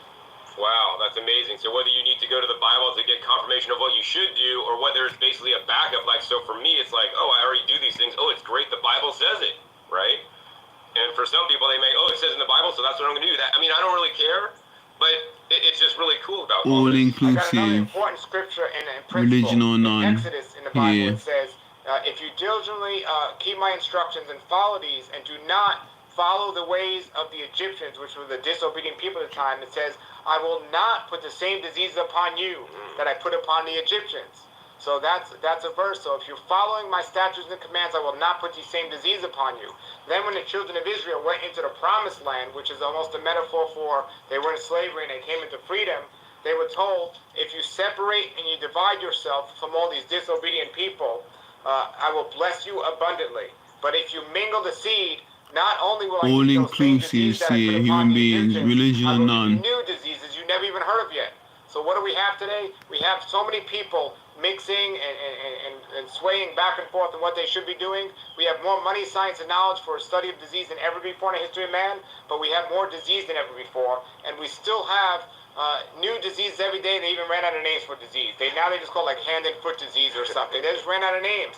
So there's blessings are completely attached to being obedient, and the curses completely attached to disease and sickness. And the principles all throughout the scripture. As a matter of fact, when somebody was disobedient, there were plagues that were put on people. And there were 3 outcomes of plagues. One was starvation, one was disease, and the third one was death. Those were always the 3 end results of disobedience to our Creator. So whether you're being obedient and you don't know it, you're just doing it because it makes sense to you, or you're being obedient because you read it, there's blessings going to be attached to that. But on the other hand, when you're disobedient and doing things you shouldn't be doing, just like our health has consequences, our life on every level has consequences. Wow, man, that's really deep. I'm like so glad you're saying this and bringing this message out to people, Paul. Paul, if somebody wants to maybe buy that book, Health According to the Scriptures, because that's what's really important to them. They're doing research because you've actually already looked all this up and done the hard work for people. How can somebody get your book actually? Well, my main website is healthwatchman.com, and on healthwatchman.com you can either go to my raw food site or you can go to my Bible site. And you can also go to my web store, and in all of those, that's where you can get the book. Cool. Yeah, man. I mean, even if you guys aren't religious or anything, I don't really care, but I just wanted this video out there because for some people, this is going to mean the world, and it may change your life, you know? I mean, I've seen people change when they need to change due to disease to get better for healing, but some people, it's really important for them, you know, to follow all the guidelines that was put forth in the Bible, you know? And so, Paul, do you have any other final comments or words of wisdom you'd like to share with my viewers today? Yeah, with what you just said. When I got into this, I was eating raw food for about 5 or 6 years, I believe, on a 100% raw vegan diet. I had overcome this illness, and I never read the Bible, as I said. I only read one verse, Genesis 1:29, and this man presented it to me as being a great health book, and I read it as that, as a health book. And then I found so many other great things that'll benefit my life, but just looking at it from a health book standpoint, I found so much. So I want to just ask everybody and tell everybody not to be closed-minded because you've heard negative things about religion out there. All-inclusive human beings religious here. systems of this world. But I do believe we have a creator, and I want to know what he says is best for my body. So I read the Bible with that in mind and not looking at what the things the world put on it, because there's so many differences in the world. But the Bible is such a wonderful book of wisdom. That's what Proverbs is. It's wisdom. And I think we could all use more wisdom. There's a verse in the Bible that says, my people die for lack of wisdom. And they're talking not about the wisdom of the world, because we all have some sort of wisdom of the world, but he's talking about my people die for lack of knowledge, and he's talking about the knowledge of our Creator. Wow. That's amazing. I mean, there's different strokes for different folks, and, you know, once again, I'm not going to say anything about religion or anything, but I'm just going to say I want you guys to have this information if it's important to you, and just know this, and that's what it is. I just like to try to cover all different aspects and bases of health, and for some people, this video is going to be really pertinent, and for some people, they're going to turn off, and that's great. You know, I just want it all to be out there so you guys can make your own decisions, so I can provide you information that you may not hear on other channels that may be kind of like, you know, more hard-lined and not trying to include everything. Because I want you guys what I want you guys to think for yourself and figure things out for yourself. What makes sense to you might not make sense to Paul, and vice versa, and that's fine. We're still great friends, and it's all good. So, Paul, once again, how can somebody get a hold of you, learn about your work that you do, and I know you work really hard to spread the message. And yeah, well, again, the main website is healthwatchman.com, and I have my YouTube channels. I have Health Watchman is my Bible YouTube channel, and Raw Life Health Show is my YouTube channel for the Raw Life. Cool, awesome, Paul. Well, thanks for being on the interview today. I know I got to run, and I know you're quite busy yourself. But if you guys enjoyed this episode with Paul, we'll have more videos like this in the future with Paul, maybe talking more about the Bible and the health consequences, or, you know, what you should or shouldn't be doing. Please give this video a thumbs up. You know, this is an experiment for me to see what happens, but I wanted to put this out there because Paul is the expert on this, not me, by any means. Also, be sure to click that subscribe button right down below so you don't miss out on any of my new and upcoming episodes that are coming out of every 5 to 7 days. You never know where I'll show up or what you'll be learning on my YouTube channel. And be sure to check my past episodes. My past episodes are a wealth of knowledge. Over 500 episodes at this time. Teach you guys all aspects on how to eat a fruit and vegetable-dominated raw food diet the best way possible. All right, so with that, my name is John Kohler with OKRaw.com. We'll see you next time. Until then, remember, keep eating your fresh fruits and vegetables. They're always the best.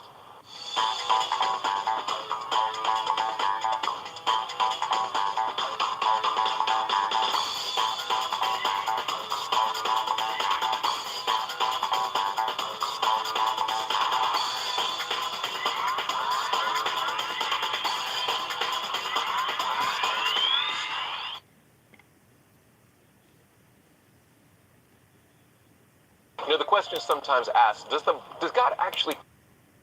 Okay. Let me see if I can like and comment on his page. His YouTube channel. Cool, I hope I can. Did you know that you could be generating 10 grand a month or more by simply teaching other people what you already know, extract that into an online course and sell it around the world fast? Okay, cool. I just pause that. And hopefully I can comment as well. He's got 1,000 likes. Legend. 363 comments at the moment. Make that 364 by me. I'll say great video just added you to my lives and 31 sex may be on my live live screen today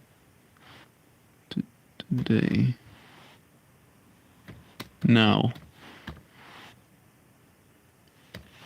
Thanks again.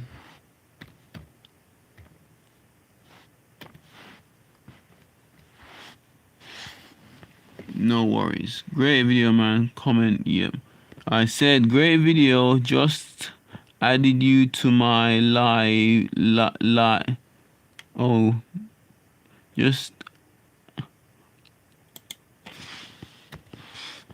So I say again, great video. Just added you to my lives and 31 seconds or 31 secs maybe on my live screen today now. Thanks again. And I leave comment there. So now he's got, just now, is it going on there? Just gone on there 0 seconds ago. You haven't counted, it's still saying 363. Never mind, I'm going to delete this link. And I'm going to like it too, you know, just to promote his thing. So I'm just going to, right, it's there as well in double. I've liked it already. And I've deleted, I'm going to delete this link here because it's already there. Okay, right, what is it? He's on there twice. Right, he is as well. He's on there 2-3 times on the link.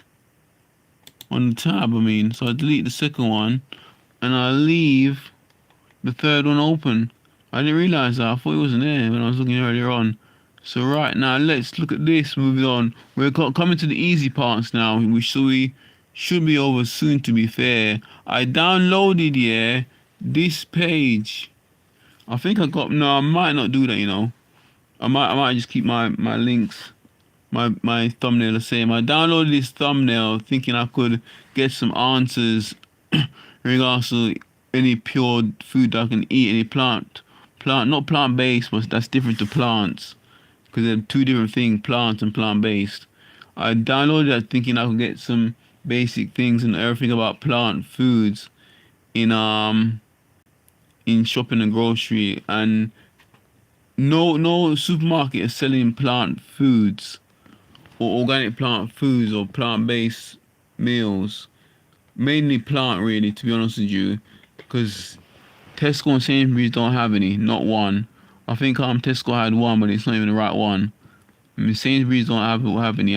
They had a list somewhere, and I wasn't getting anywhere. I was on the third page and not getting anywhere. So that's what I downloaded anyway. Moving on swiftly to the next one. And yeah. So this title, I might have seen some before. It says here.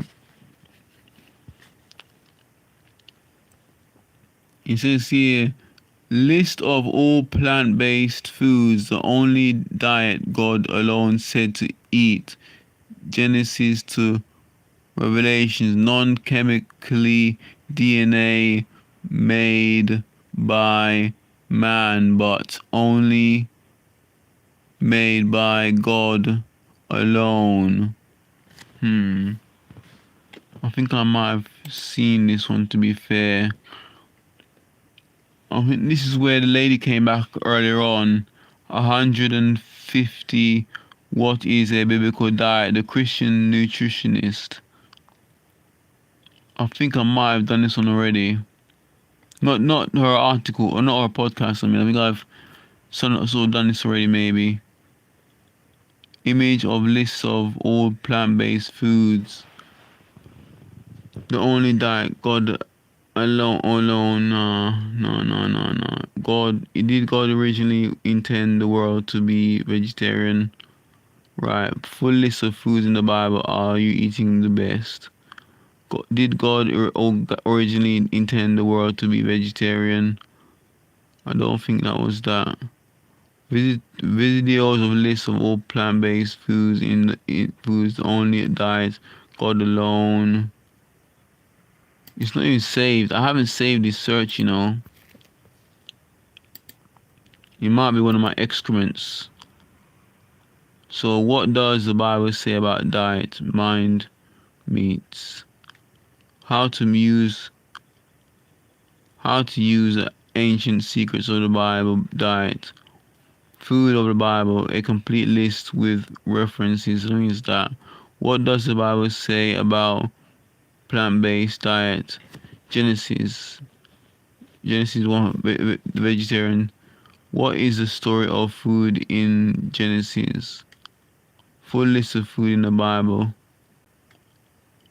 The story of food begins in Genesis. God told Adam and Eve what food to eat. He said that every seed-bearing, I don't think it's this, plant on the face of the, every seed-bearing plant on the face of the whole earth, and every tree that has fruit with seed in it. Okay, Genesis 1:29, vegetarian commandments, medium. Christianity and vegetarianism. This dish is veg. Clean and unclean foods the Bible does. Fully plant-based food lists.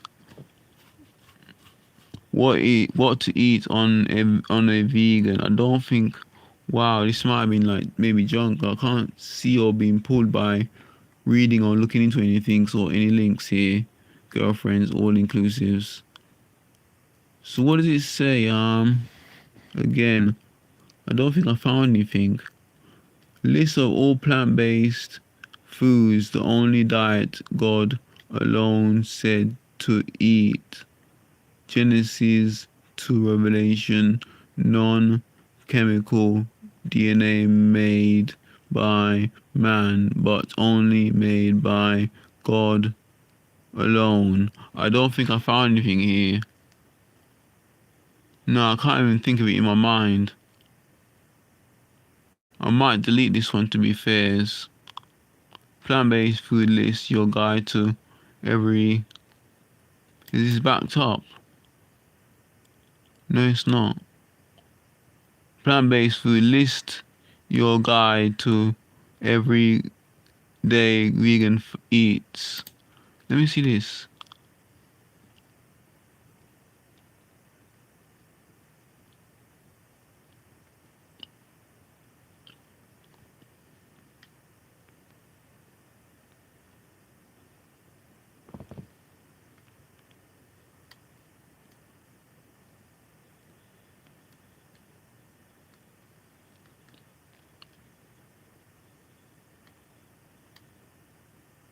Yeah, it's not. Wow, that's interesting.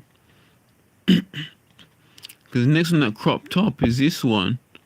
1 minute. Next page is this one. I know I collected everything, but I can't believe nothing was connected. But then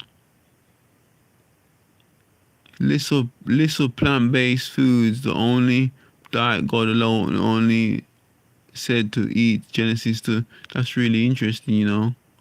But it's not even in the search. That's really interesting. List of plant-based foods that God alone approves of. That's really interesting. I might even keep it that one day, even though I haven't found anything. I'm near the end, to be fair, in some ways. So it says this titled article, plant-based food list, your guide to everyday vegan eats. Oh yeah, I think I might have clicked this in that title search. I just said I wasn't getting anywhere or something like, or some words to that expression, and I saw the nuts and seeds and things in the bowl, and I moved on. Basically, this bowl, that seed, and I think yeah, I'm gonna move on. I remember seeing that, and I thought let me move on, and I think that's all I saw and read. I'm scrolling down, to be fair, and looking at it. It's a plant-based diet, fruits, nuts. Yeah, I think I would have skipped on or moved on. Key takeaways: understanding plant-based diets, different plant-based and vegan diets. Vegan diet strictly eliminates all animal products for either environment or health reasons. Includes meat, dairy, and even honey. In contrast, a plant-based food list focuses on predominantly non-plant. Predominantly focuses predominantly on plant foods, but may occasionally include animal products. Wow, that's really strange. I thought vegan was only plant-based, but they say occasionally include animal products. The primary difference lies in the inclusivity of occasional animal-based food in plant-based diets, while vegan diets are more restrictive. Didn't say that because according to last comma, it says a plant-based food list focuses predominantly on plant foods, but may occasionally include animal products. And it says full stop. The primary difference lies in the inclusivity of occasional animal-based foods in plant-based diets, comma, while vegan diets are more restrictive. So basically they're saying, and I've seen it on ingredients anyway, where it says allergen, it's animal, might have some animals in it, but I mean, yeah, that means I'm just learning just now from reading the article that veganism or vegan is not plant-based. That's interesting, a bit of a joke, to be honest with you.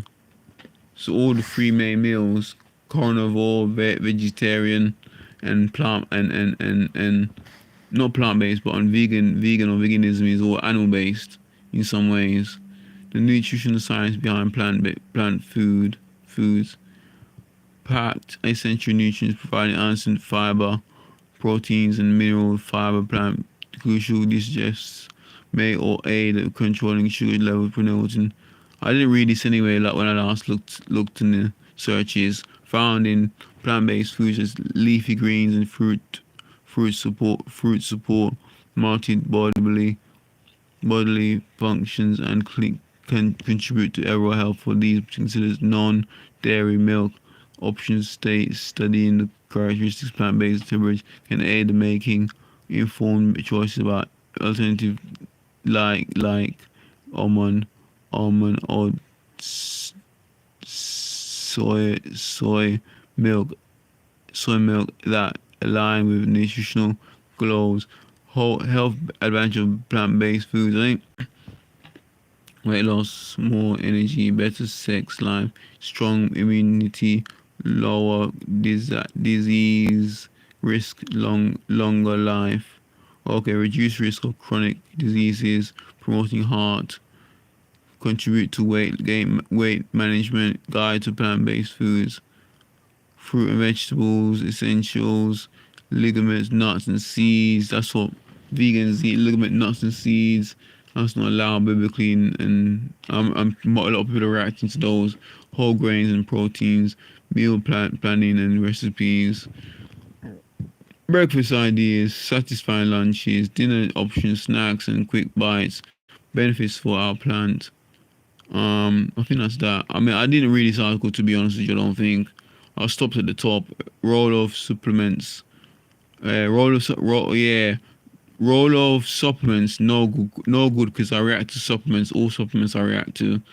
I'm gonna see what's going on with molasses again. I'm gonna have to research on a separate topic. I might research it now. To be fair, maybe or maybe not. So frequently asked questions. If I know, then what to expect? What are the essential components of a whole food plant-based diet for optimal health? How can adopting a plant-based diet contribute to weight loss? Can you provide examples of plant-based meals that are both nutritious and satisfying? I'm just reading the titles, skimming through it. Which foods should be included in a beginners shopping list for a plant-based diet. What is the recommended plant-based diet plan for someone looking to transition over a period of 30 days? What are some strategies for ensuring a balanced nutrient intake or on a plant-based diet? Yeah, that's the end of the article. I'm not gonna comment on this. I don't wanna give my opinion. I don't wanna put this company down or whatever. It's good. It's yeah. I don't wanna comment on this. Let me just I mean, this might be good for some people. Might be 50-50 or varies from person to person based on what God in the spiritual realm reveals to you. I know I have read this article. I know that because I stopped when I saw the nuts and I just thought to myself, it wasn't what I was looking for. It was made. I think, yeah, it's about me. This is I'm Sonia, made by, I think that's the article on. It's Sonia, February the 13th, 2024.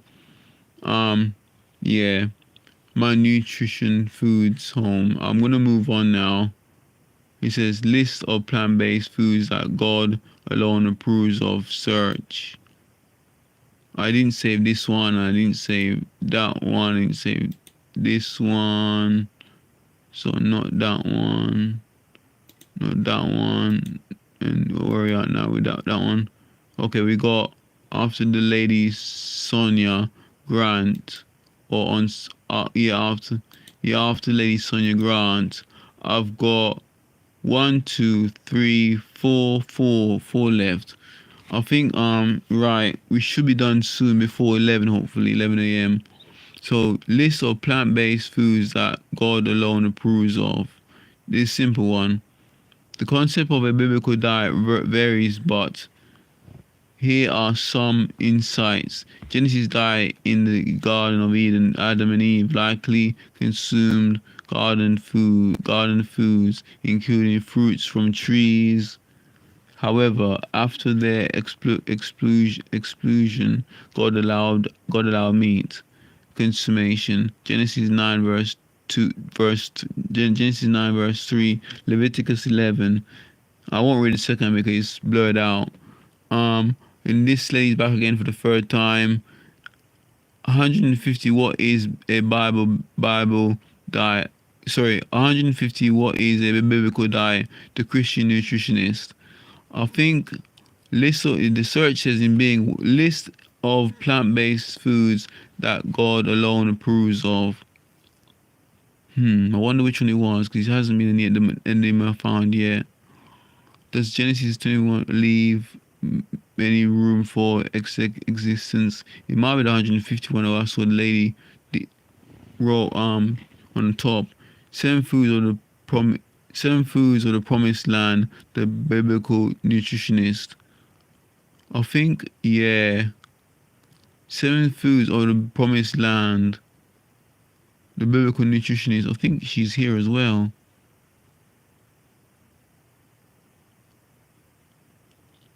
Is it biblical nutritionist? No, I didn't see that there. Okay. 7 foods of the promised land, the biblical nutritionist. I think I might have seen it somewhere, somehow.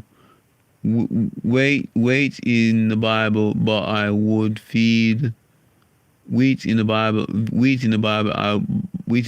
I would feed you with the finest of wheat, and with number 2, barley in the Bible, a food that delivers burst nutrition in tiny seed. I would have left this article actually. Is grapes in the Bible. Do you want the gladden your heart? Scripture tells us figs in the Bible. Nutritionally, figs do an excellent job of nourishing, and I think that's probably that. What did God approve of animal-based diets? If Adam and Eve, I think I know the one I might have read. I think it's at the bottom here. Plant-based diet food list, what to eat and avoid. Biblical support for veganism. In Genesis, God describes a plant. Did Adam and Eve have a plant-based diet?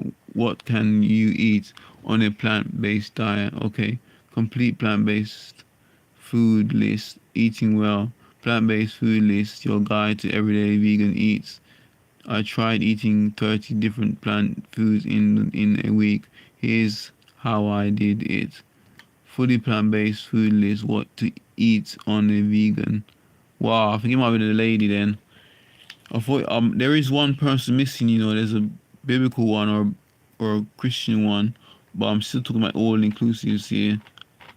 I think I'm gonna check this person now. Where was it? Because I think I don't think it is that one I'm looking for.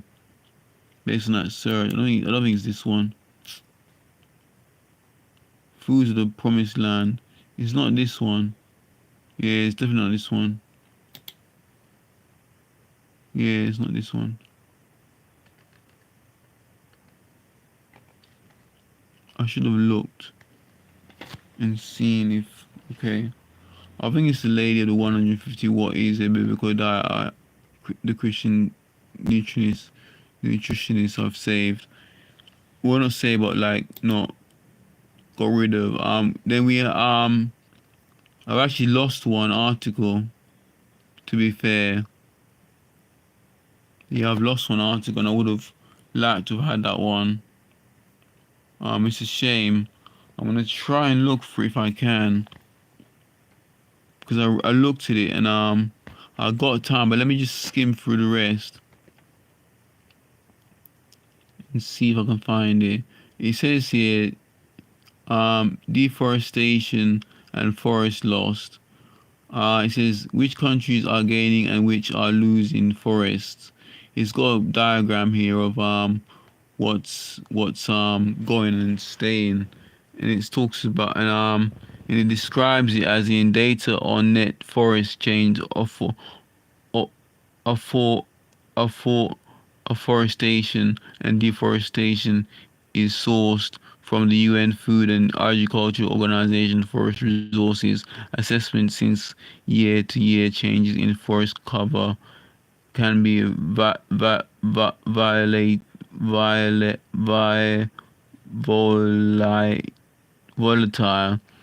The UNFFAO provides this annual data average over 5 periods, which is a bit that says about the map shows the net change in forest cover across the world. Countries with a positive change shown in green are gaining forest faster than they are losing them. Countries with a negative change shown in red are losing more than they are able to restore. I'll just show you the diagram and I'll move on maybe, hopefully. So that's the diagram about deforestation. What I just read to you just now, and that's that really. Let me just see if I can find anything else. I think that's it really, to be fair. Yeah, that should be how much deforestation occurs each year. I didn't really look at this one, and that's that. It's a long article, and yeah, that's what's going on. I'll move on to the next bit. So it says how many forests left in the globe in 2024. I'll show you what I've read. It says here, I don't think it's this one. Yeah, I've read this already, that's fine. It says we deforest around 10 million hectares of forest every year. 11, that's an area the size of Portugal every year. Around half of this deforestation is offset by regrowing forests. So overall we lose around an F, it says. And those two articles I read were based on the search of how many forests left in the global in 2024. And yeah, that's what's going on. And I think that was all I looked at, apart from this bit where I read by by Copilot. It says as of 2024, approximately 4.06 billion hectares of forest remain globally. However, it's essential to note that deforestation continues to be a significant concern each year. Around 10 million hectares of forests are cut down, posing a threat to lose vital ecosystems. Let's work together to protect our forest. I'll tell you the reason why I was looking this up in a minute, not long. So it's forest area, our world in data, and you got I don't think I read any of these here. Much this for how much deforestation is emissions, global deforestation peak in the 19. How much deforestation, which countries are gaining and winning. More looks especially at the trends. No, I don't think. I'm just gonna go through. I think I got the gist of it. I think I read some. I think I might be here actually. Yes, there was something here. Yeah, I'm gonna show it to you in a minute. I think. Oh, I didn't even. World. World Air data. 5 positive signs of forest in 2024 world development of forest. I don't think it's okay. I think I read this to you already. You know, one of these in the, earlier on about deforestation. 34 man-made fruits. Foods of Bible complete list. Food biblical diet. Christian nutritionist. Did God curse the ground in Genesis? Doesn't that mean nobody should? I might have to go back a bit. So, many humans destroy the planet. Fruits, okay. List organic, okay. Man-made, okay. Steam, nope. A list. Bing, no. Bing video, no. List of basal. List of planet, no. Planet-based. List of plant-based, no. It's not deforestation. So let me look again now. Global forest loss remains high. World's lost third of list forest. People. Global deforestation rates in this country. World of track endings deforestation 2030. Sport finds hectares of forest cut down buried. World counts. International Day of Forest 2024. International Day of Forest 2024. New solutions for a better world. Okay, I didn't go this I don't think I went down this low. I look at the final one. I'll go back a bit. This one is about. It says here. What did I send it on? I think I. Okay, yeah, that's fine. What else? Okay, cool. Not bad, I suppose. It says here. I don't think I did this. To be fair, I'm gonna see if I. Okay, cool. Right, I'm missing another article as well. No, sorry, it's the right one. So it's it says the 13 healthiest leafy green vegetables, and it's medically reviewed by Amy Richter, RD Nutrition, written by Autumn Enlo MS .rd.ld, updated on February 25th, 2024. And I was just looking about. I think I was just skimming this one really, to be fair. I was looking at kale, macro bean, kale, macro greens, Colorado greens, spinach, cabbage, beans, greens, beet greens, watercress, romaine, lettuce, Swiss chard, garlic, endive, rock choy, turnip, greens, figuring out takeaway, leafy greens, vegetables like kale and spinach are high in vitamin, minerals, and fiber. Adding a variety of greens to your diet many help boost brain health and lower your risk of some diseases. Okay, okay, right. You got one kale. I don't think I read this article. This is a bit something, you know. You got I think I saw somewhere else in an order. Microgreens, 2 collard greens. I think spinach 4, cabbage 4, 6 beet greens, watercress 7, 8 romaine lettuce, 9 Swiss chard, arugula, 11 endive, 12 rock choy, 13 turnip greens, frequently asked questions, and that's that really. It's a long article to be fair. I think also, what's this, a new article? 13 healthiest root vegetables. Yeah, let me move back up. I think I was I think there's a bit I wanna go back to, because there's one article that I missed. It's in this one, it says, did God curse the ground in Genesis, and doesn't that mean nobody should nobody should nobody no no no nobody should ever eat from the ground ever again since Genesis? Oh, nuts. This is not good. This is really not good.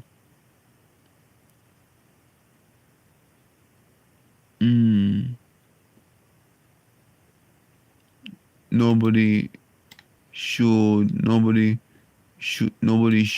ever nobody should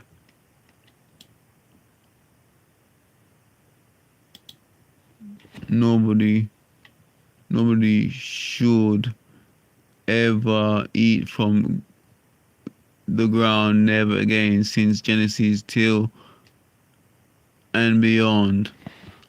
There is one thing missing, but I hope he hasn't done a boo-boo here.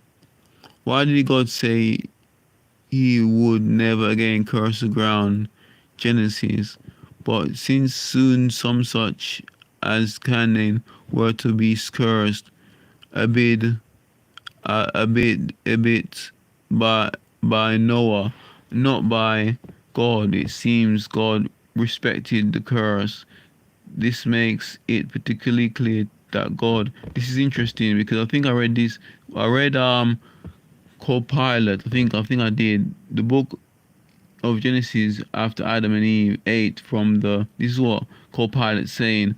The book of Genesis after Adam and Eve ate from the forbidden tree, God indeed pronounced a curse upon the ground. He said to Adam, "Cursed is the ground because of you. Although painful toil, you will eat food from it all the days of your life." However, this curse doesn't mean that people should never eat from the ground again. It signifies hardship and toil that would be involved in cultivating the land. Despite the curse, humanity continues to rely on the earth for sustain, and God's grace sustains us even. And there's nothing else there that I could find. I mean, I read it already. I mean, it's cut off. Basically, it's cut off there. It's blurred. So this is the article I think I might have missed. It says the title is, "Why did God say he would never again curse the ground?" Jen, and it says in the below subject title, it says, but since soon some such as Canaan were to be cursed. 9:25-27, I bet by Noah, not by God. It seems God respected the curse. This makes it particularly clear that God, right, I think I actually might have read this and I didn't. Looked at it briefly and I left it. I thought it was the wrong one, but I think this is the right one maybe. But I thought the background was a bit more better and different. So what it says here, why did God say he would never again curse the ground? Gen 8 verse 21. Very well, one might ask after reading the latter answer, why not? After all, God just said that the intent of man's heart is evil from youth. Why not continue with the cursing and destroying of him? The answer, I believe, is that the curse of the ground, example, the curse of Cain, crime for which God appeared to turn his face away from the whole line of people, has as it were played out. That line is destroyed, the world is reborn, and the reborn world is given a law and covenant. I don't think it's this one, but I'll carry on anyway. It is as if God says, see what you can make of this. Yea, helpless men with evil hearts. At least I will not utterly destroy you or curse the ground, as I did Cain, line which was unusually wicked, but since soon some such and as Canaan were to be accursed.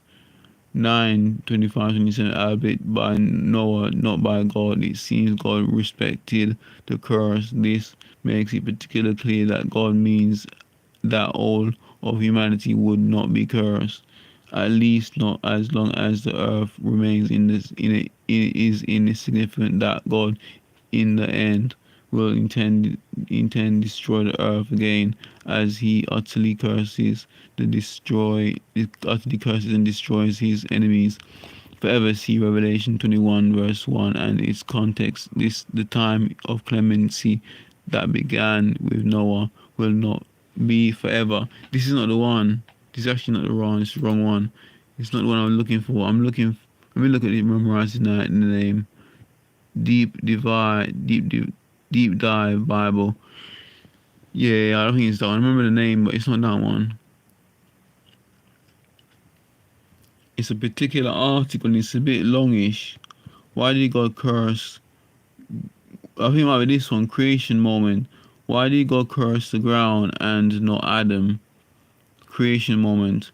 Genesis chapter 9 provides the clue why God cursed the ground and not Adam in the account of Noah's curse upon the grandson Canaan. Genesis 9:20-27. The chapter estimated to read 3 minutes. It might not be, but never mind. Doesn't matter. I thought it wasn't this one as well. What's going on here? Wow, this is something else. I want to know Adam created forever and inherited the diamond also. Read the last bit. Adam created perfection, destiny, live forever. God is no mortal, and while Adam was destined, location was so service more to this point. Everything Adam ate was perfect. His growth was perfect. God's workshops to realize God's errors and mankind slowly change. They were in turn subject to death. To this day, every Adam is born to one day die. This life would otherwise be a meaningless existence except for the fact that only a few of the only of forgiving inheritance in Adam, also the positive inheritance in immortality. I don't think it's this one either. Yeah, it's not this one. Creation moments. Biblical hermeneutic exchange. No. Biblical hermeneutic stock exchange. Why does God curse the land the second time in Genesis? And unto Adam he said, because thou hast hearkened unto the voice of thy wife, and hast eaten of the tree of which I commanded thee. Let's have a look at something. I should recognize the image, but I can't. Biblical hermeneutic. I don't think it's this one either. Okay, maybe it is. Or is it? Oh, no. It's not this one. It's not a discussion. Biblical hermeneutic. Follow in truth. Follow in truth. I've got enough time. Follow in truth. What did God mean when he said cursed is the ground? Because Genesis and unto Adam he said, because thou hast hearkened unto the voice of thy wife, and hast eaten of the tree of which I commanded thee, saying, I estimated this might not be it. Follow in truth. Okay, this might be something. What did God mean when he said cursed is the ground because of you after Adam sinned? Published by JesusChrist.Club, February. Is this the one? Wow, okay. It might not be either. Yeah, this article's a bit too long to be fair.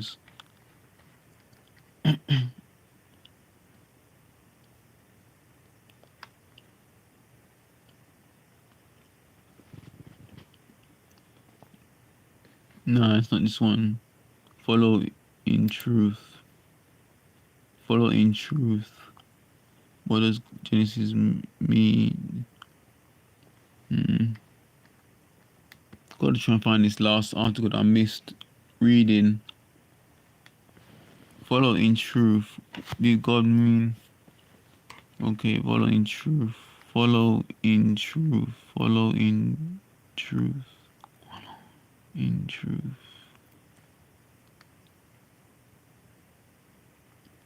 What does Genesis mean by ref? What does it mean to say God will not again curse the ground? Deep dive Bible. I don't. Rather, he's saying he will not give any further curse. Let me just deep dive Bible. I'm sort of okay. This is not it either.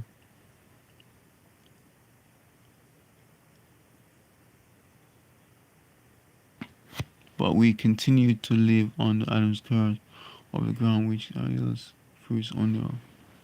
Four sayings for creation of God. Deep dive Bible. Deep dive Bible. Okay then. Deep dive Bible.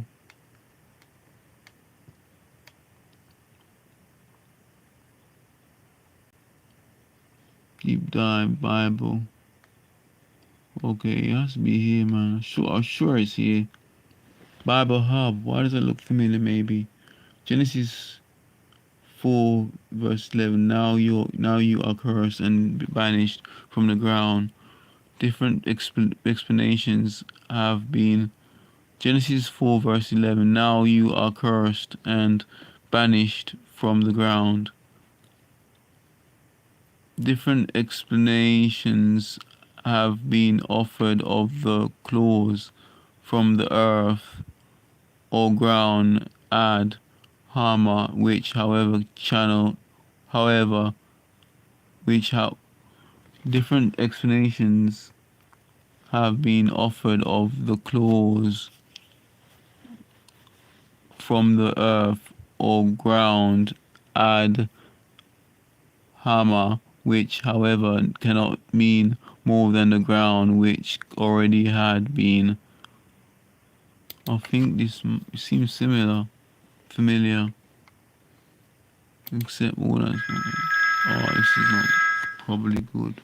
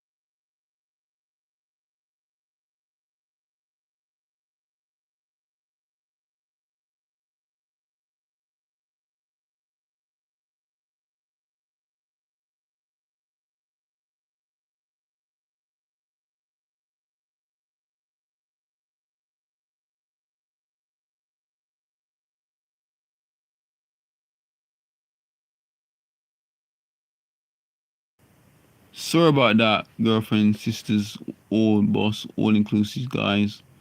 So it's not this one. I mean, this is the only article I haven't found. Ray. I hope I haven't missed it, man. And this is tight on me, man, because I'm running out of time. To be fair, let me see that type again.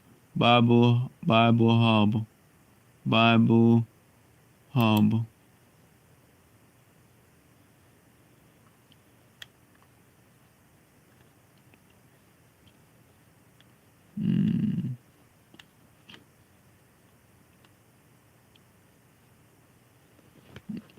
Yes.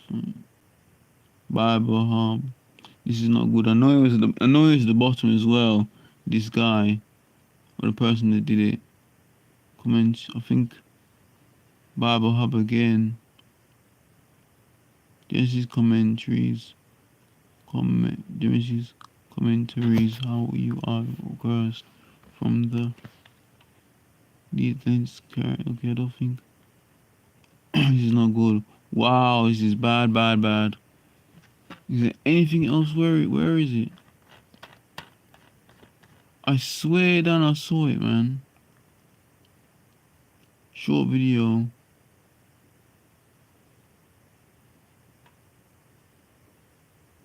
This is incredible.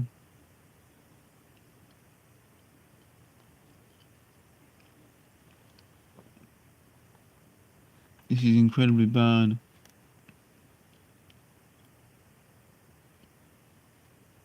I know that one is fine, and I saved it. I actually saved that one. This is seriously something. I saved that one, but I did God curse the ground.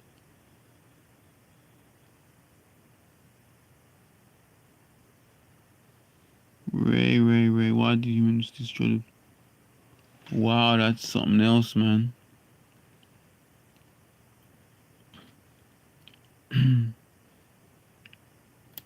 Let me try. I can't find... I'm actually finished, you know, because I've just wanna retrieve a... Raw. Let me see. I'm gonna try... This is insatiably bad.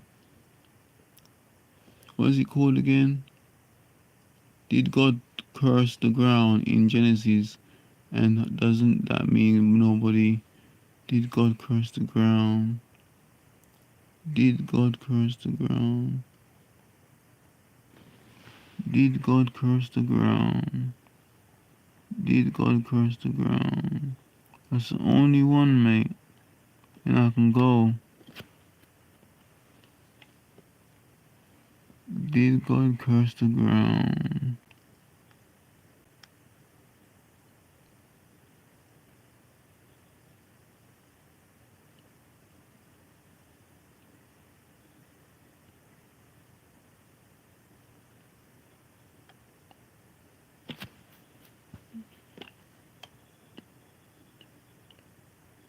Did God curse the ground? Did God curse the ground? Looks like they're all here. Did God curse the ground?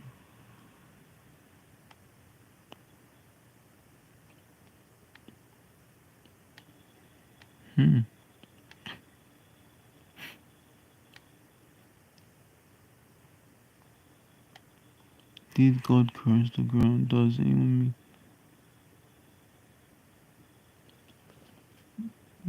Did God curse the ground? That's insatiable.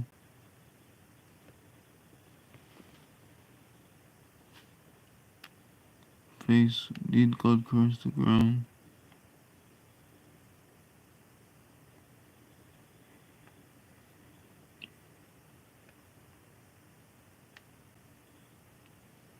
$16 ago and I can't find it. That's insatiable. can't remember what that word means. Insatiable. I got a funny feeling it means mad.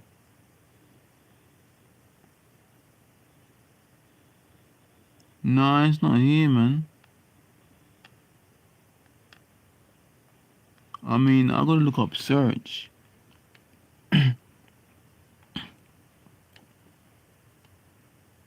Nah, it's not here.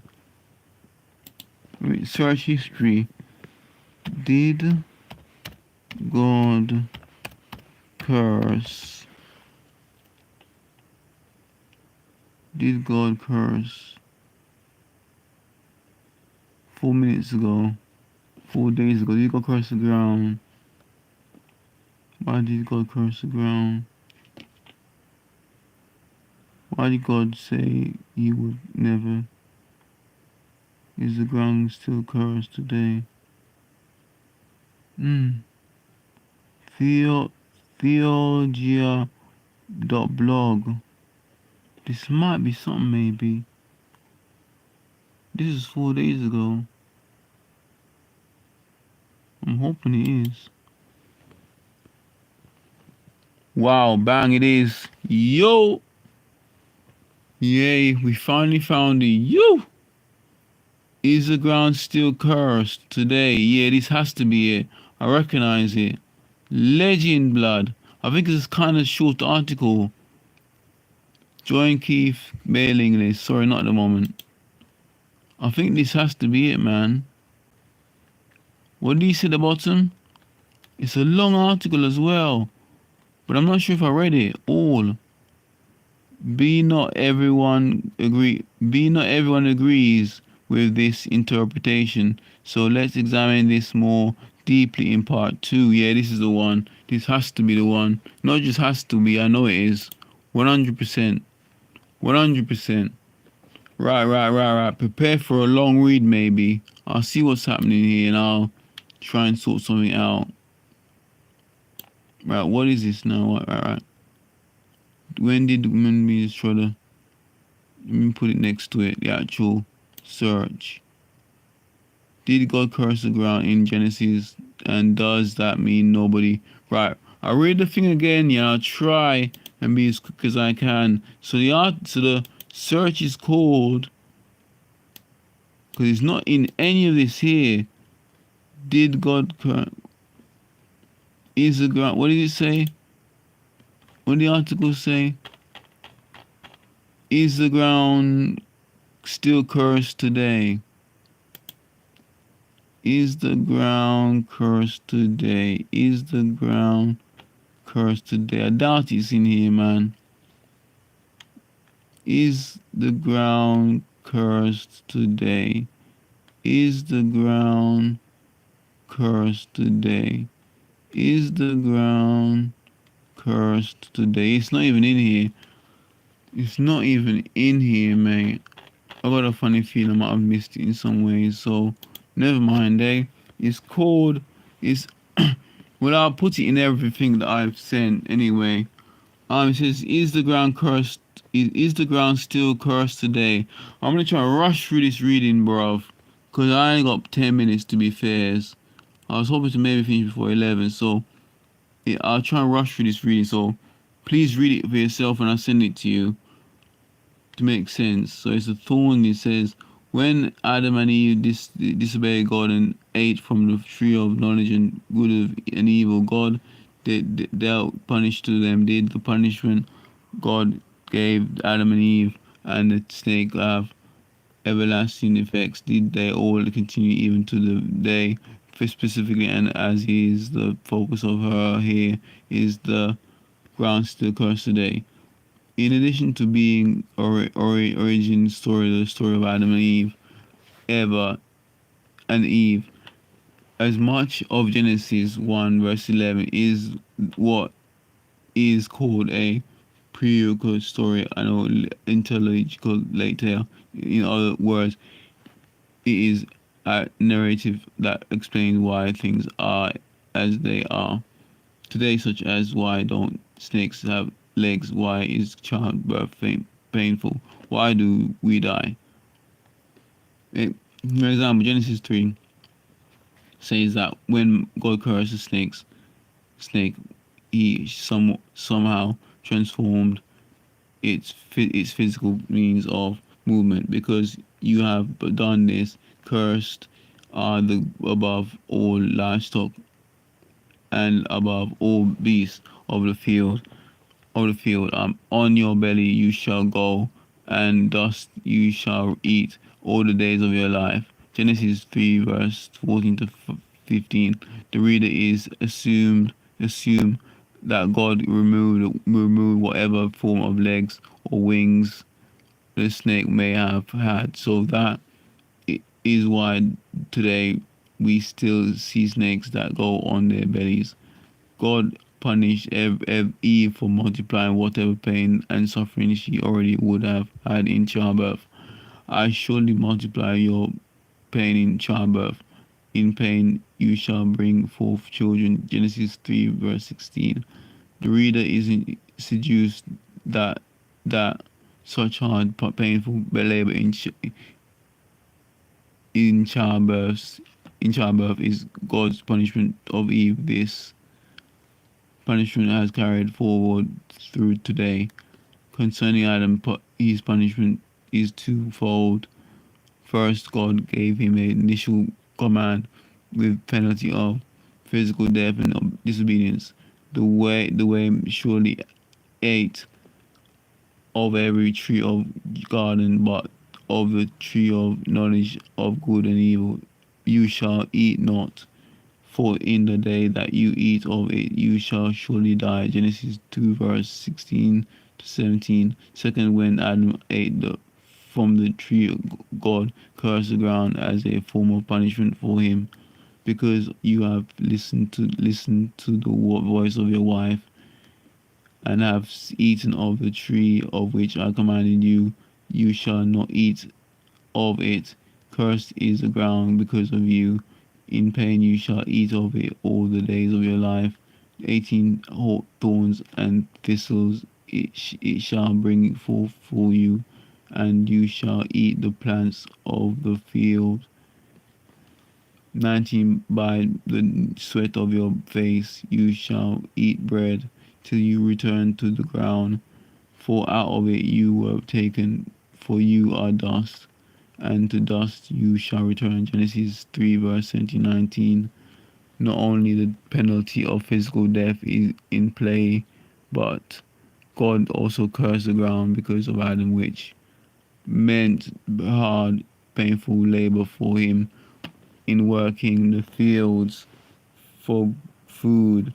His punishment is such that God made his life very hard in this regard, in more easy plucking fruit from trees, but not now hard, painful labor working the ground among thorns and thistles gone wild.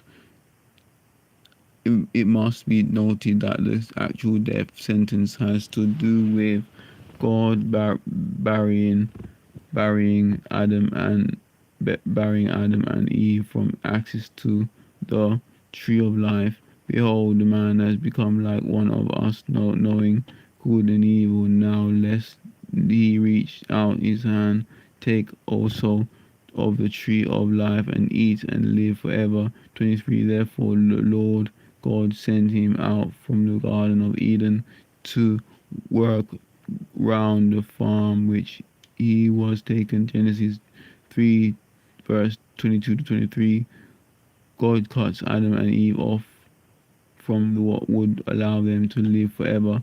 They are left to their own natural mortality and will now die physically without access to the tree of life, and just with the punishment to the snake and Eve that transferred to their progeny. Humans still die today. All humans. The reason is because humans are mortal and do not have access to the tree of life to eat from the live and live forever.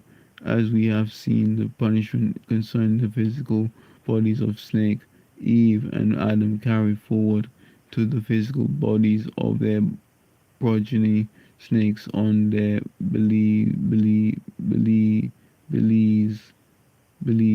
painful childbirth, physical death. There is no reason to doubt that this would be the case, as there was nothing that could change this except for God's own decree. He never changed his mind. But what about the cursed ground?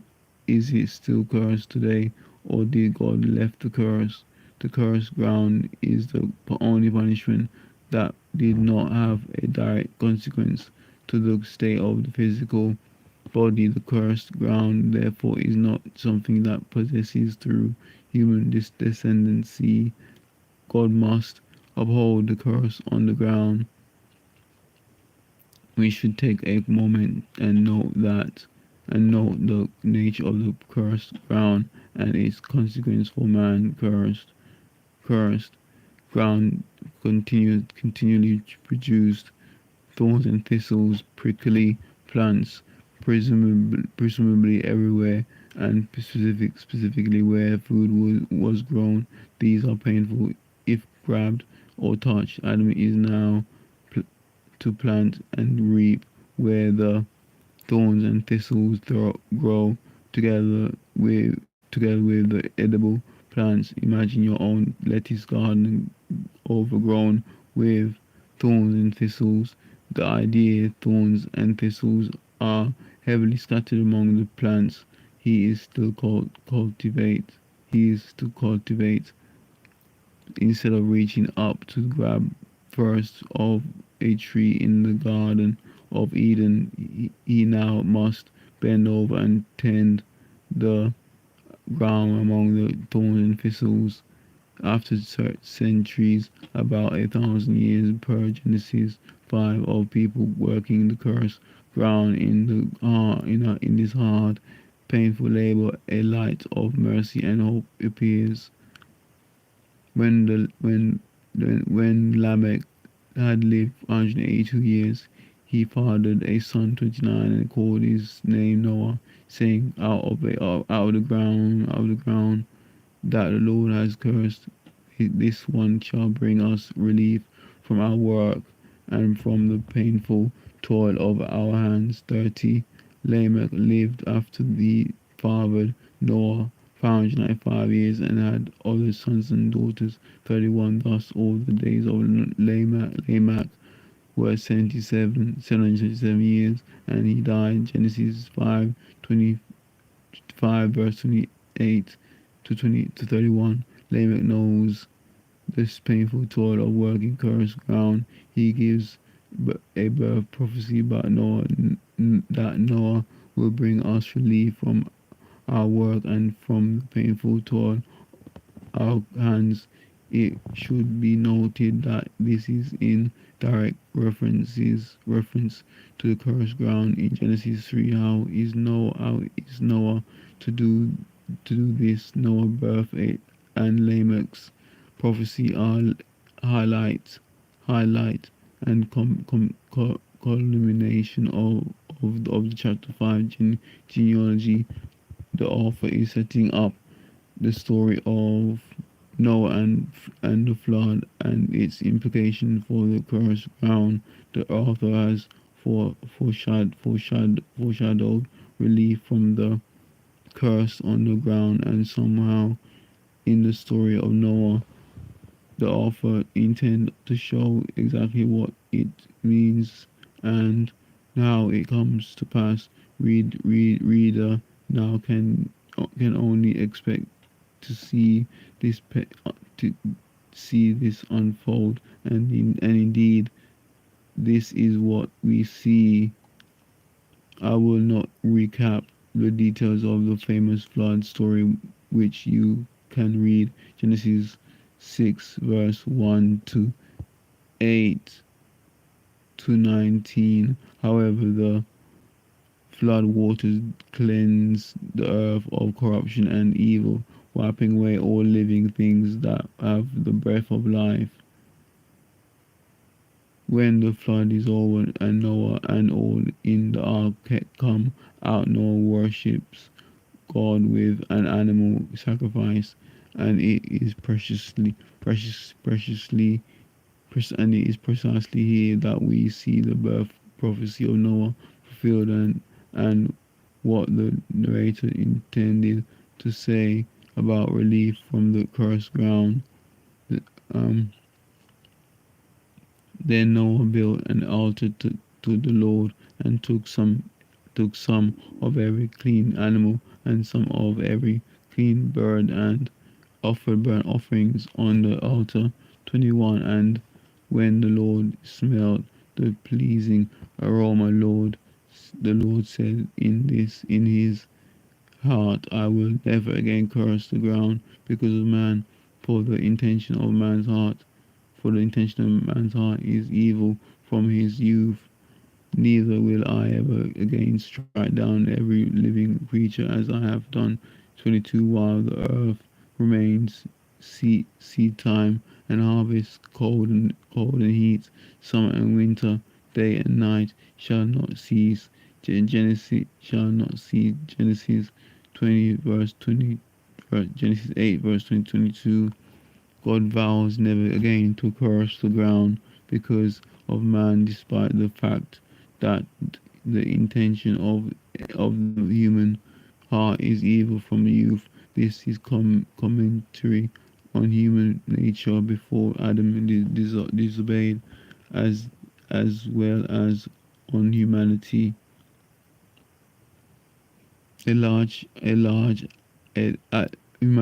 large. After Adam, God says he will never again punish man in that way. God cursed the ground as a result of Adam's disobedience, but the punishment and the hope that it would be corrective measure for Adam and all after him, that this did not work, and God ended up destroying everything and everyone and starting anew. God acknowledged to himself that cursing the ground did not correct a quail. The human heart's inclination toward evil. God also says he will never again kill every living creature as he has done. The relief the author foreshadowed in the removal of the curse on the ground. If the curse on the ground were not removed, God would not say he would never again curse the ground. Similarly, he says he will not ever again kill every living creature. The terminology signifies that the actions of the curse ground and the killing of all living creatures have been brought to completion and will never be done again. This means that there is no longer any curse on the ground. God removed the curse in the cleansing flood and fully relented of his wrath in his heart when he smelled Noah's sacrifice, promising never to do it again. God restricted the world through the flood.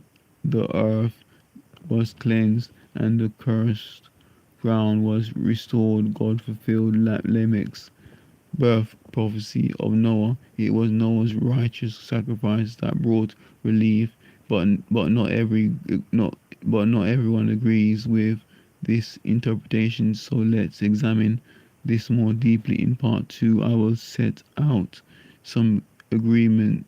I will set out some arguments that will show why this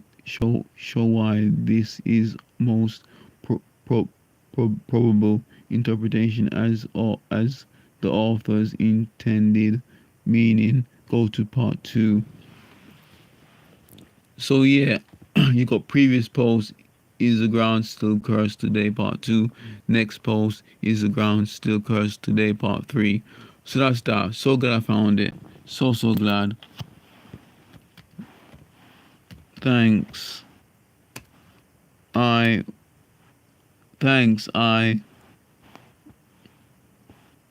won't read. Thanks, I won't read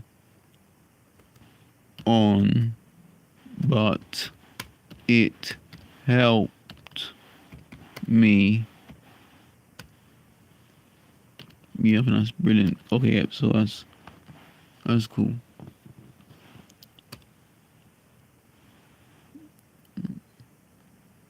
This is in all my life. This page only.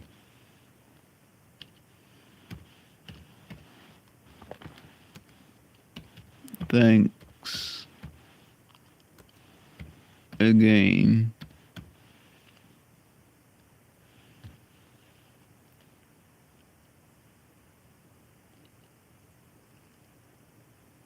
This is in my YouTube live. So I said to the article that the blog, I think it's a blog, yeah, blog.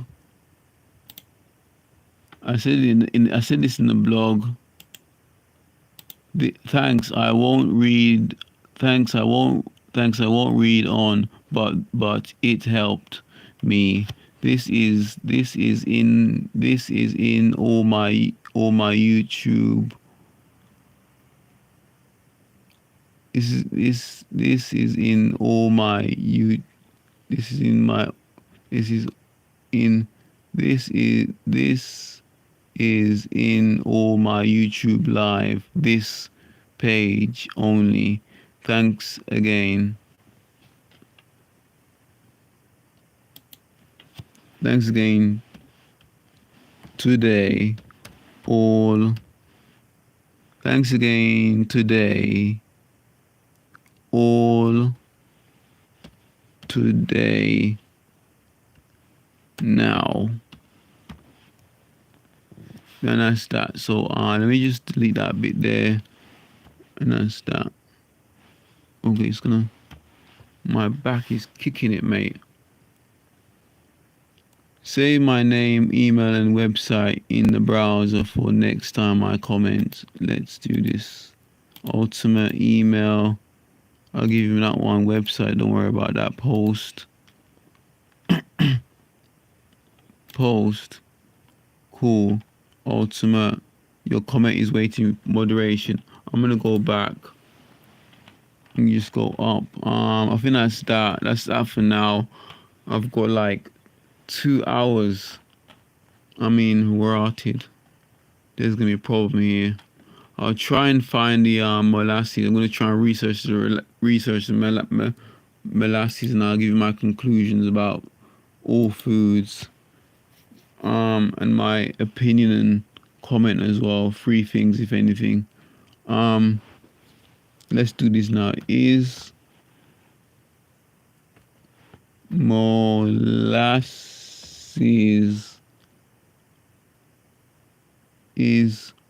molasses organic, man-made? I'm gonna do this, bro. This is no good search or big search. Is molasses organic, man-made? Let's see what they're saying. Copilot, just researching this last search. It says here, molasses is a thick syrup used as a sweetener, primarily retained from the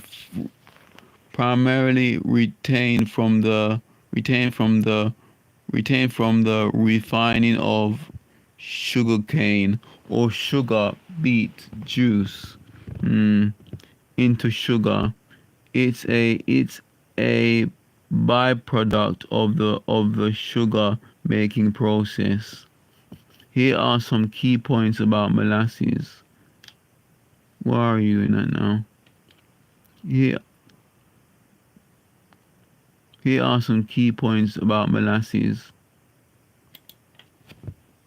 type of molasses, light molasses, the result of the first boiling. It's light in color and sweet, commonly used in baking. Dark molasses from the second boiling. It's thicker, darker, and less sweet. Adds distinct color and flavor to foods. Blackstrap, this is one I have. Blackstrap molasses, the thickest and darkest type, resulting from the third boiling. It's bitter but contains the most vitamins and minerals. Unsulfied versus sulfied. Sulfied molasses lacks added sulfur dioxide, but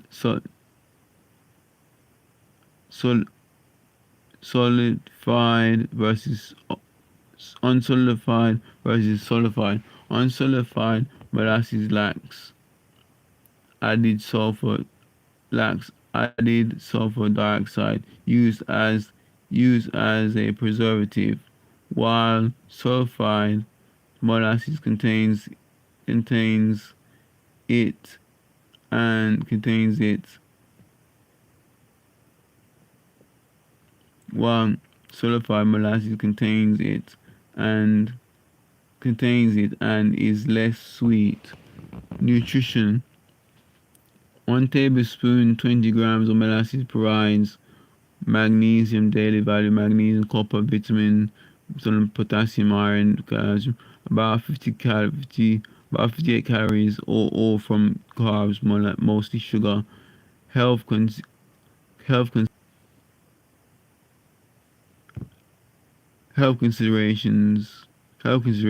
While molasses contains vitamins and minerals, it's high in sugar. Excessive sugar intake can be harmful to health, linked to obesity, type 2 diabetes, and heart disease. Registered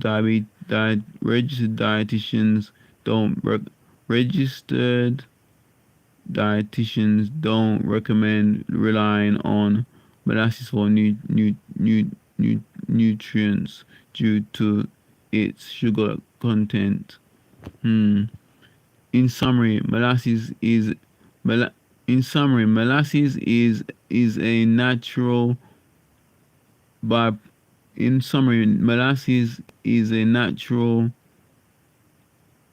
byproduct, but its health benefits should be balanced with its sugar content. Fine, that's won me over actually. I think that's the only thing that's won me over, because you can get organic vegan molasses as well, so that's won me over. So I've left that in the search there, and I'm gonna save that to probably molasses best search 7. So that's best, what the Tanky Bell, best search molasses 7, I think that is now. And I think that's what I can say about that. Yeah, so done. And I think I'm gonna copy that and put it on just a random Bing account login. Forget I just put it on the top of that one. I just put paste and I press save. Is there a Bing search on this one? So what's this? Couple up. Okay, molasses is a thick syrup sweetener, primarily obtained by raffine sugar, cane sugar juice, byproducts, process.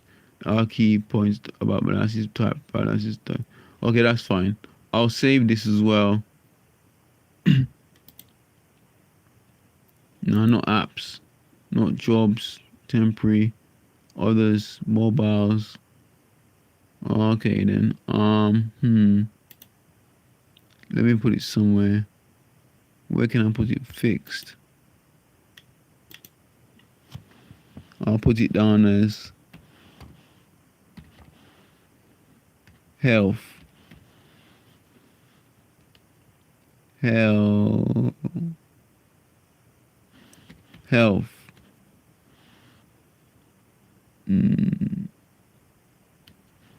Yeah, I'll do that actually. I'll go to save.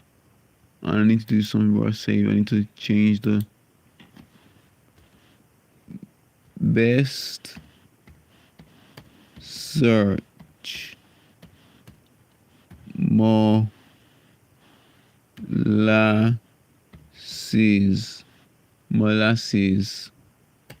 best search 7, and that's me done for today. Literally me gone. Woo! That's me gone, mate. Yeah, seriously gone, mate. I'm done, mate. I'm done. But let me just sit back here and just relax for 1 minute or less, and let me just explain myself. I had to do this video, because I was just like moved by everything, that the fact that I'm like reacting to so many foods. Just, it's like any random food, and the recent one I've been reacting to is like mangoes, and that's man-made, and it's organic mangoes, and I researched that, and it had man-made stuff in it as well. I think the purest dried fruit is actually organic dates, but that the book, the Bible, doesn't want that one. Doesn't like it.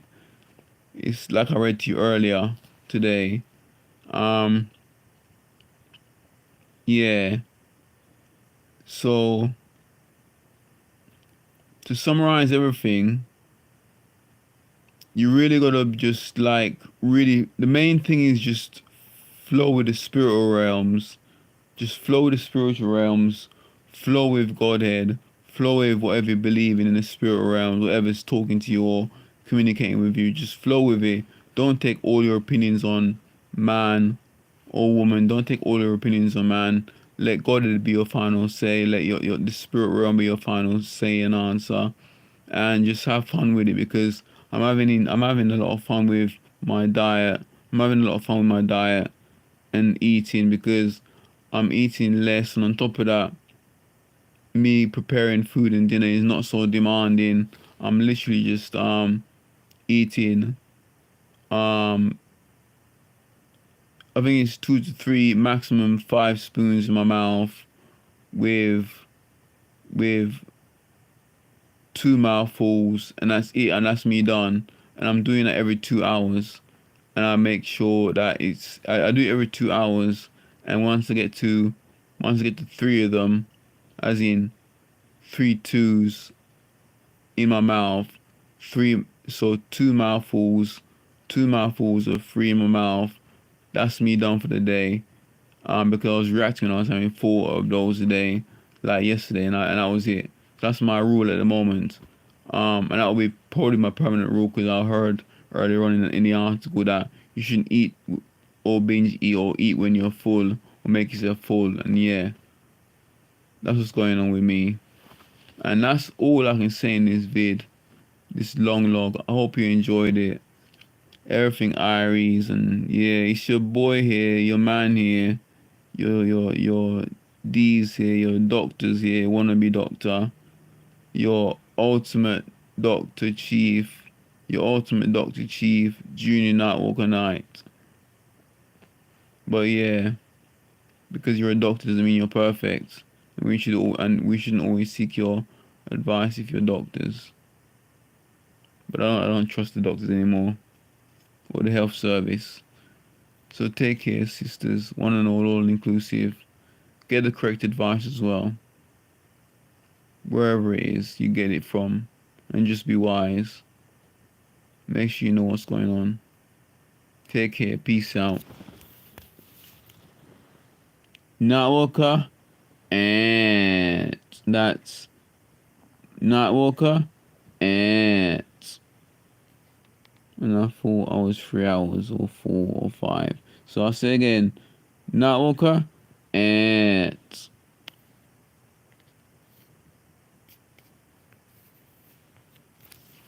Oh, I should have done the summer